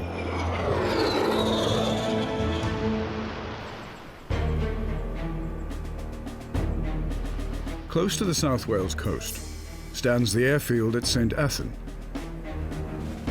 once one of the RAF's most secret bases. Behind the barbed wire and armed guards, this is where NATO's frontline jets were serviced.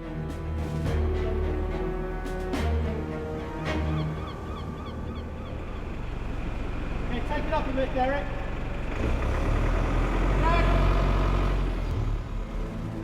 But the latest arrival in the hangar is an old enemy from the Cold War.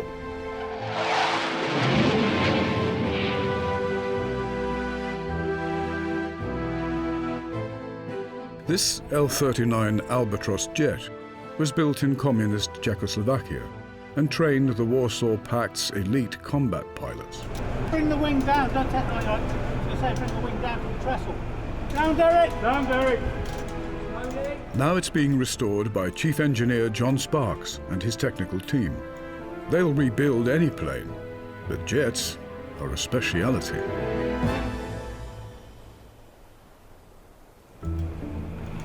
Take the forks down a bit. I'm ex-Navy, but the rest of the guys all worked at St Athan here on Tornadoes, Jaguars, VC-10s, so they've all got military aircraft experience. So it's a good team. Stop! Get strapped. Winch down. It's a major project being paid for by Lancashire businessman Steve Hartley, who bought the jet for a 6-figure sum. I've always had a passion for jets. Earn a bit of money as life goes through. And now I'm in a position to go and buy a fast jet and, all being well, learn to fly it. It's probably the sexiest looking aeroplane you can own. These are the points for the air brake hinges and they connect into the fuselage itself. We just have to get these out of the way so when we're dropping the wing on, they won't snag. John's team must reassemble more than 200 components. That's the front door lock. Hurriedly stripped by engineers in the Baltic states and left to gather dust for years. I made contact with a guy who was a French airline pilot, and he said, it's in Estonia. He did forget to tell me one thing, it's in Estonia with the wings off it in bits. No one knows if anything is missing, worn out, or broken. Pigs.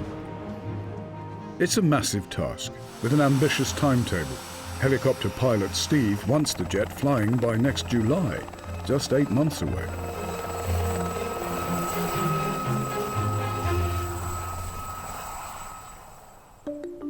Born in a council house in Blackburn, Steve's dad was an RAF veteran who became an engineer with English Electric building Lightning fighters. My dad took us to an airshow.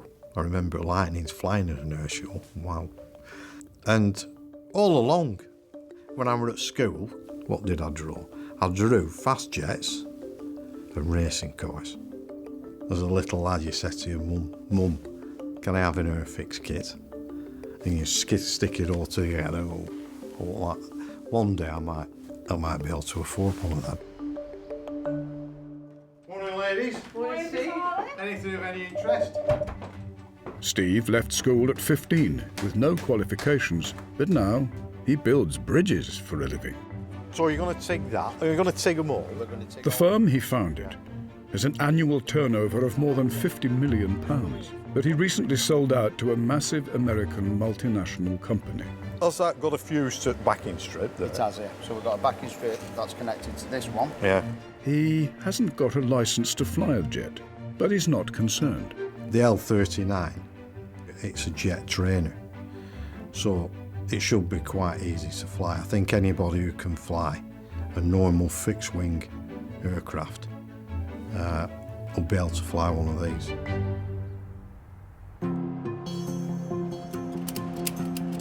It's December 2018. After a full stocktake, the team are confident all the major components are present. However, a critical stage has been reached. We lift the fuselage onto the wing and lift that on and mate it together. And then we can make the aircraft manoeuvrable rather than just sitting in the hangar stuck on stands. That's plan A. Go on. It's got to go onto the wing quite squared. It's lifting square that way, but it's on a twist. The fuselage weighs more than 2 tons. Just trying to get the balance right. She's nose heavy, very nose heavy at the moment. Of course, a lot of bits are off, and the seats are in, and we need it to sit square when we lower it onto the wing. Yeah, that's right.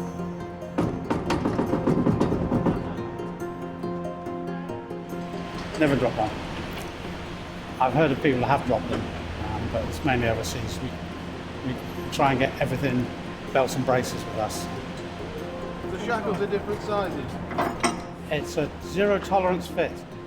Obviously you don't want it to be loose because it's the wing that's holding it onto it. I'm nervous every time. They're old airplanes, and but if you didn't do it for a living, what else would you do?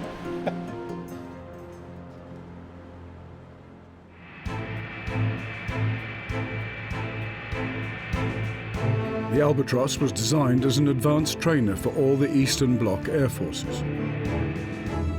The difficulty of learning to fly Russia's early jet fighters took a terrible toll on rookie pilots.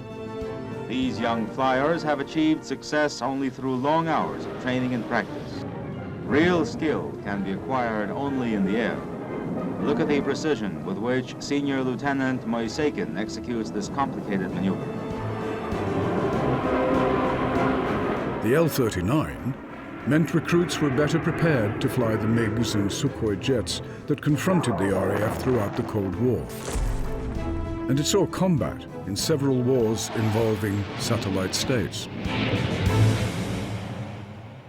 It's a very, very good aeroplane. The Russians designed aeroplanes that can be fixed in a tractor factory or in a local garage. It doesn't make the next step any easier, though.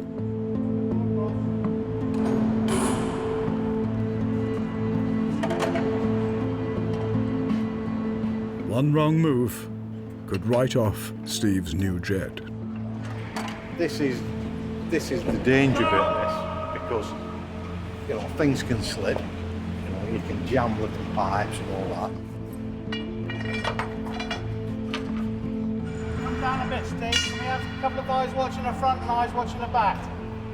We'll move the stand of the wing rather than the airframe. Down a touch. Stop. Don't come down. Stop. They must line up 2 holes on components that together weigh 7 tons.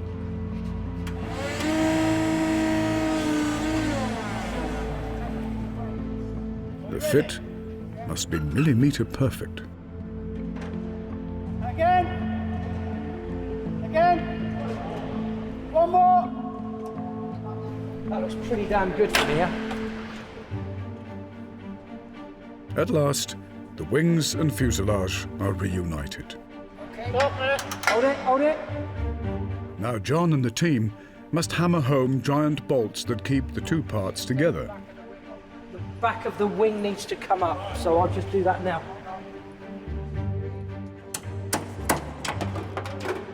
Because there's a rotating bush in there, you have to get the actual wing castings right and the rotating bush right. So you've got to get 4 things in the right position to get the bolt through.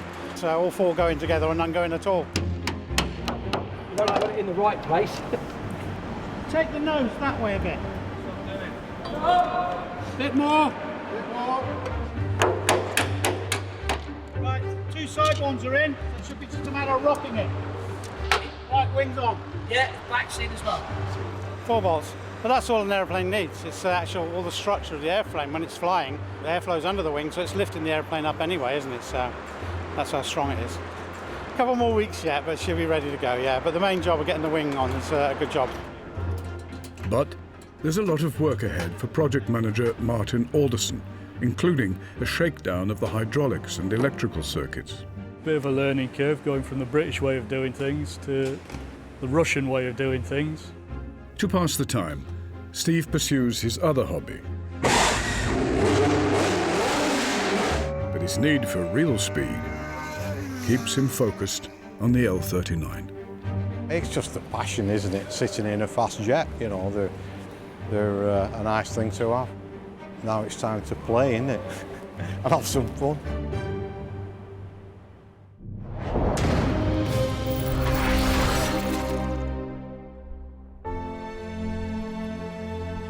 RAF St Athan was for 50 years the UK's biggest plane servicing base. Every week, dozens of frontline jets would fly in to be made ready to go back on duty. But now, Hangar 1 has a new role.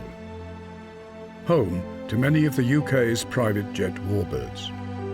Effectively, Horizon Aircraft is an MOT station for aircraft rather than cars. So we operate about 80 aircraft all around the country and around Europe as well, so we've got some there. And they come in here for their servicing. Military jets are a niche market. You've got to be able to afford to keep them there. They're cheap to buy, very expensive to maintain and run. On average, about £2,000 for every hour flown. Together, the engineering team have hundreds of years of experience keeping RAF and Navy jets in the air, and their skills are priceless. In the warbird industry, we have a lot of old airplanes, and a lot of the older generation are now passing away. Getting people to work on jets, ex-military jets, is hard work. And obviously most of these guys worked on the modern jet, and it was trying to demilitarize these people to go back to cables and controls and things like that rather than computers. But I've got a great team here now. It's January, 5 weeks after the Albatross's arrival. Everything's going very well. Got all the tail on, we've got the tail all connected. And in the St Athan hangar, John and the team are trying to repair the jet's hydraulic system. They're setting everything up to make sure when it gets into flight, everything works as it should do. Right, power going on. Senior engineer Martin is in charge of the mission to return the Albatross to the sky. I'm just winding hydraulics on now to 150 bar. Things are going to move, so we need to make sure nothing's in the way. Initially it'll be looking for puddles of oil on the floor. If you've got a leak, you'll eventually lose your hydraulic fluid, so you lose your pressure, which then means your undercarriage doesn't work, your flaps don't work, your air brakes don't work. Right, you happy? Undercarriage up.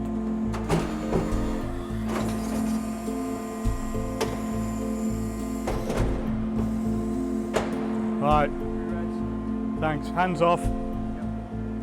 The flaps that allow the pilot to slow the aircraft for landing. Flaps to half. Okay, flaps fully down. Flaps half, up to half. Flaps fully up. Undercarriage coming down. You don't want problems up there. I'd rather have the problems down here where I can fix them.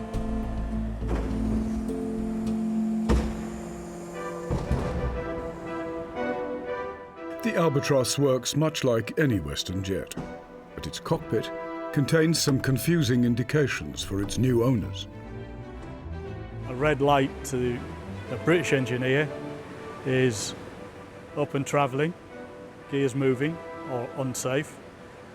But to the Russians, it's up and locked. Bit of a learning curve going from the British way of doing things to the Russian way of doing things. When I first joined the Air Force in 1978, I never thought I'd be working on Russian aircraft 40 years later. Cold War rivals are now parked side by side. I always thought if I saw a Russian airplane flying over the head of us, we'd be in trouble. But here we are. Times have changed. The Albatross isn't the only jet Warbird that has found a home here in Wales. This is a Hunter T8C. It's operated in Holland, and this is the two-seater trainer. They're desperate to get this back, obviously, because they want to train more pilots. So we're hoping to get this one finished for February to go back. The person who actually owns this isn't a pilot. And same as Steve with the L39. He's not a pilot, but he wants to fly in it, and that's why he's bought it. This L29's in for its annual service now, so it'll be coming in. It's going to be stripped down to the bare nuts and bolts again, and that'll be flying around the Airshow circuit next year. And then obviously come on to the British Aerospace Hawk. That one about £1 million. If you have an engine go, you're talking £500,000 to replace the engine. So it's a little bit different than having a piston engine, having a jet. If you're going to doing Warbirds and say you're going to make a profit and make a business out of it, you might as well quit today. Also on the job roster for Martin, working out the instructions for fitting the drop tanks used to carry extra fuel. With this one we got an English translation of a Russian manual done by a non-engineer. The armament system, illumination, tally system, controls. We sometimes have aeroplanes and all you just get is a big bag of bolts and you go, and that's a waste of time to us, so we don't know where they go half the time. The drop tanks can be released, so they need to be reset. But details are often lost in translation. The liquid sheep is a hydraulic ram. Mud strainer is a filter. It can be confusing.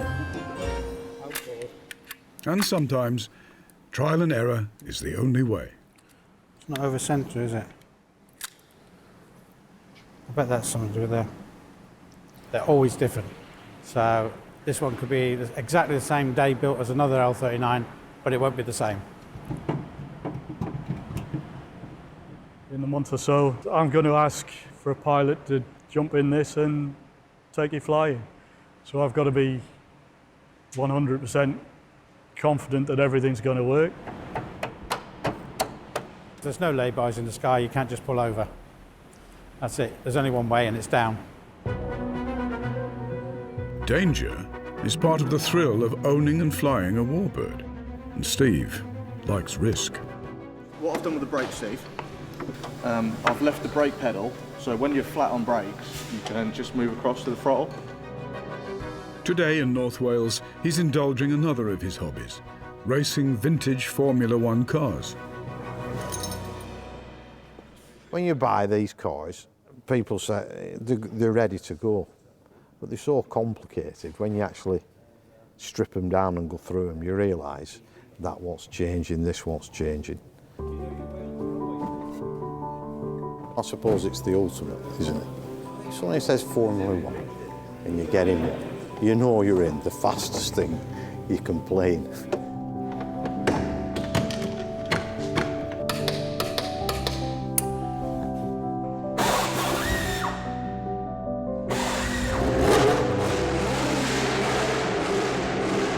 It's just that desire for speed.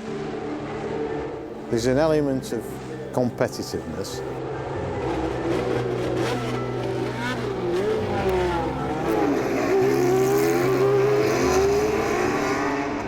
And then there's an element of danger, and it's like the jet fighter.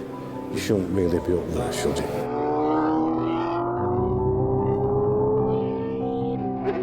This season, Steve will be racing at circuits in Belgium, France, and the USA.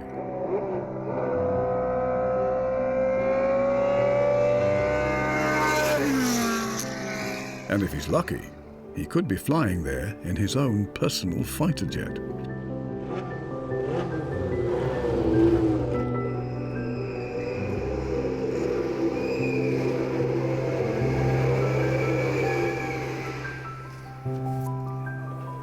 I suppose you're always saying how lucky you are. Well, you should do anyway. Man out of a council house, me, you know. So, yeah.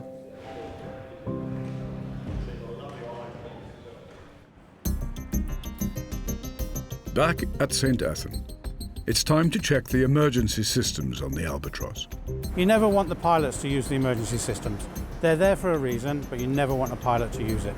A lot of times we check the emergencies because they've never been used, so we don't want them to be used.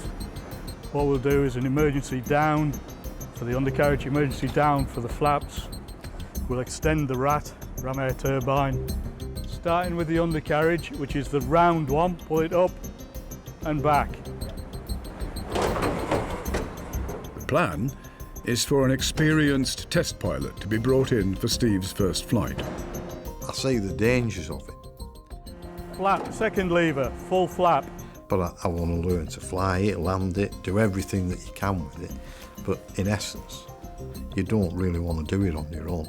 Rat. If the electrics fail, puts the fan down into the airflow. Select air brakes. Yeah. The air brakes open. It's beginning to look as a complete aeroplane. There's still quite a bit to do on the connection side of it. Then within the next few days, hopefully we'll be able to take it out and start the engine up. So you've got to make sure that works okay. But the tests to come are high risk. Anything gets hot or starts burning, it can turn nasty quickly. And Steve gets a stark safety warning. If anything goes wrong, if you see me jumping out, I'll be following. try and be ahead of me. Starting micro.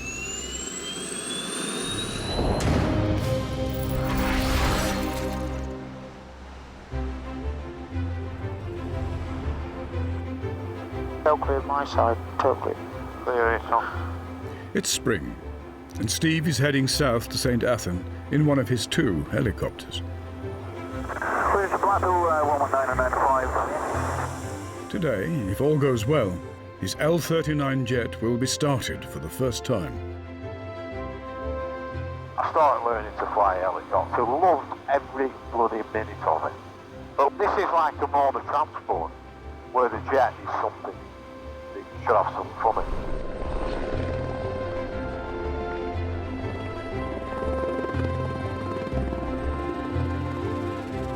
The way out of the hangar is being cleared for Steve's Albatross. I'm just trying to work out how I'm getting enough space at the moment. Roll the hawk back, we've got a couple of feet to spare, which will give us a little bit more room. Its jet engine hasn't been started in years. Can someone grab a battery? If you don't know how it fits, give us a shout and I'll do it. Back slowly.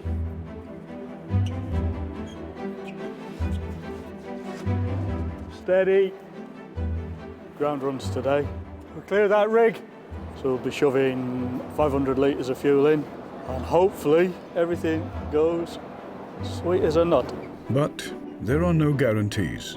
It's like anything else, so if you crash one of these to another aircraft, you create 10 grand's worth of damage. I can't see anything at the back. You just got to make sure you don't hit anything.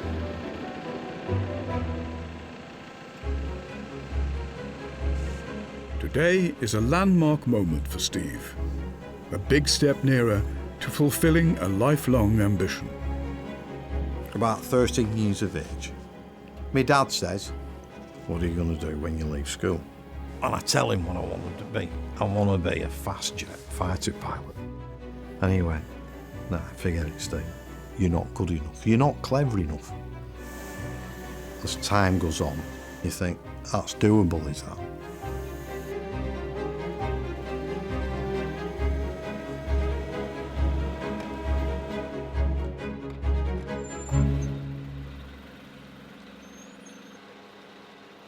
The jet needs fuel. There's nothing in there. 500 litres, please. But Martin's worried. All right. If you see any fuel dropping out, Luke, give us a shout. No worries. Fingers crossed. We think we've got all the connections, but you never know until whether you've got them tight until you put the liquid in. Hopefully it all stays in. It takes 10 minutes to half fill the tanks. Cheers, Luke.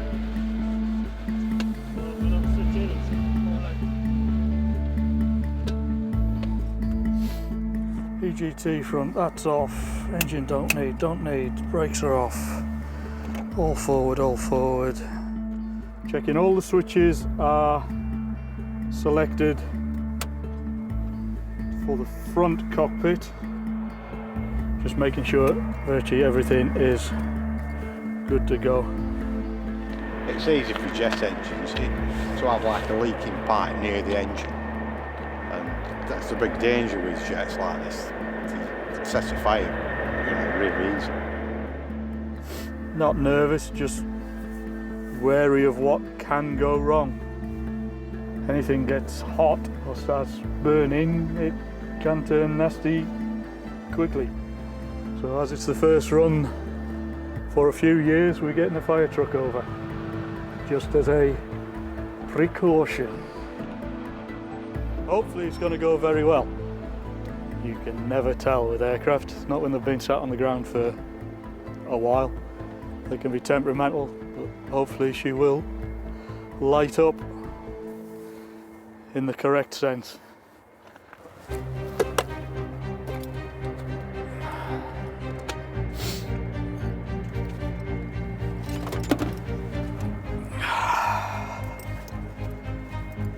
Right. Parking brake on. Start on. Fuel pump on. Ignition on. Pitos off. Undercarriage down. Weapons safe. Power on. Yeah. Right. Generator on. Clear micro. Martin starts the igniters. 2.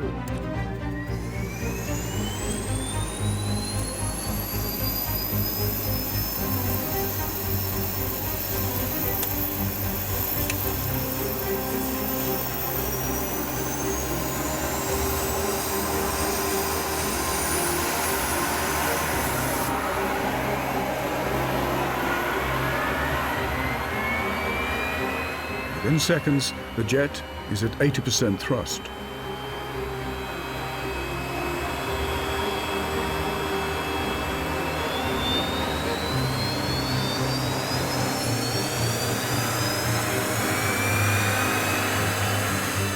Now, 100%, 4,500 pounds of thrust, enough to take this plane to nearly 500 miles an hour.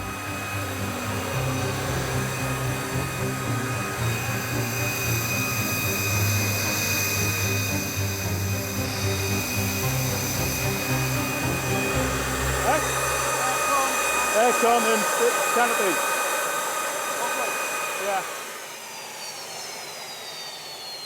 Steve's jet does exactly what they hoped.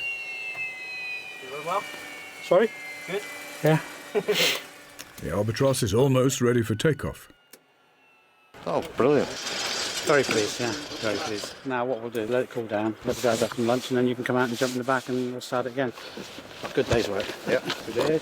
Took longer to get it out of the hangar than it did to actually do the job. No leaks either. He'll be smiling better when he's sat in the back. And I go, it's all yours. It's a big boy's toy to him. Get his hands on it today. A low-powered run. Throttle set, contact. Set, contact. One of the few British pilots to have flown an L-39 knows what comes next. Warbird veteran Taff Smith owned the first one in the West. I'd mortgaged my house, mortgaged everything I had to get an airplane that was ex-Gaddafi. ex-Libyan Air Force. I went over to Hungary to the Slovakian Air Force for technical college training. And then I went over to the Czech Republic and flew their airplanes with the test pilots. Were great guys. It's a lovely, lovely airplane. They were hand-built in Prague and they were always beautifully made. All the riveting, all handmade, just like a Ferrari. The instrumentation was very, very good. Nice to fly, straight-wing technology, so it's conventional in the fact that it gives you plenty of warning when it approaches the stall, a lot of pre-stall buffet. Nice to do aerobatics in, behaves extremely well. And Taff has some advice for Steve. Flying a fast jet, you really need, conventional fixed-wing training to lead up to that. So you think he's got a bit of a mountain to climb here? If he hasn't got any fixed-wing experience, he's got a very big mountain to climb, for sure. I'm just arming the system, front and back too. Back at St. Athan, it's Steve's turn to sit in his own jet. Right, that's all the instruments. That's your engine instruments, that's the fuel pressure, that's fuel, that's the RPM. The quick way out, pull that lever back if anything goes wrong. If you see me jumping out, I'll be following. try and be ahead of me.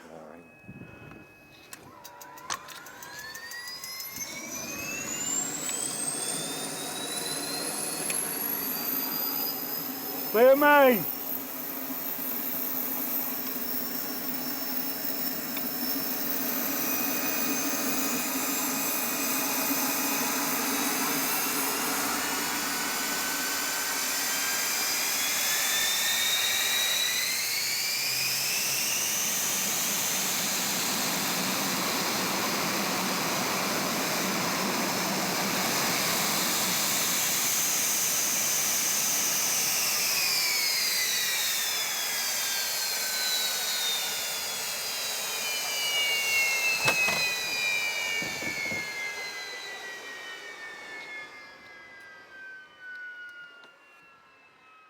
Super duper. There you go, you're in. Right.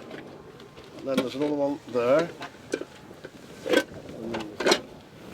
I climb out of there like I've done it for years. It's very good. Puts a smile on your face. Only the final safety checks on the ejection seats stand in the way of Steve and his dream. The big thing with the ejection seats, they are pyrotechnics and they are dangerous. They've got to be treated very, very carefully. The pilot needs to know that if he ejects, his parachute's going to work, he's going to separate. Everything like that's got to work. You're pleased with your purchase? Well, when I say front nose, lift off the runway going down there, I will be. Yeah, I will be. That's the deal. That's when I pay him. No, it is. Oh, that's the deal. But the deal is about to go sour on Steve. While servicing the two ejection seats, Martin makes a worrying discovery that could jeopardize the whole project.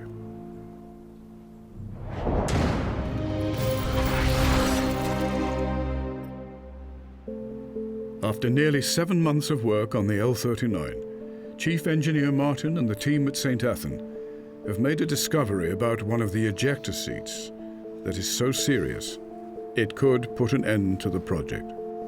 I refitted the front seat, that went no problem. The rear seat has been changed. The guys in Estonia are a bit naughty. They'd robbed one of the seats out, and we know because John Sports took all the serial numbers. The team must find the missing seat in Estonia, or source lethal Semtex explosives for its replacement. Neither option is going to be easy. As soon as these rocket packs are installed, the aircraft's ready to go. The trouble being, because it's a Czech airplane, getting parts from the Czech Republic here, especially explosives, has been the problem. But it saves your life at the end of the day, so you need the right things in there.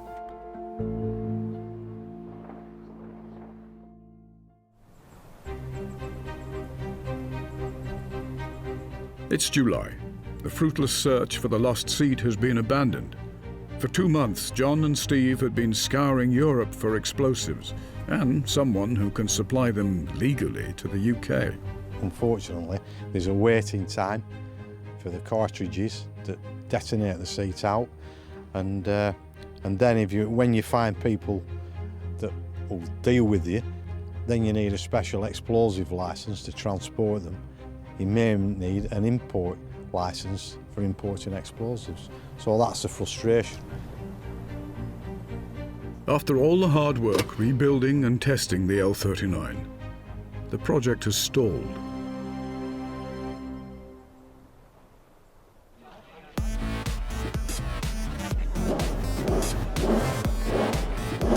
A week later, Steve is at the Silverstone race circuit, satisfying the need for speed in his Formula One car.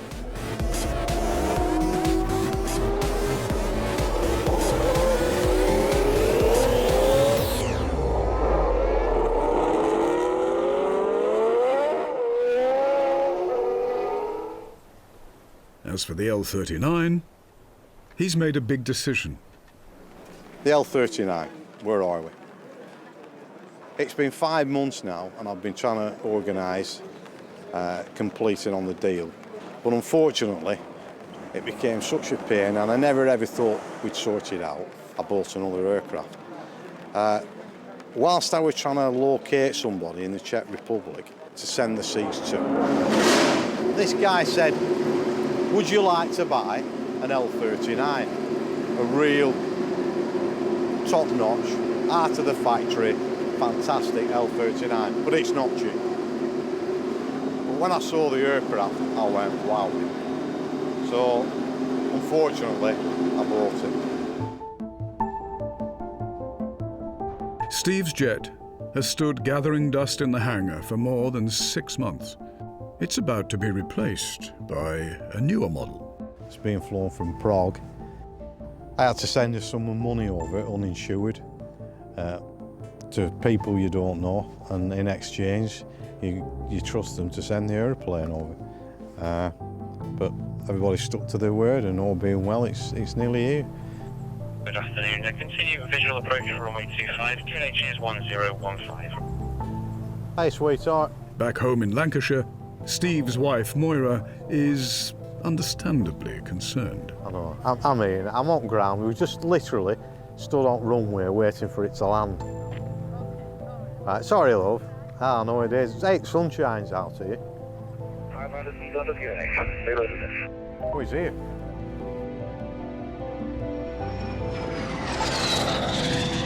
It looks fast when it's going slow, doesn't it? Yeah, Alpha Roger, runway 25, clear to land, service wind 280 degrees 16 knots. 556, line up and ready, runway 25. 561, runway 25, 40.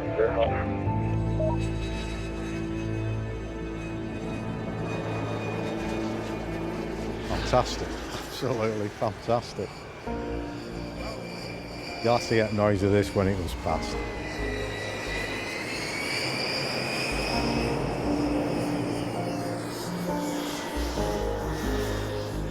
Come all this way, at last turning you got wrong. You should have turned into anger and turned into the... Looks all right, that, doesn't it? It's beautiful. The jet's being delivered by test pilots from the Czech factory. Hello, nice to meet you. Thank you. Nice to see you. Okay. Good flight? Yeah, it was fine, thank but you for first in welcome. the morning Yes. was the weather not very expected there, but it seems to be through the day. No, this looks in very good nick. This looks almost as good as that one did. I will get this one sorted out, get it on the register, get it airborne. It'll be no different to the other one, apart from I ain't got to put it together. All that remains is for the Civil Aviation Authority to change the jet's registration paperwork from the Czech Republic to the UK. With Britain still officially part of the EU, it should be a simple process. But it isn't.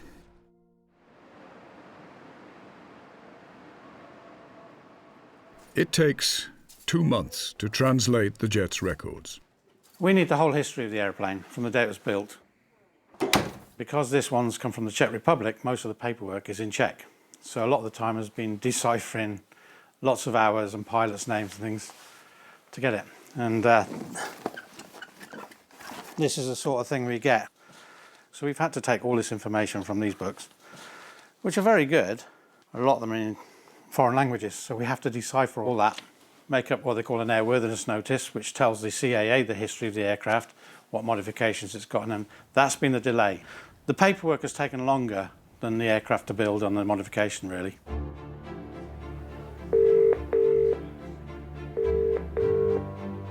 Good afternoon. Welcome to the Civil Aviation Authority. For over 4 months, the St. Athan team have been waiting for an official survey of the L-39 to be carried out by a CAA engineer. You wouldn't believe how frustrated I am. We take the airplane out every 30 days to run it, of course, because we have to keep that under the regulations. And it just sits there, and we just bring it back in, and another 30 days, we take it out again, burn some more fuel off. It's ready to go. Documentation's ready to go. Everything's ready to go. It's just a survey and a piece of paper that's to be signed. For aircraft certification, please press 2. Calls go unanswered, Airplane is currently unavailable. sometimes unreturned. Please leave a message after the tone. We're just waiting for them to confirm that I've written everything they want to write in a piece of paper for them. I've done as much as I can, and that's as far as I can go. Steve is still determined to fulfill his lifetime dream. He has a test pilot lined up and even a hangar waiting nearer to his home. First stage, takeoff flap. Second landing flap. I reckon this is more difficult to fly than the real thing. But at the moment, this is the only thing that we've got. The only thing we've got. Frustrating? To say the least, yeah. This has been a boyhood ambition, hasn't it? Yeah, but I mean, at the end of the day, I mean, the CAA don't really care about that, do they? I mean, they've just got a job to do. They're not really bothered about Steve Hartley and his passion. But I feel we're nearly there.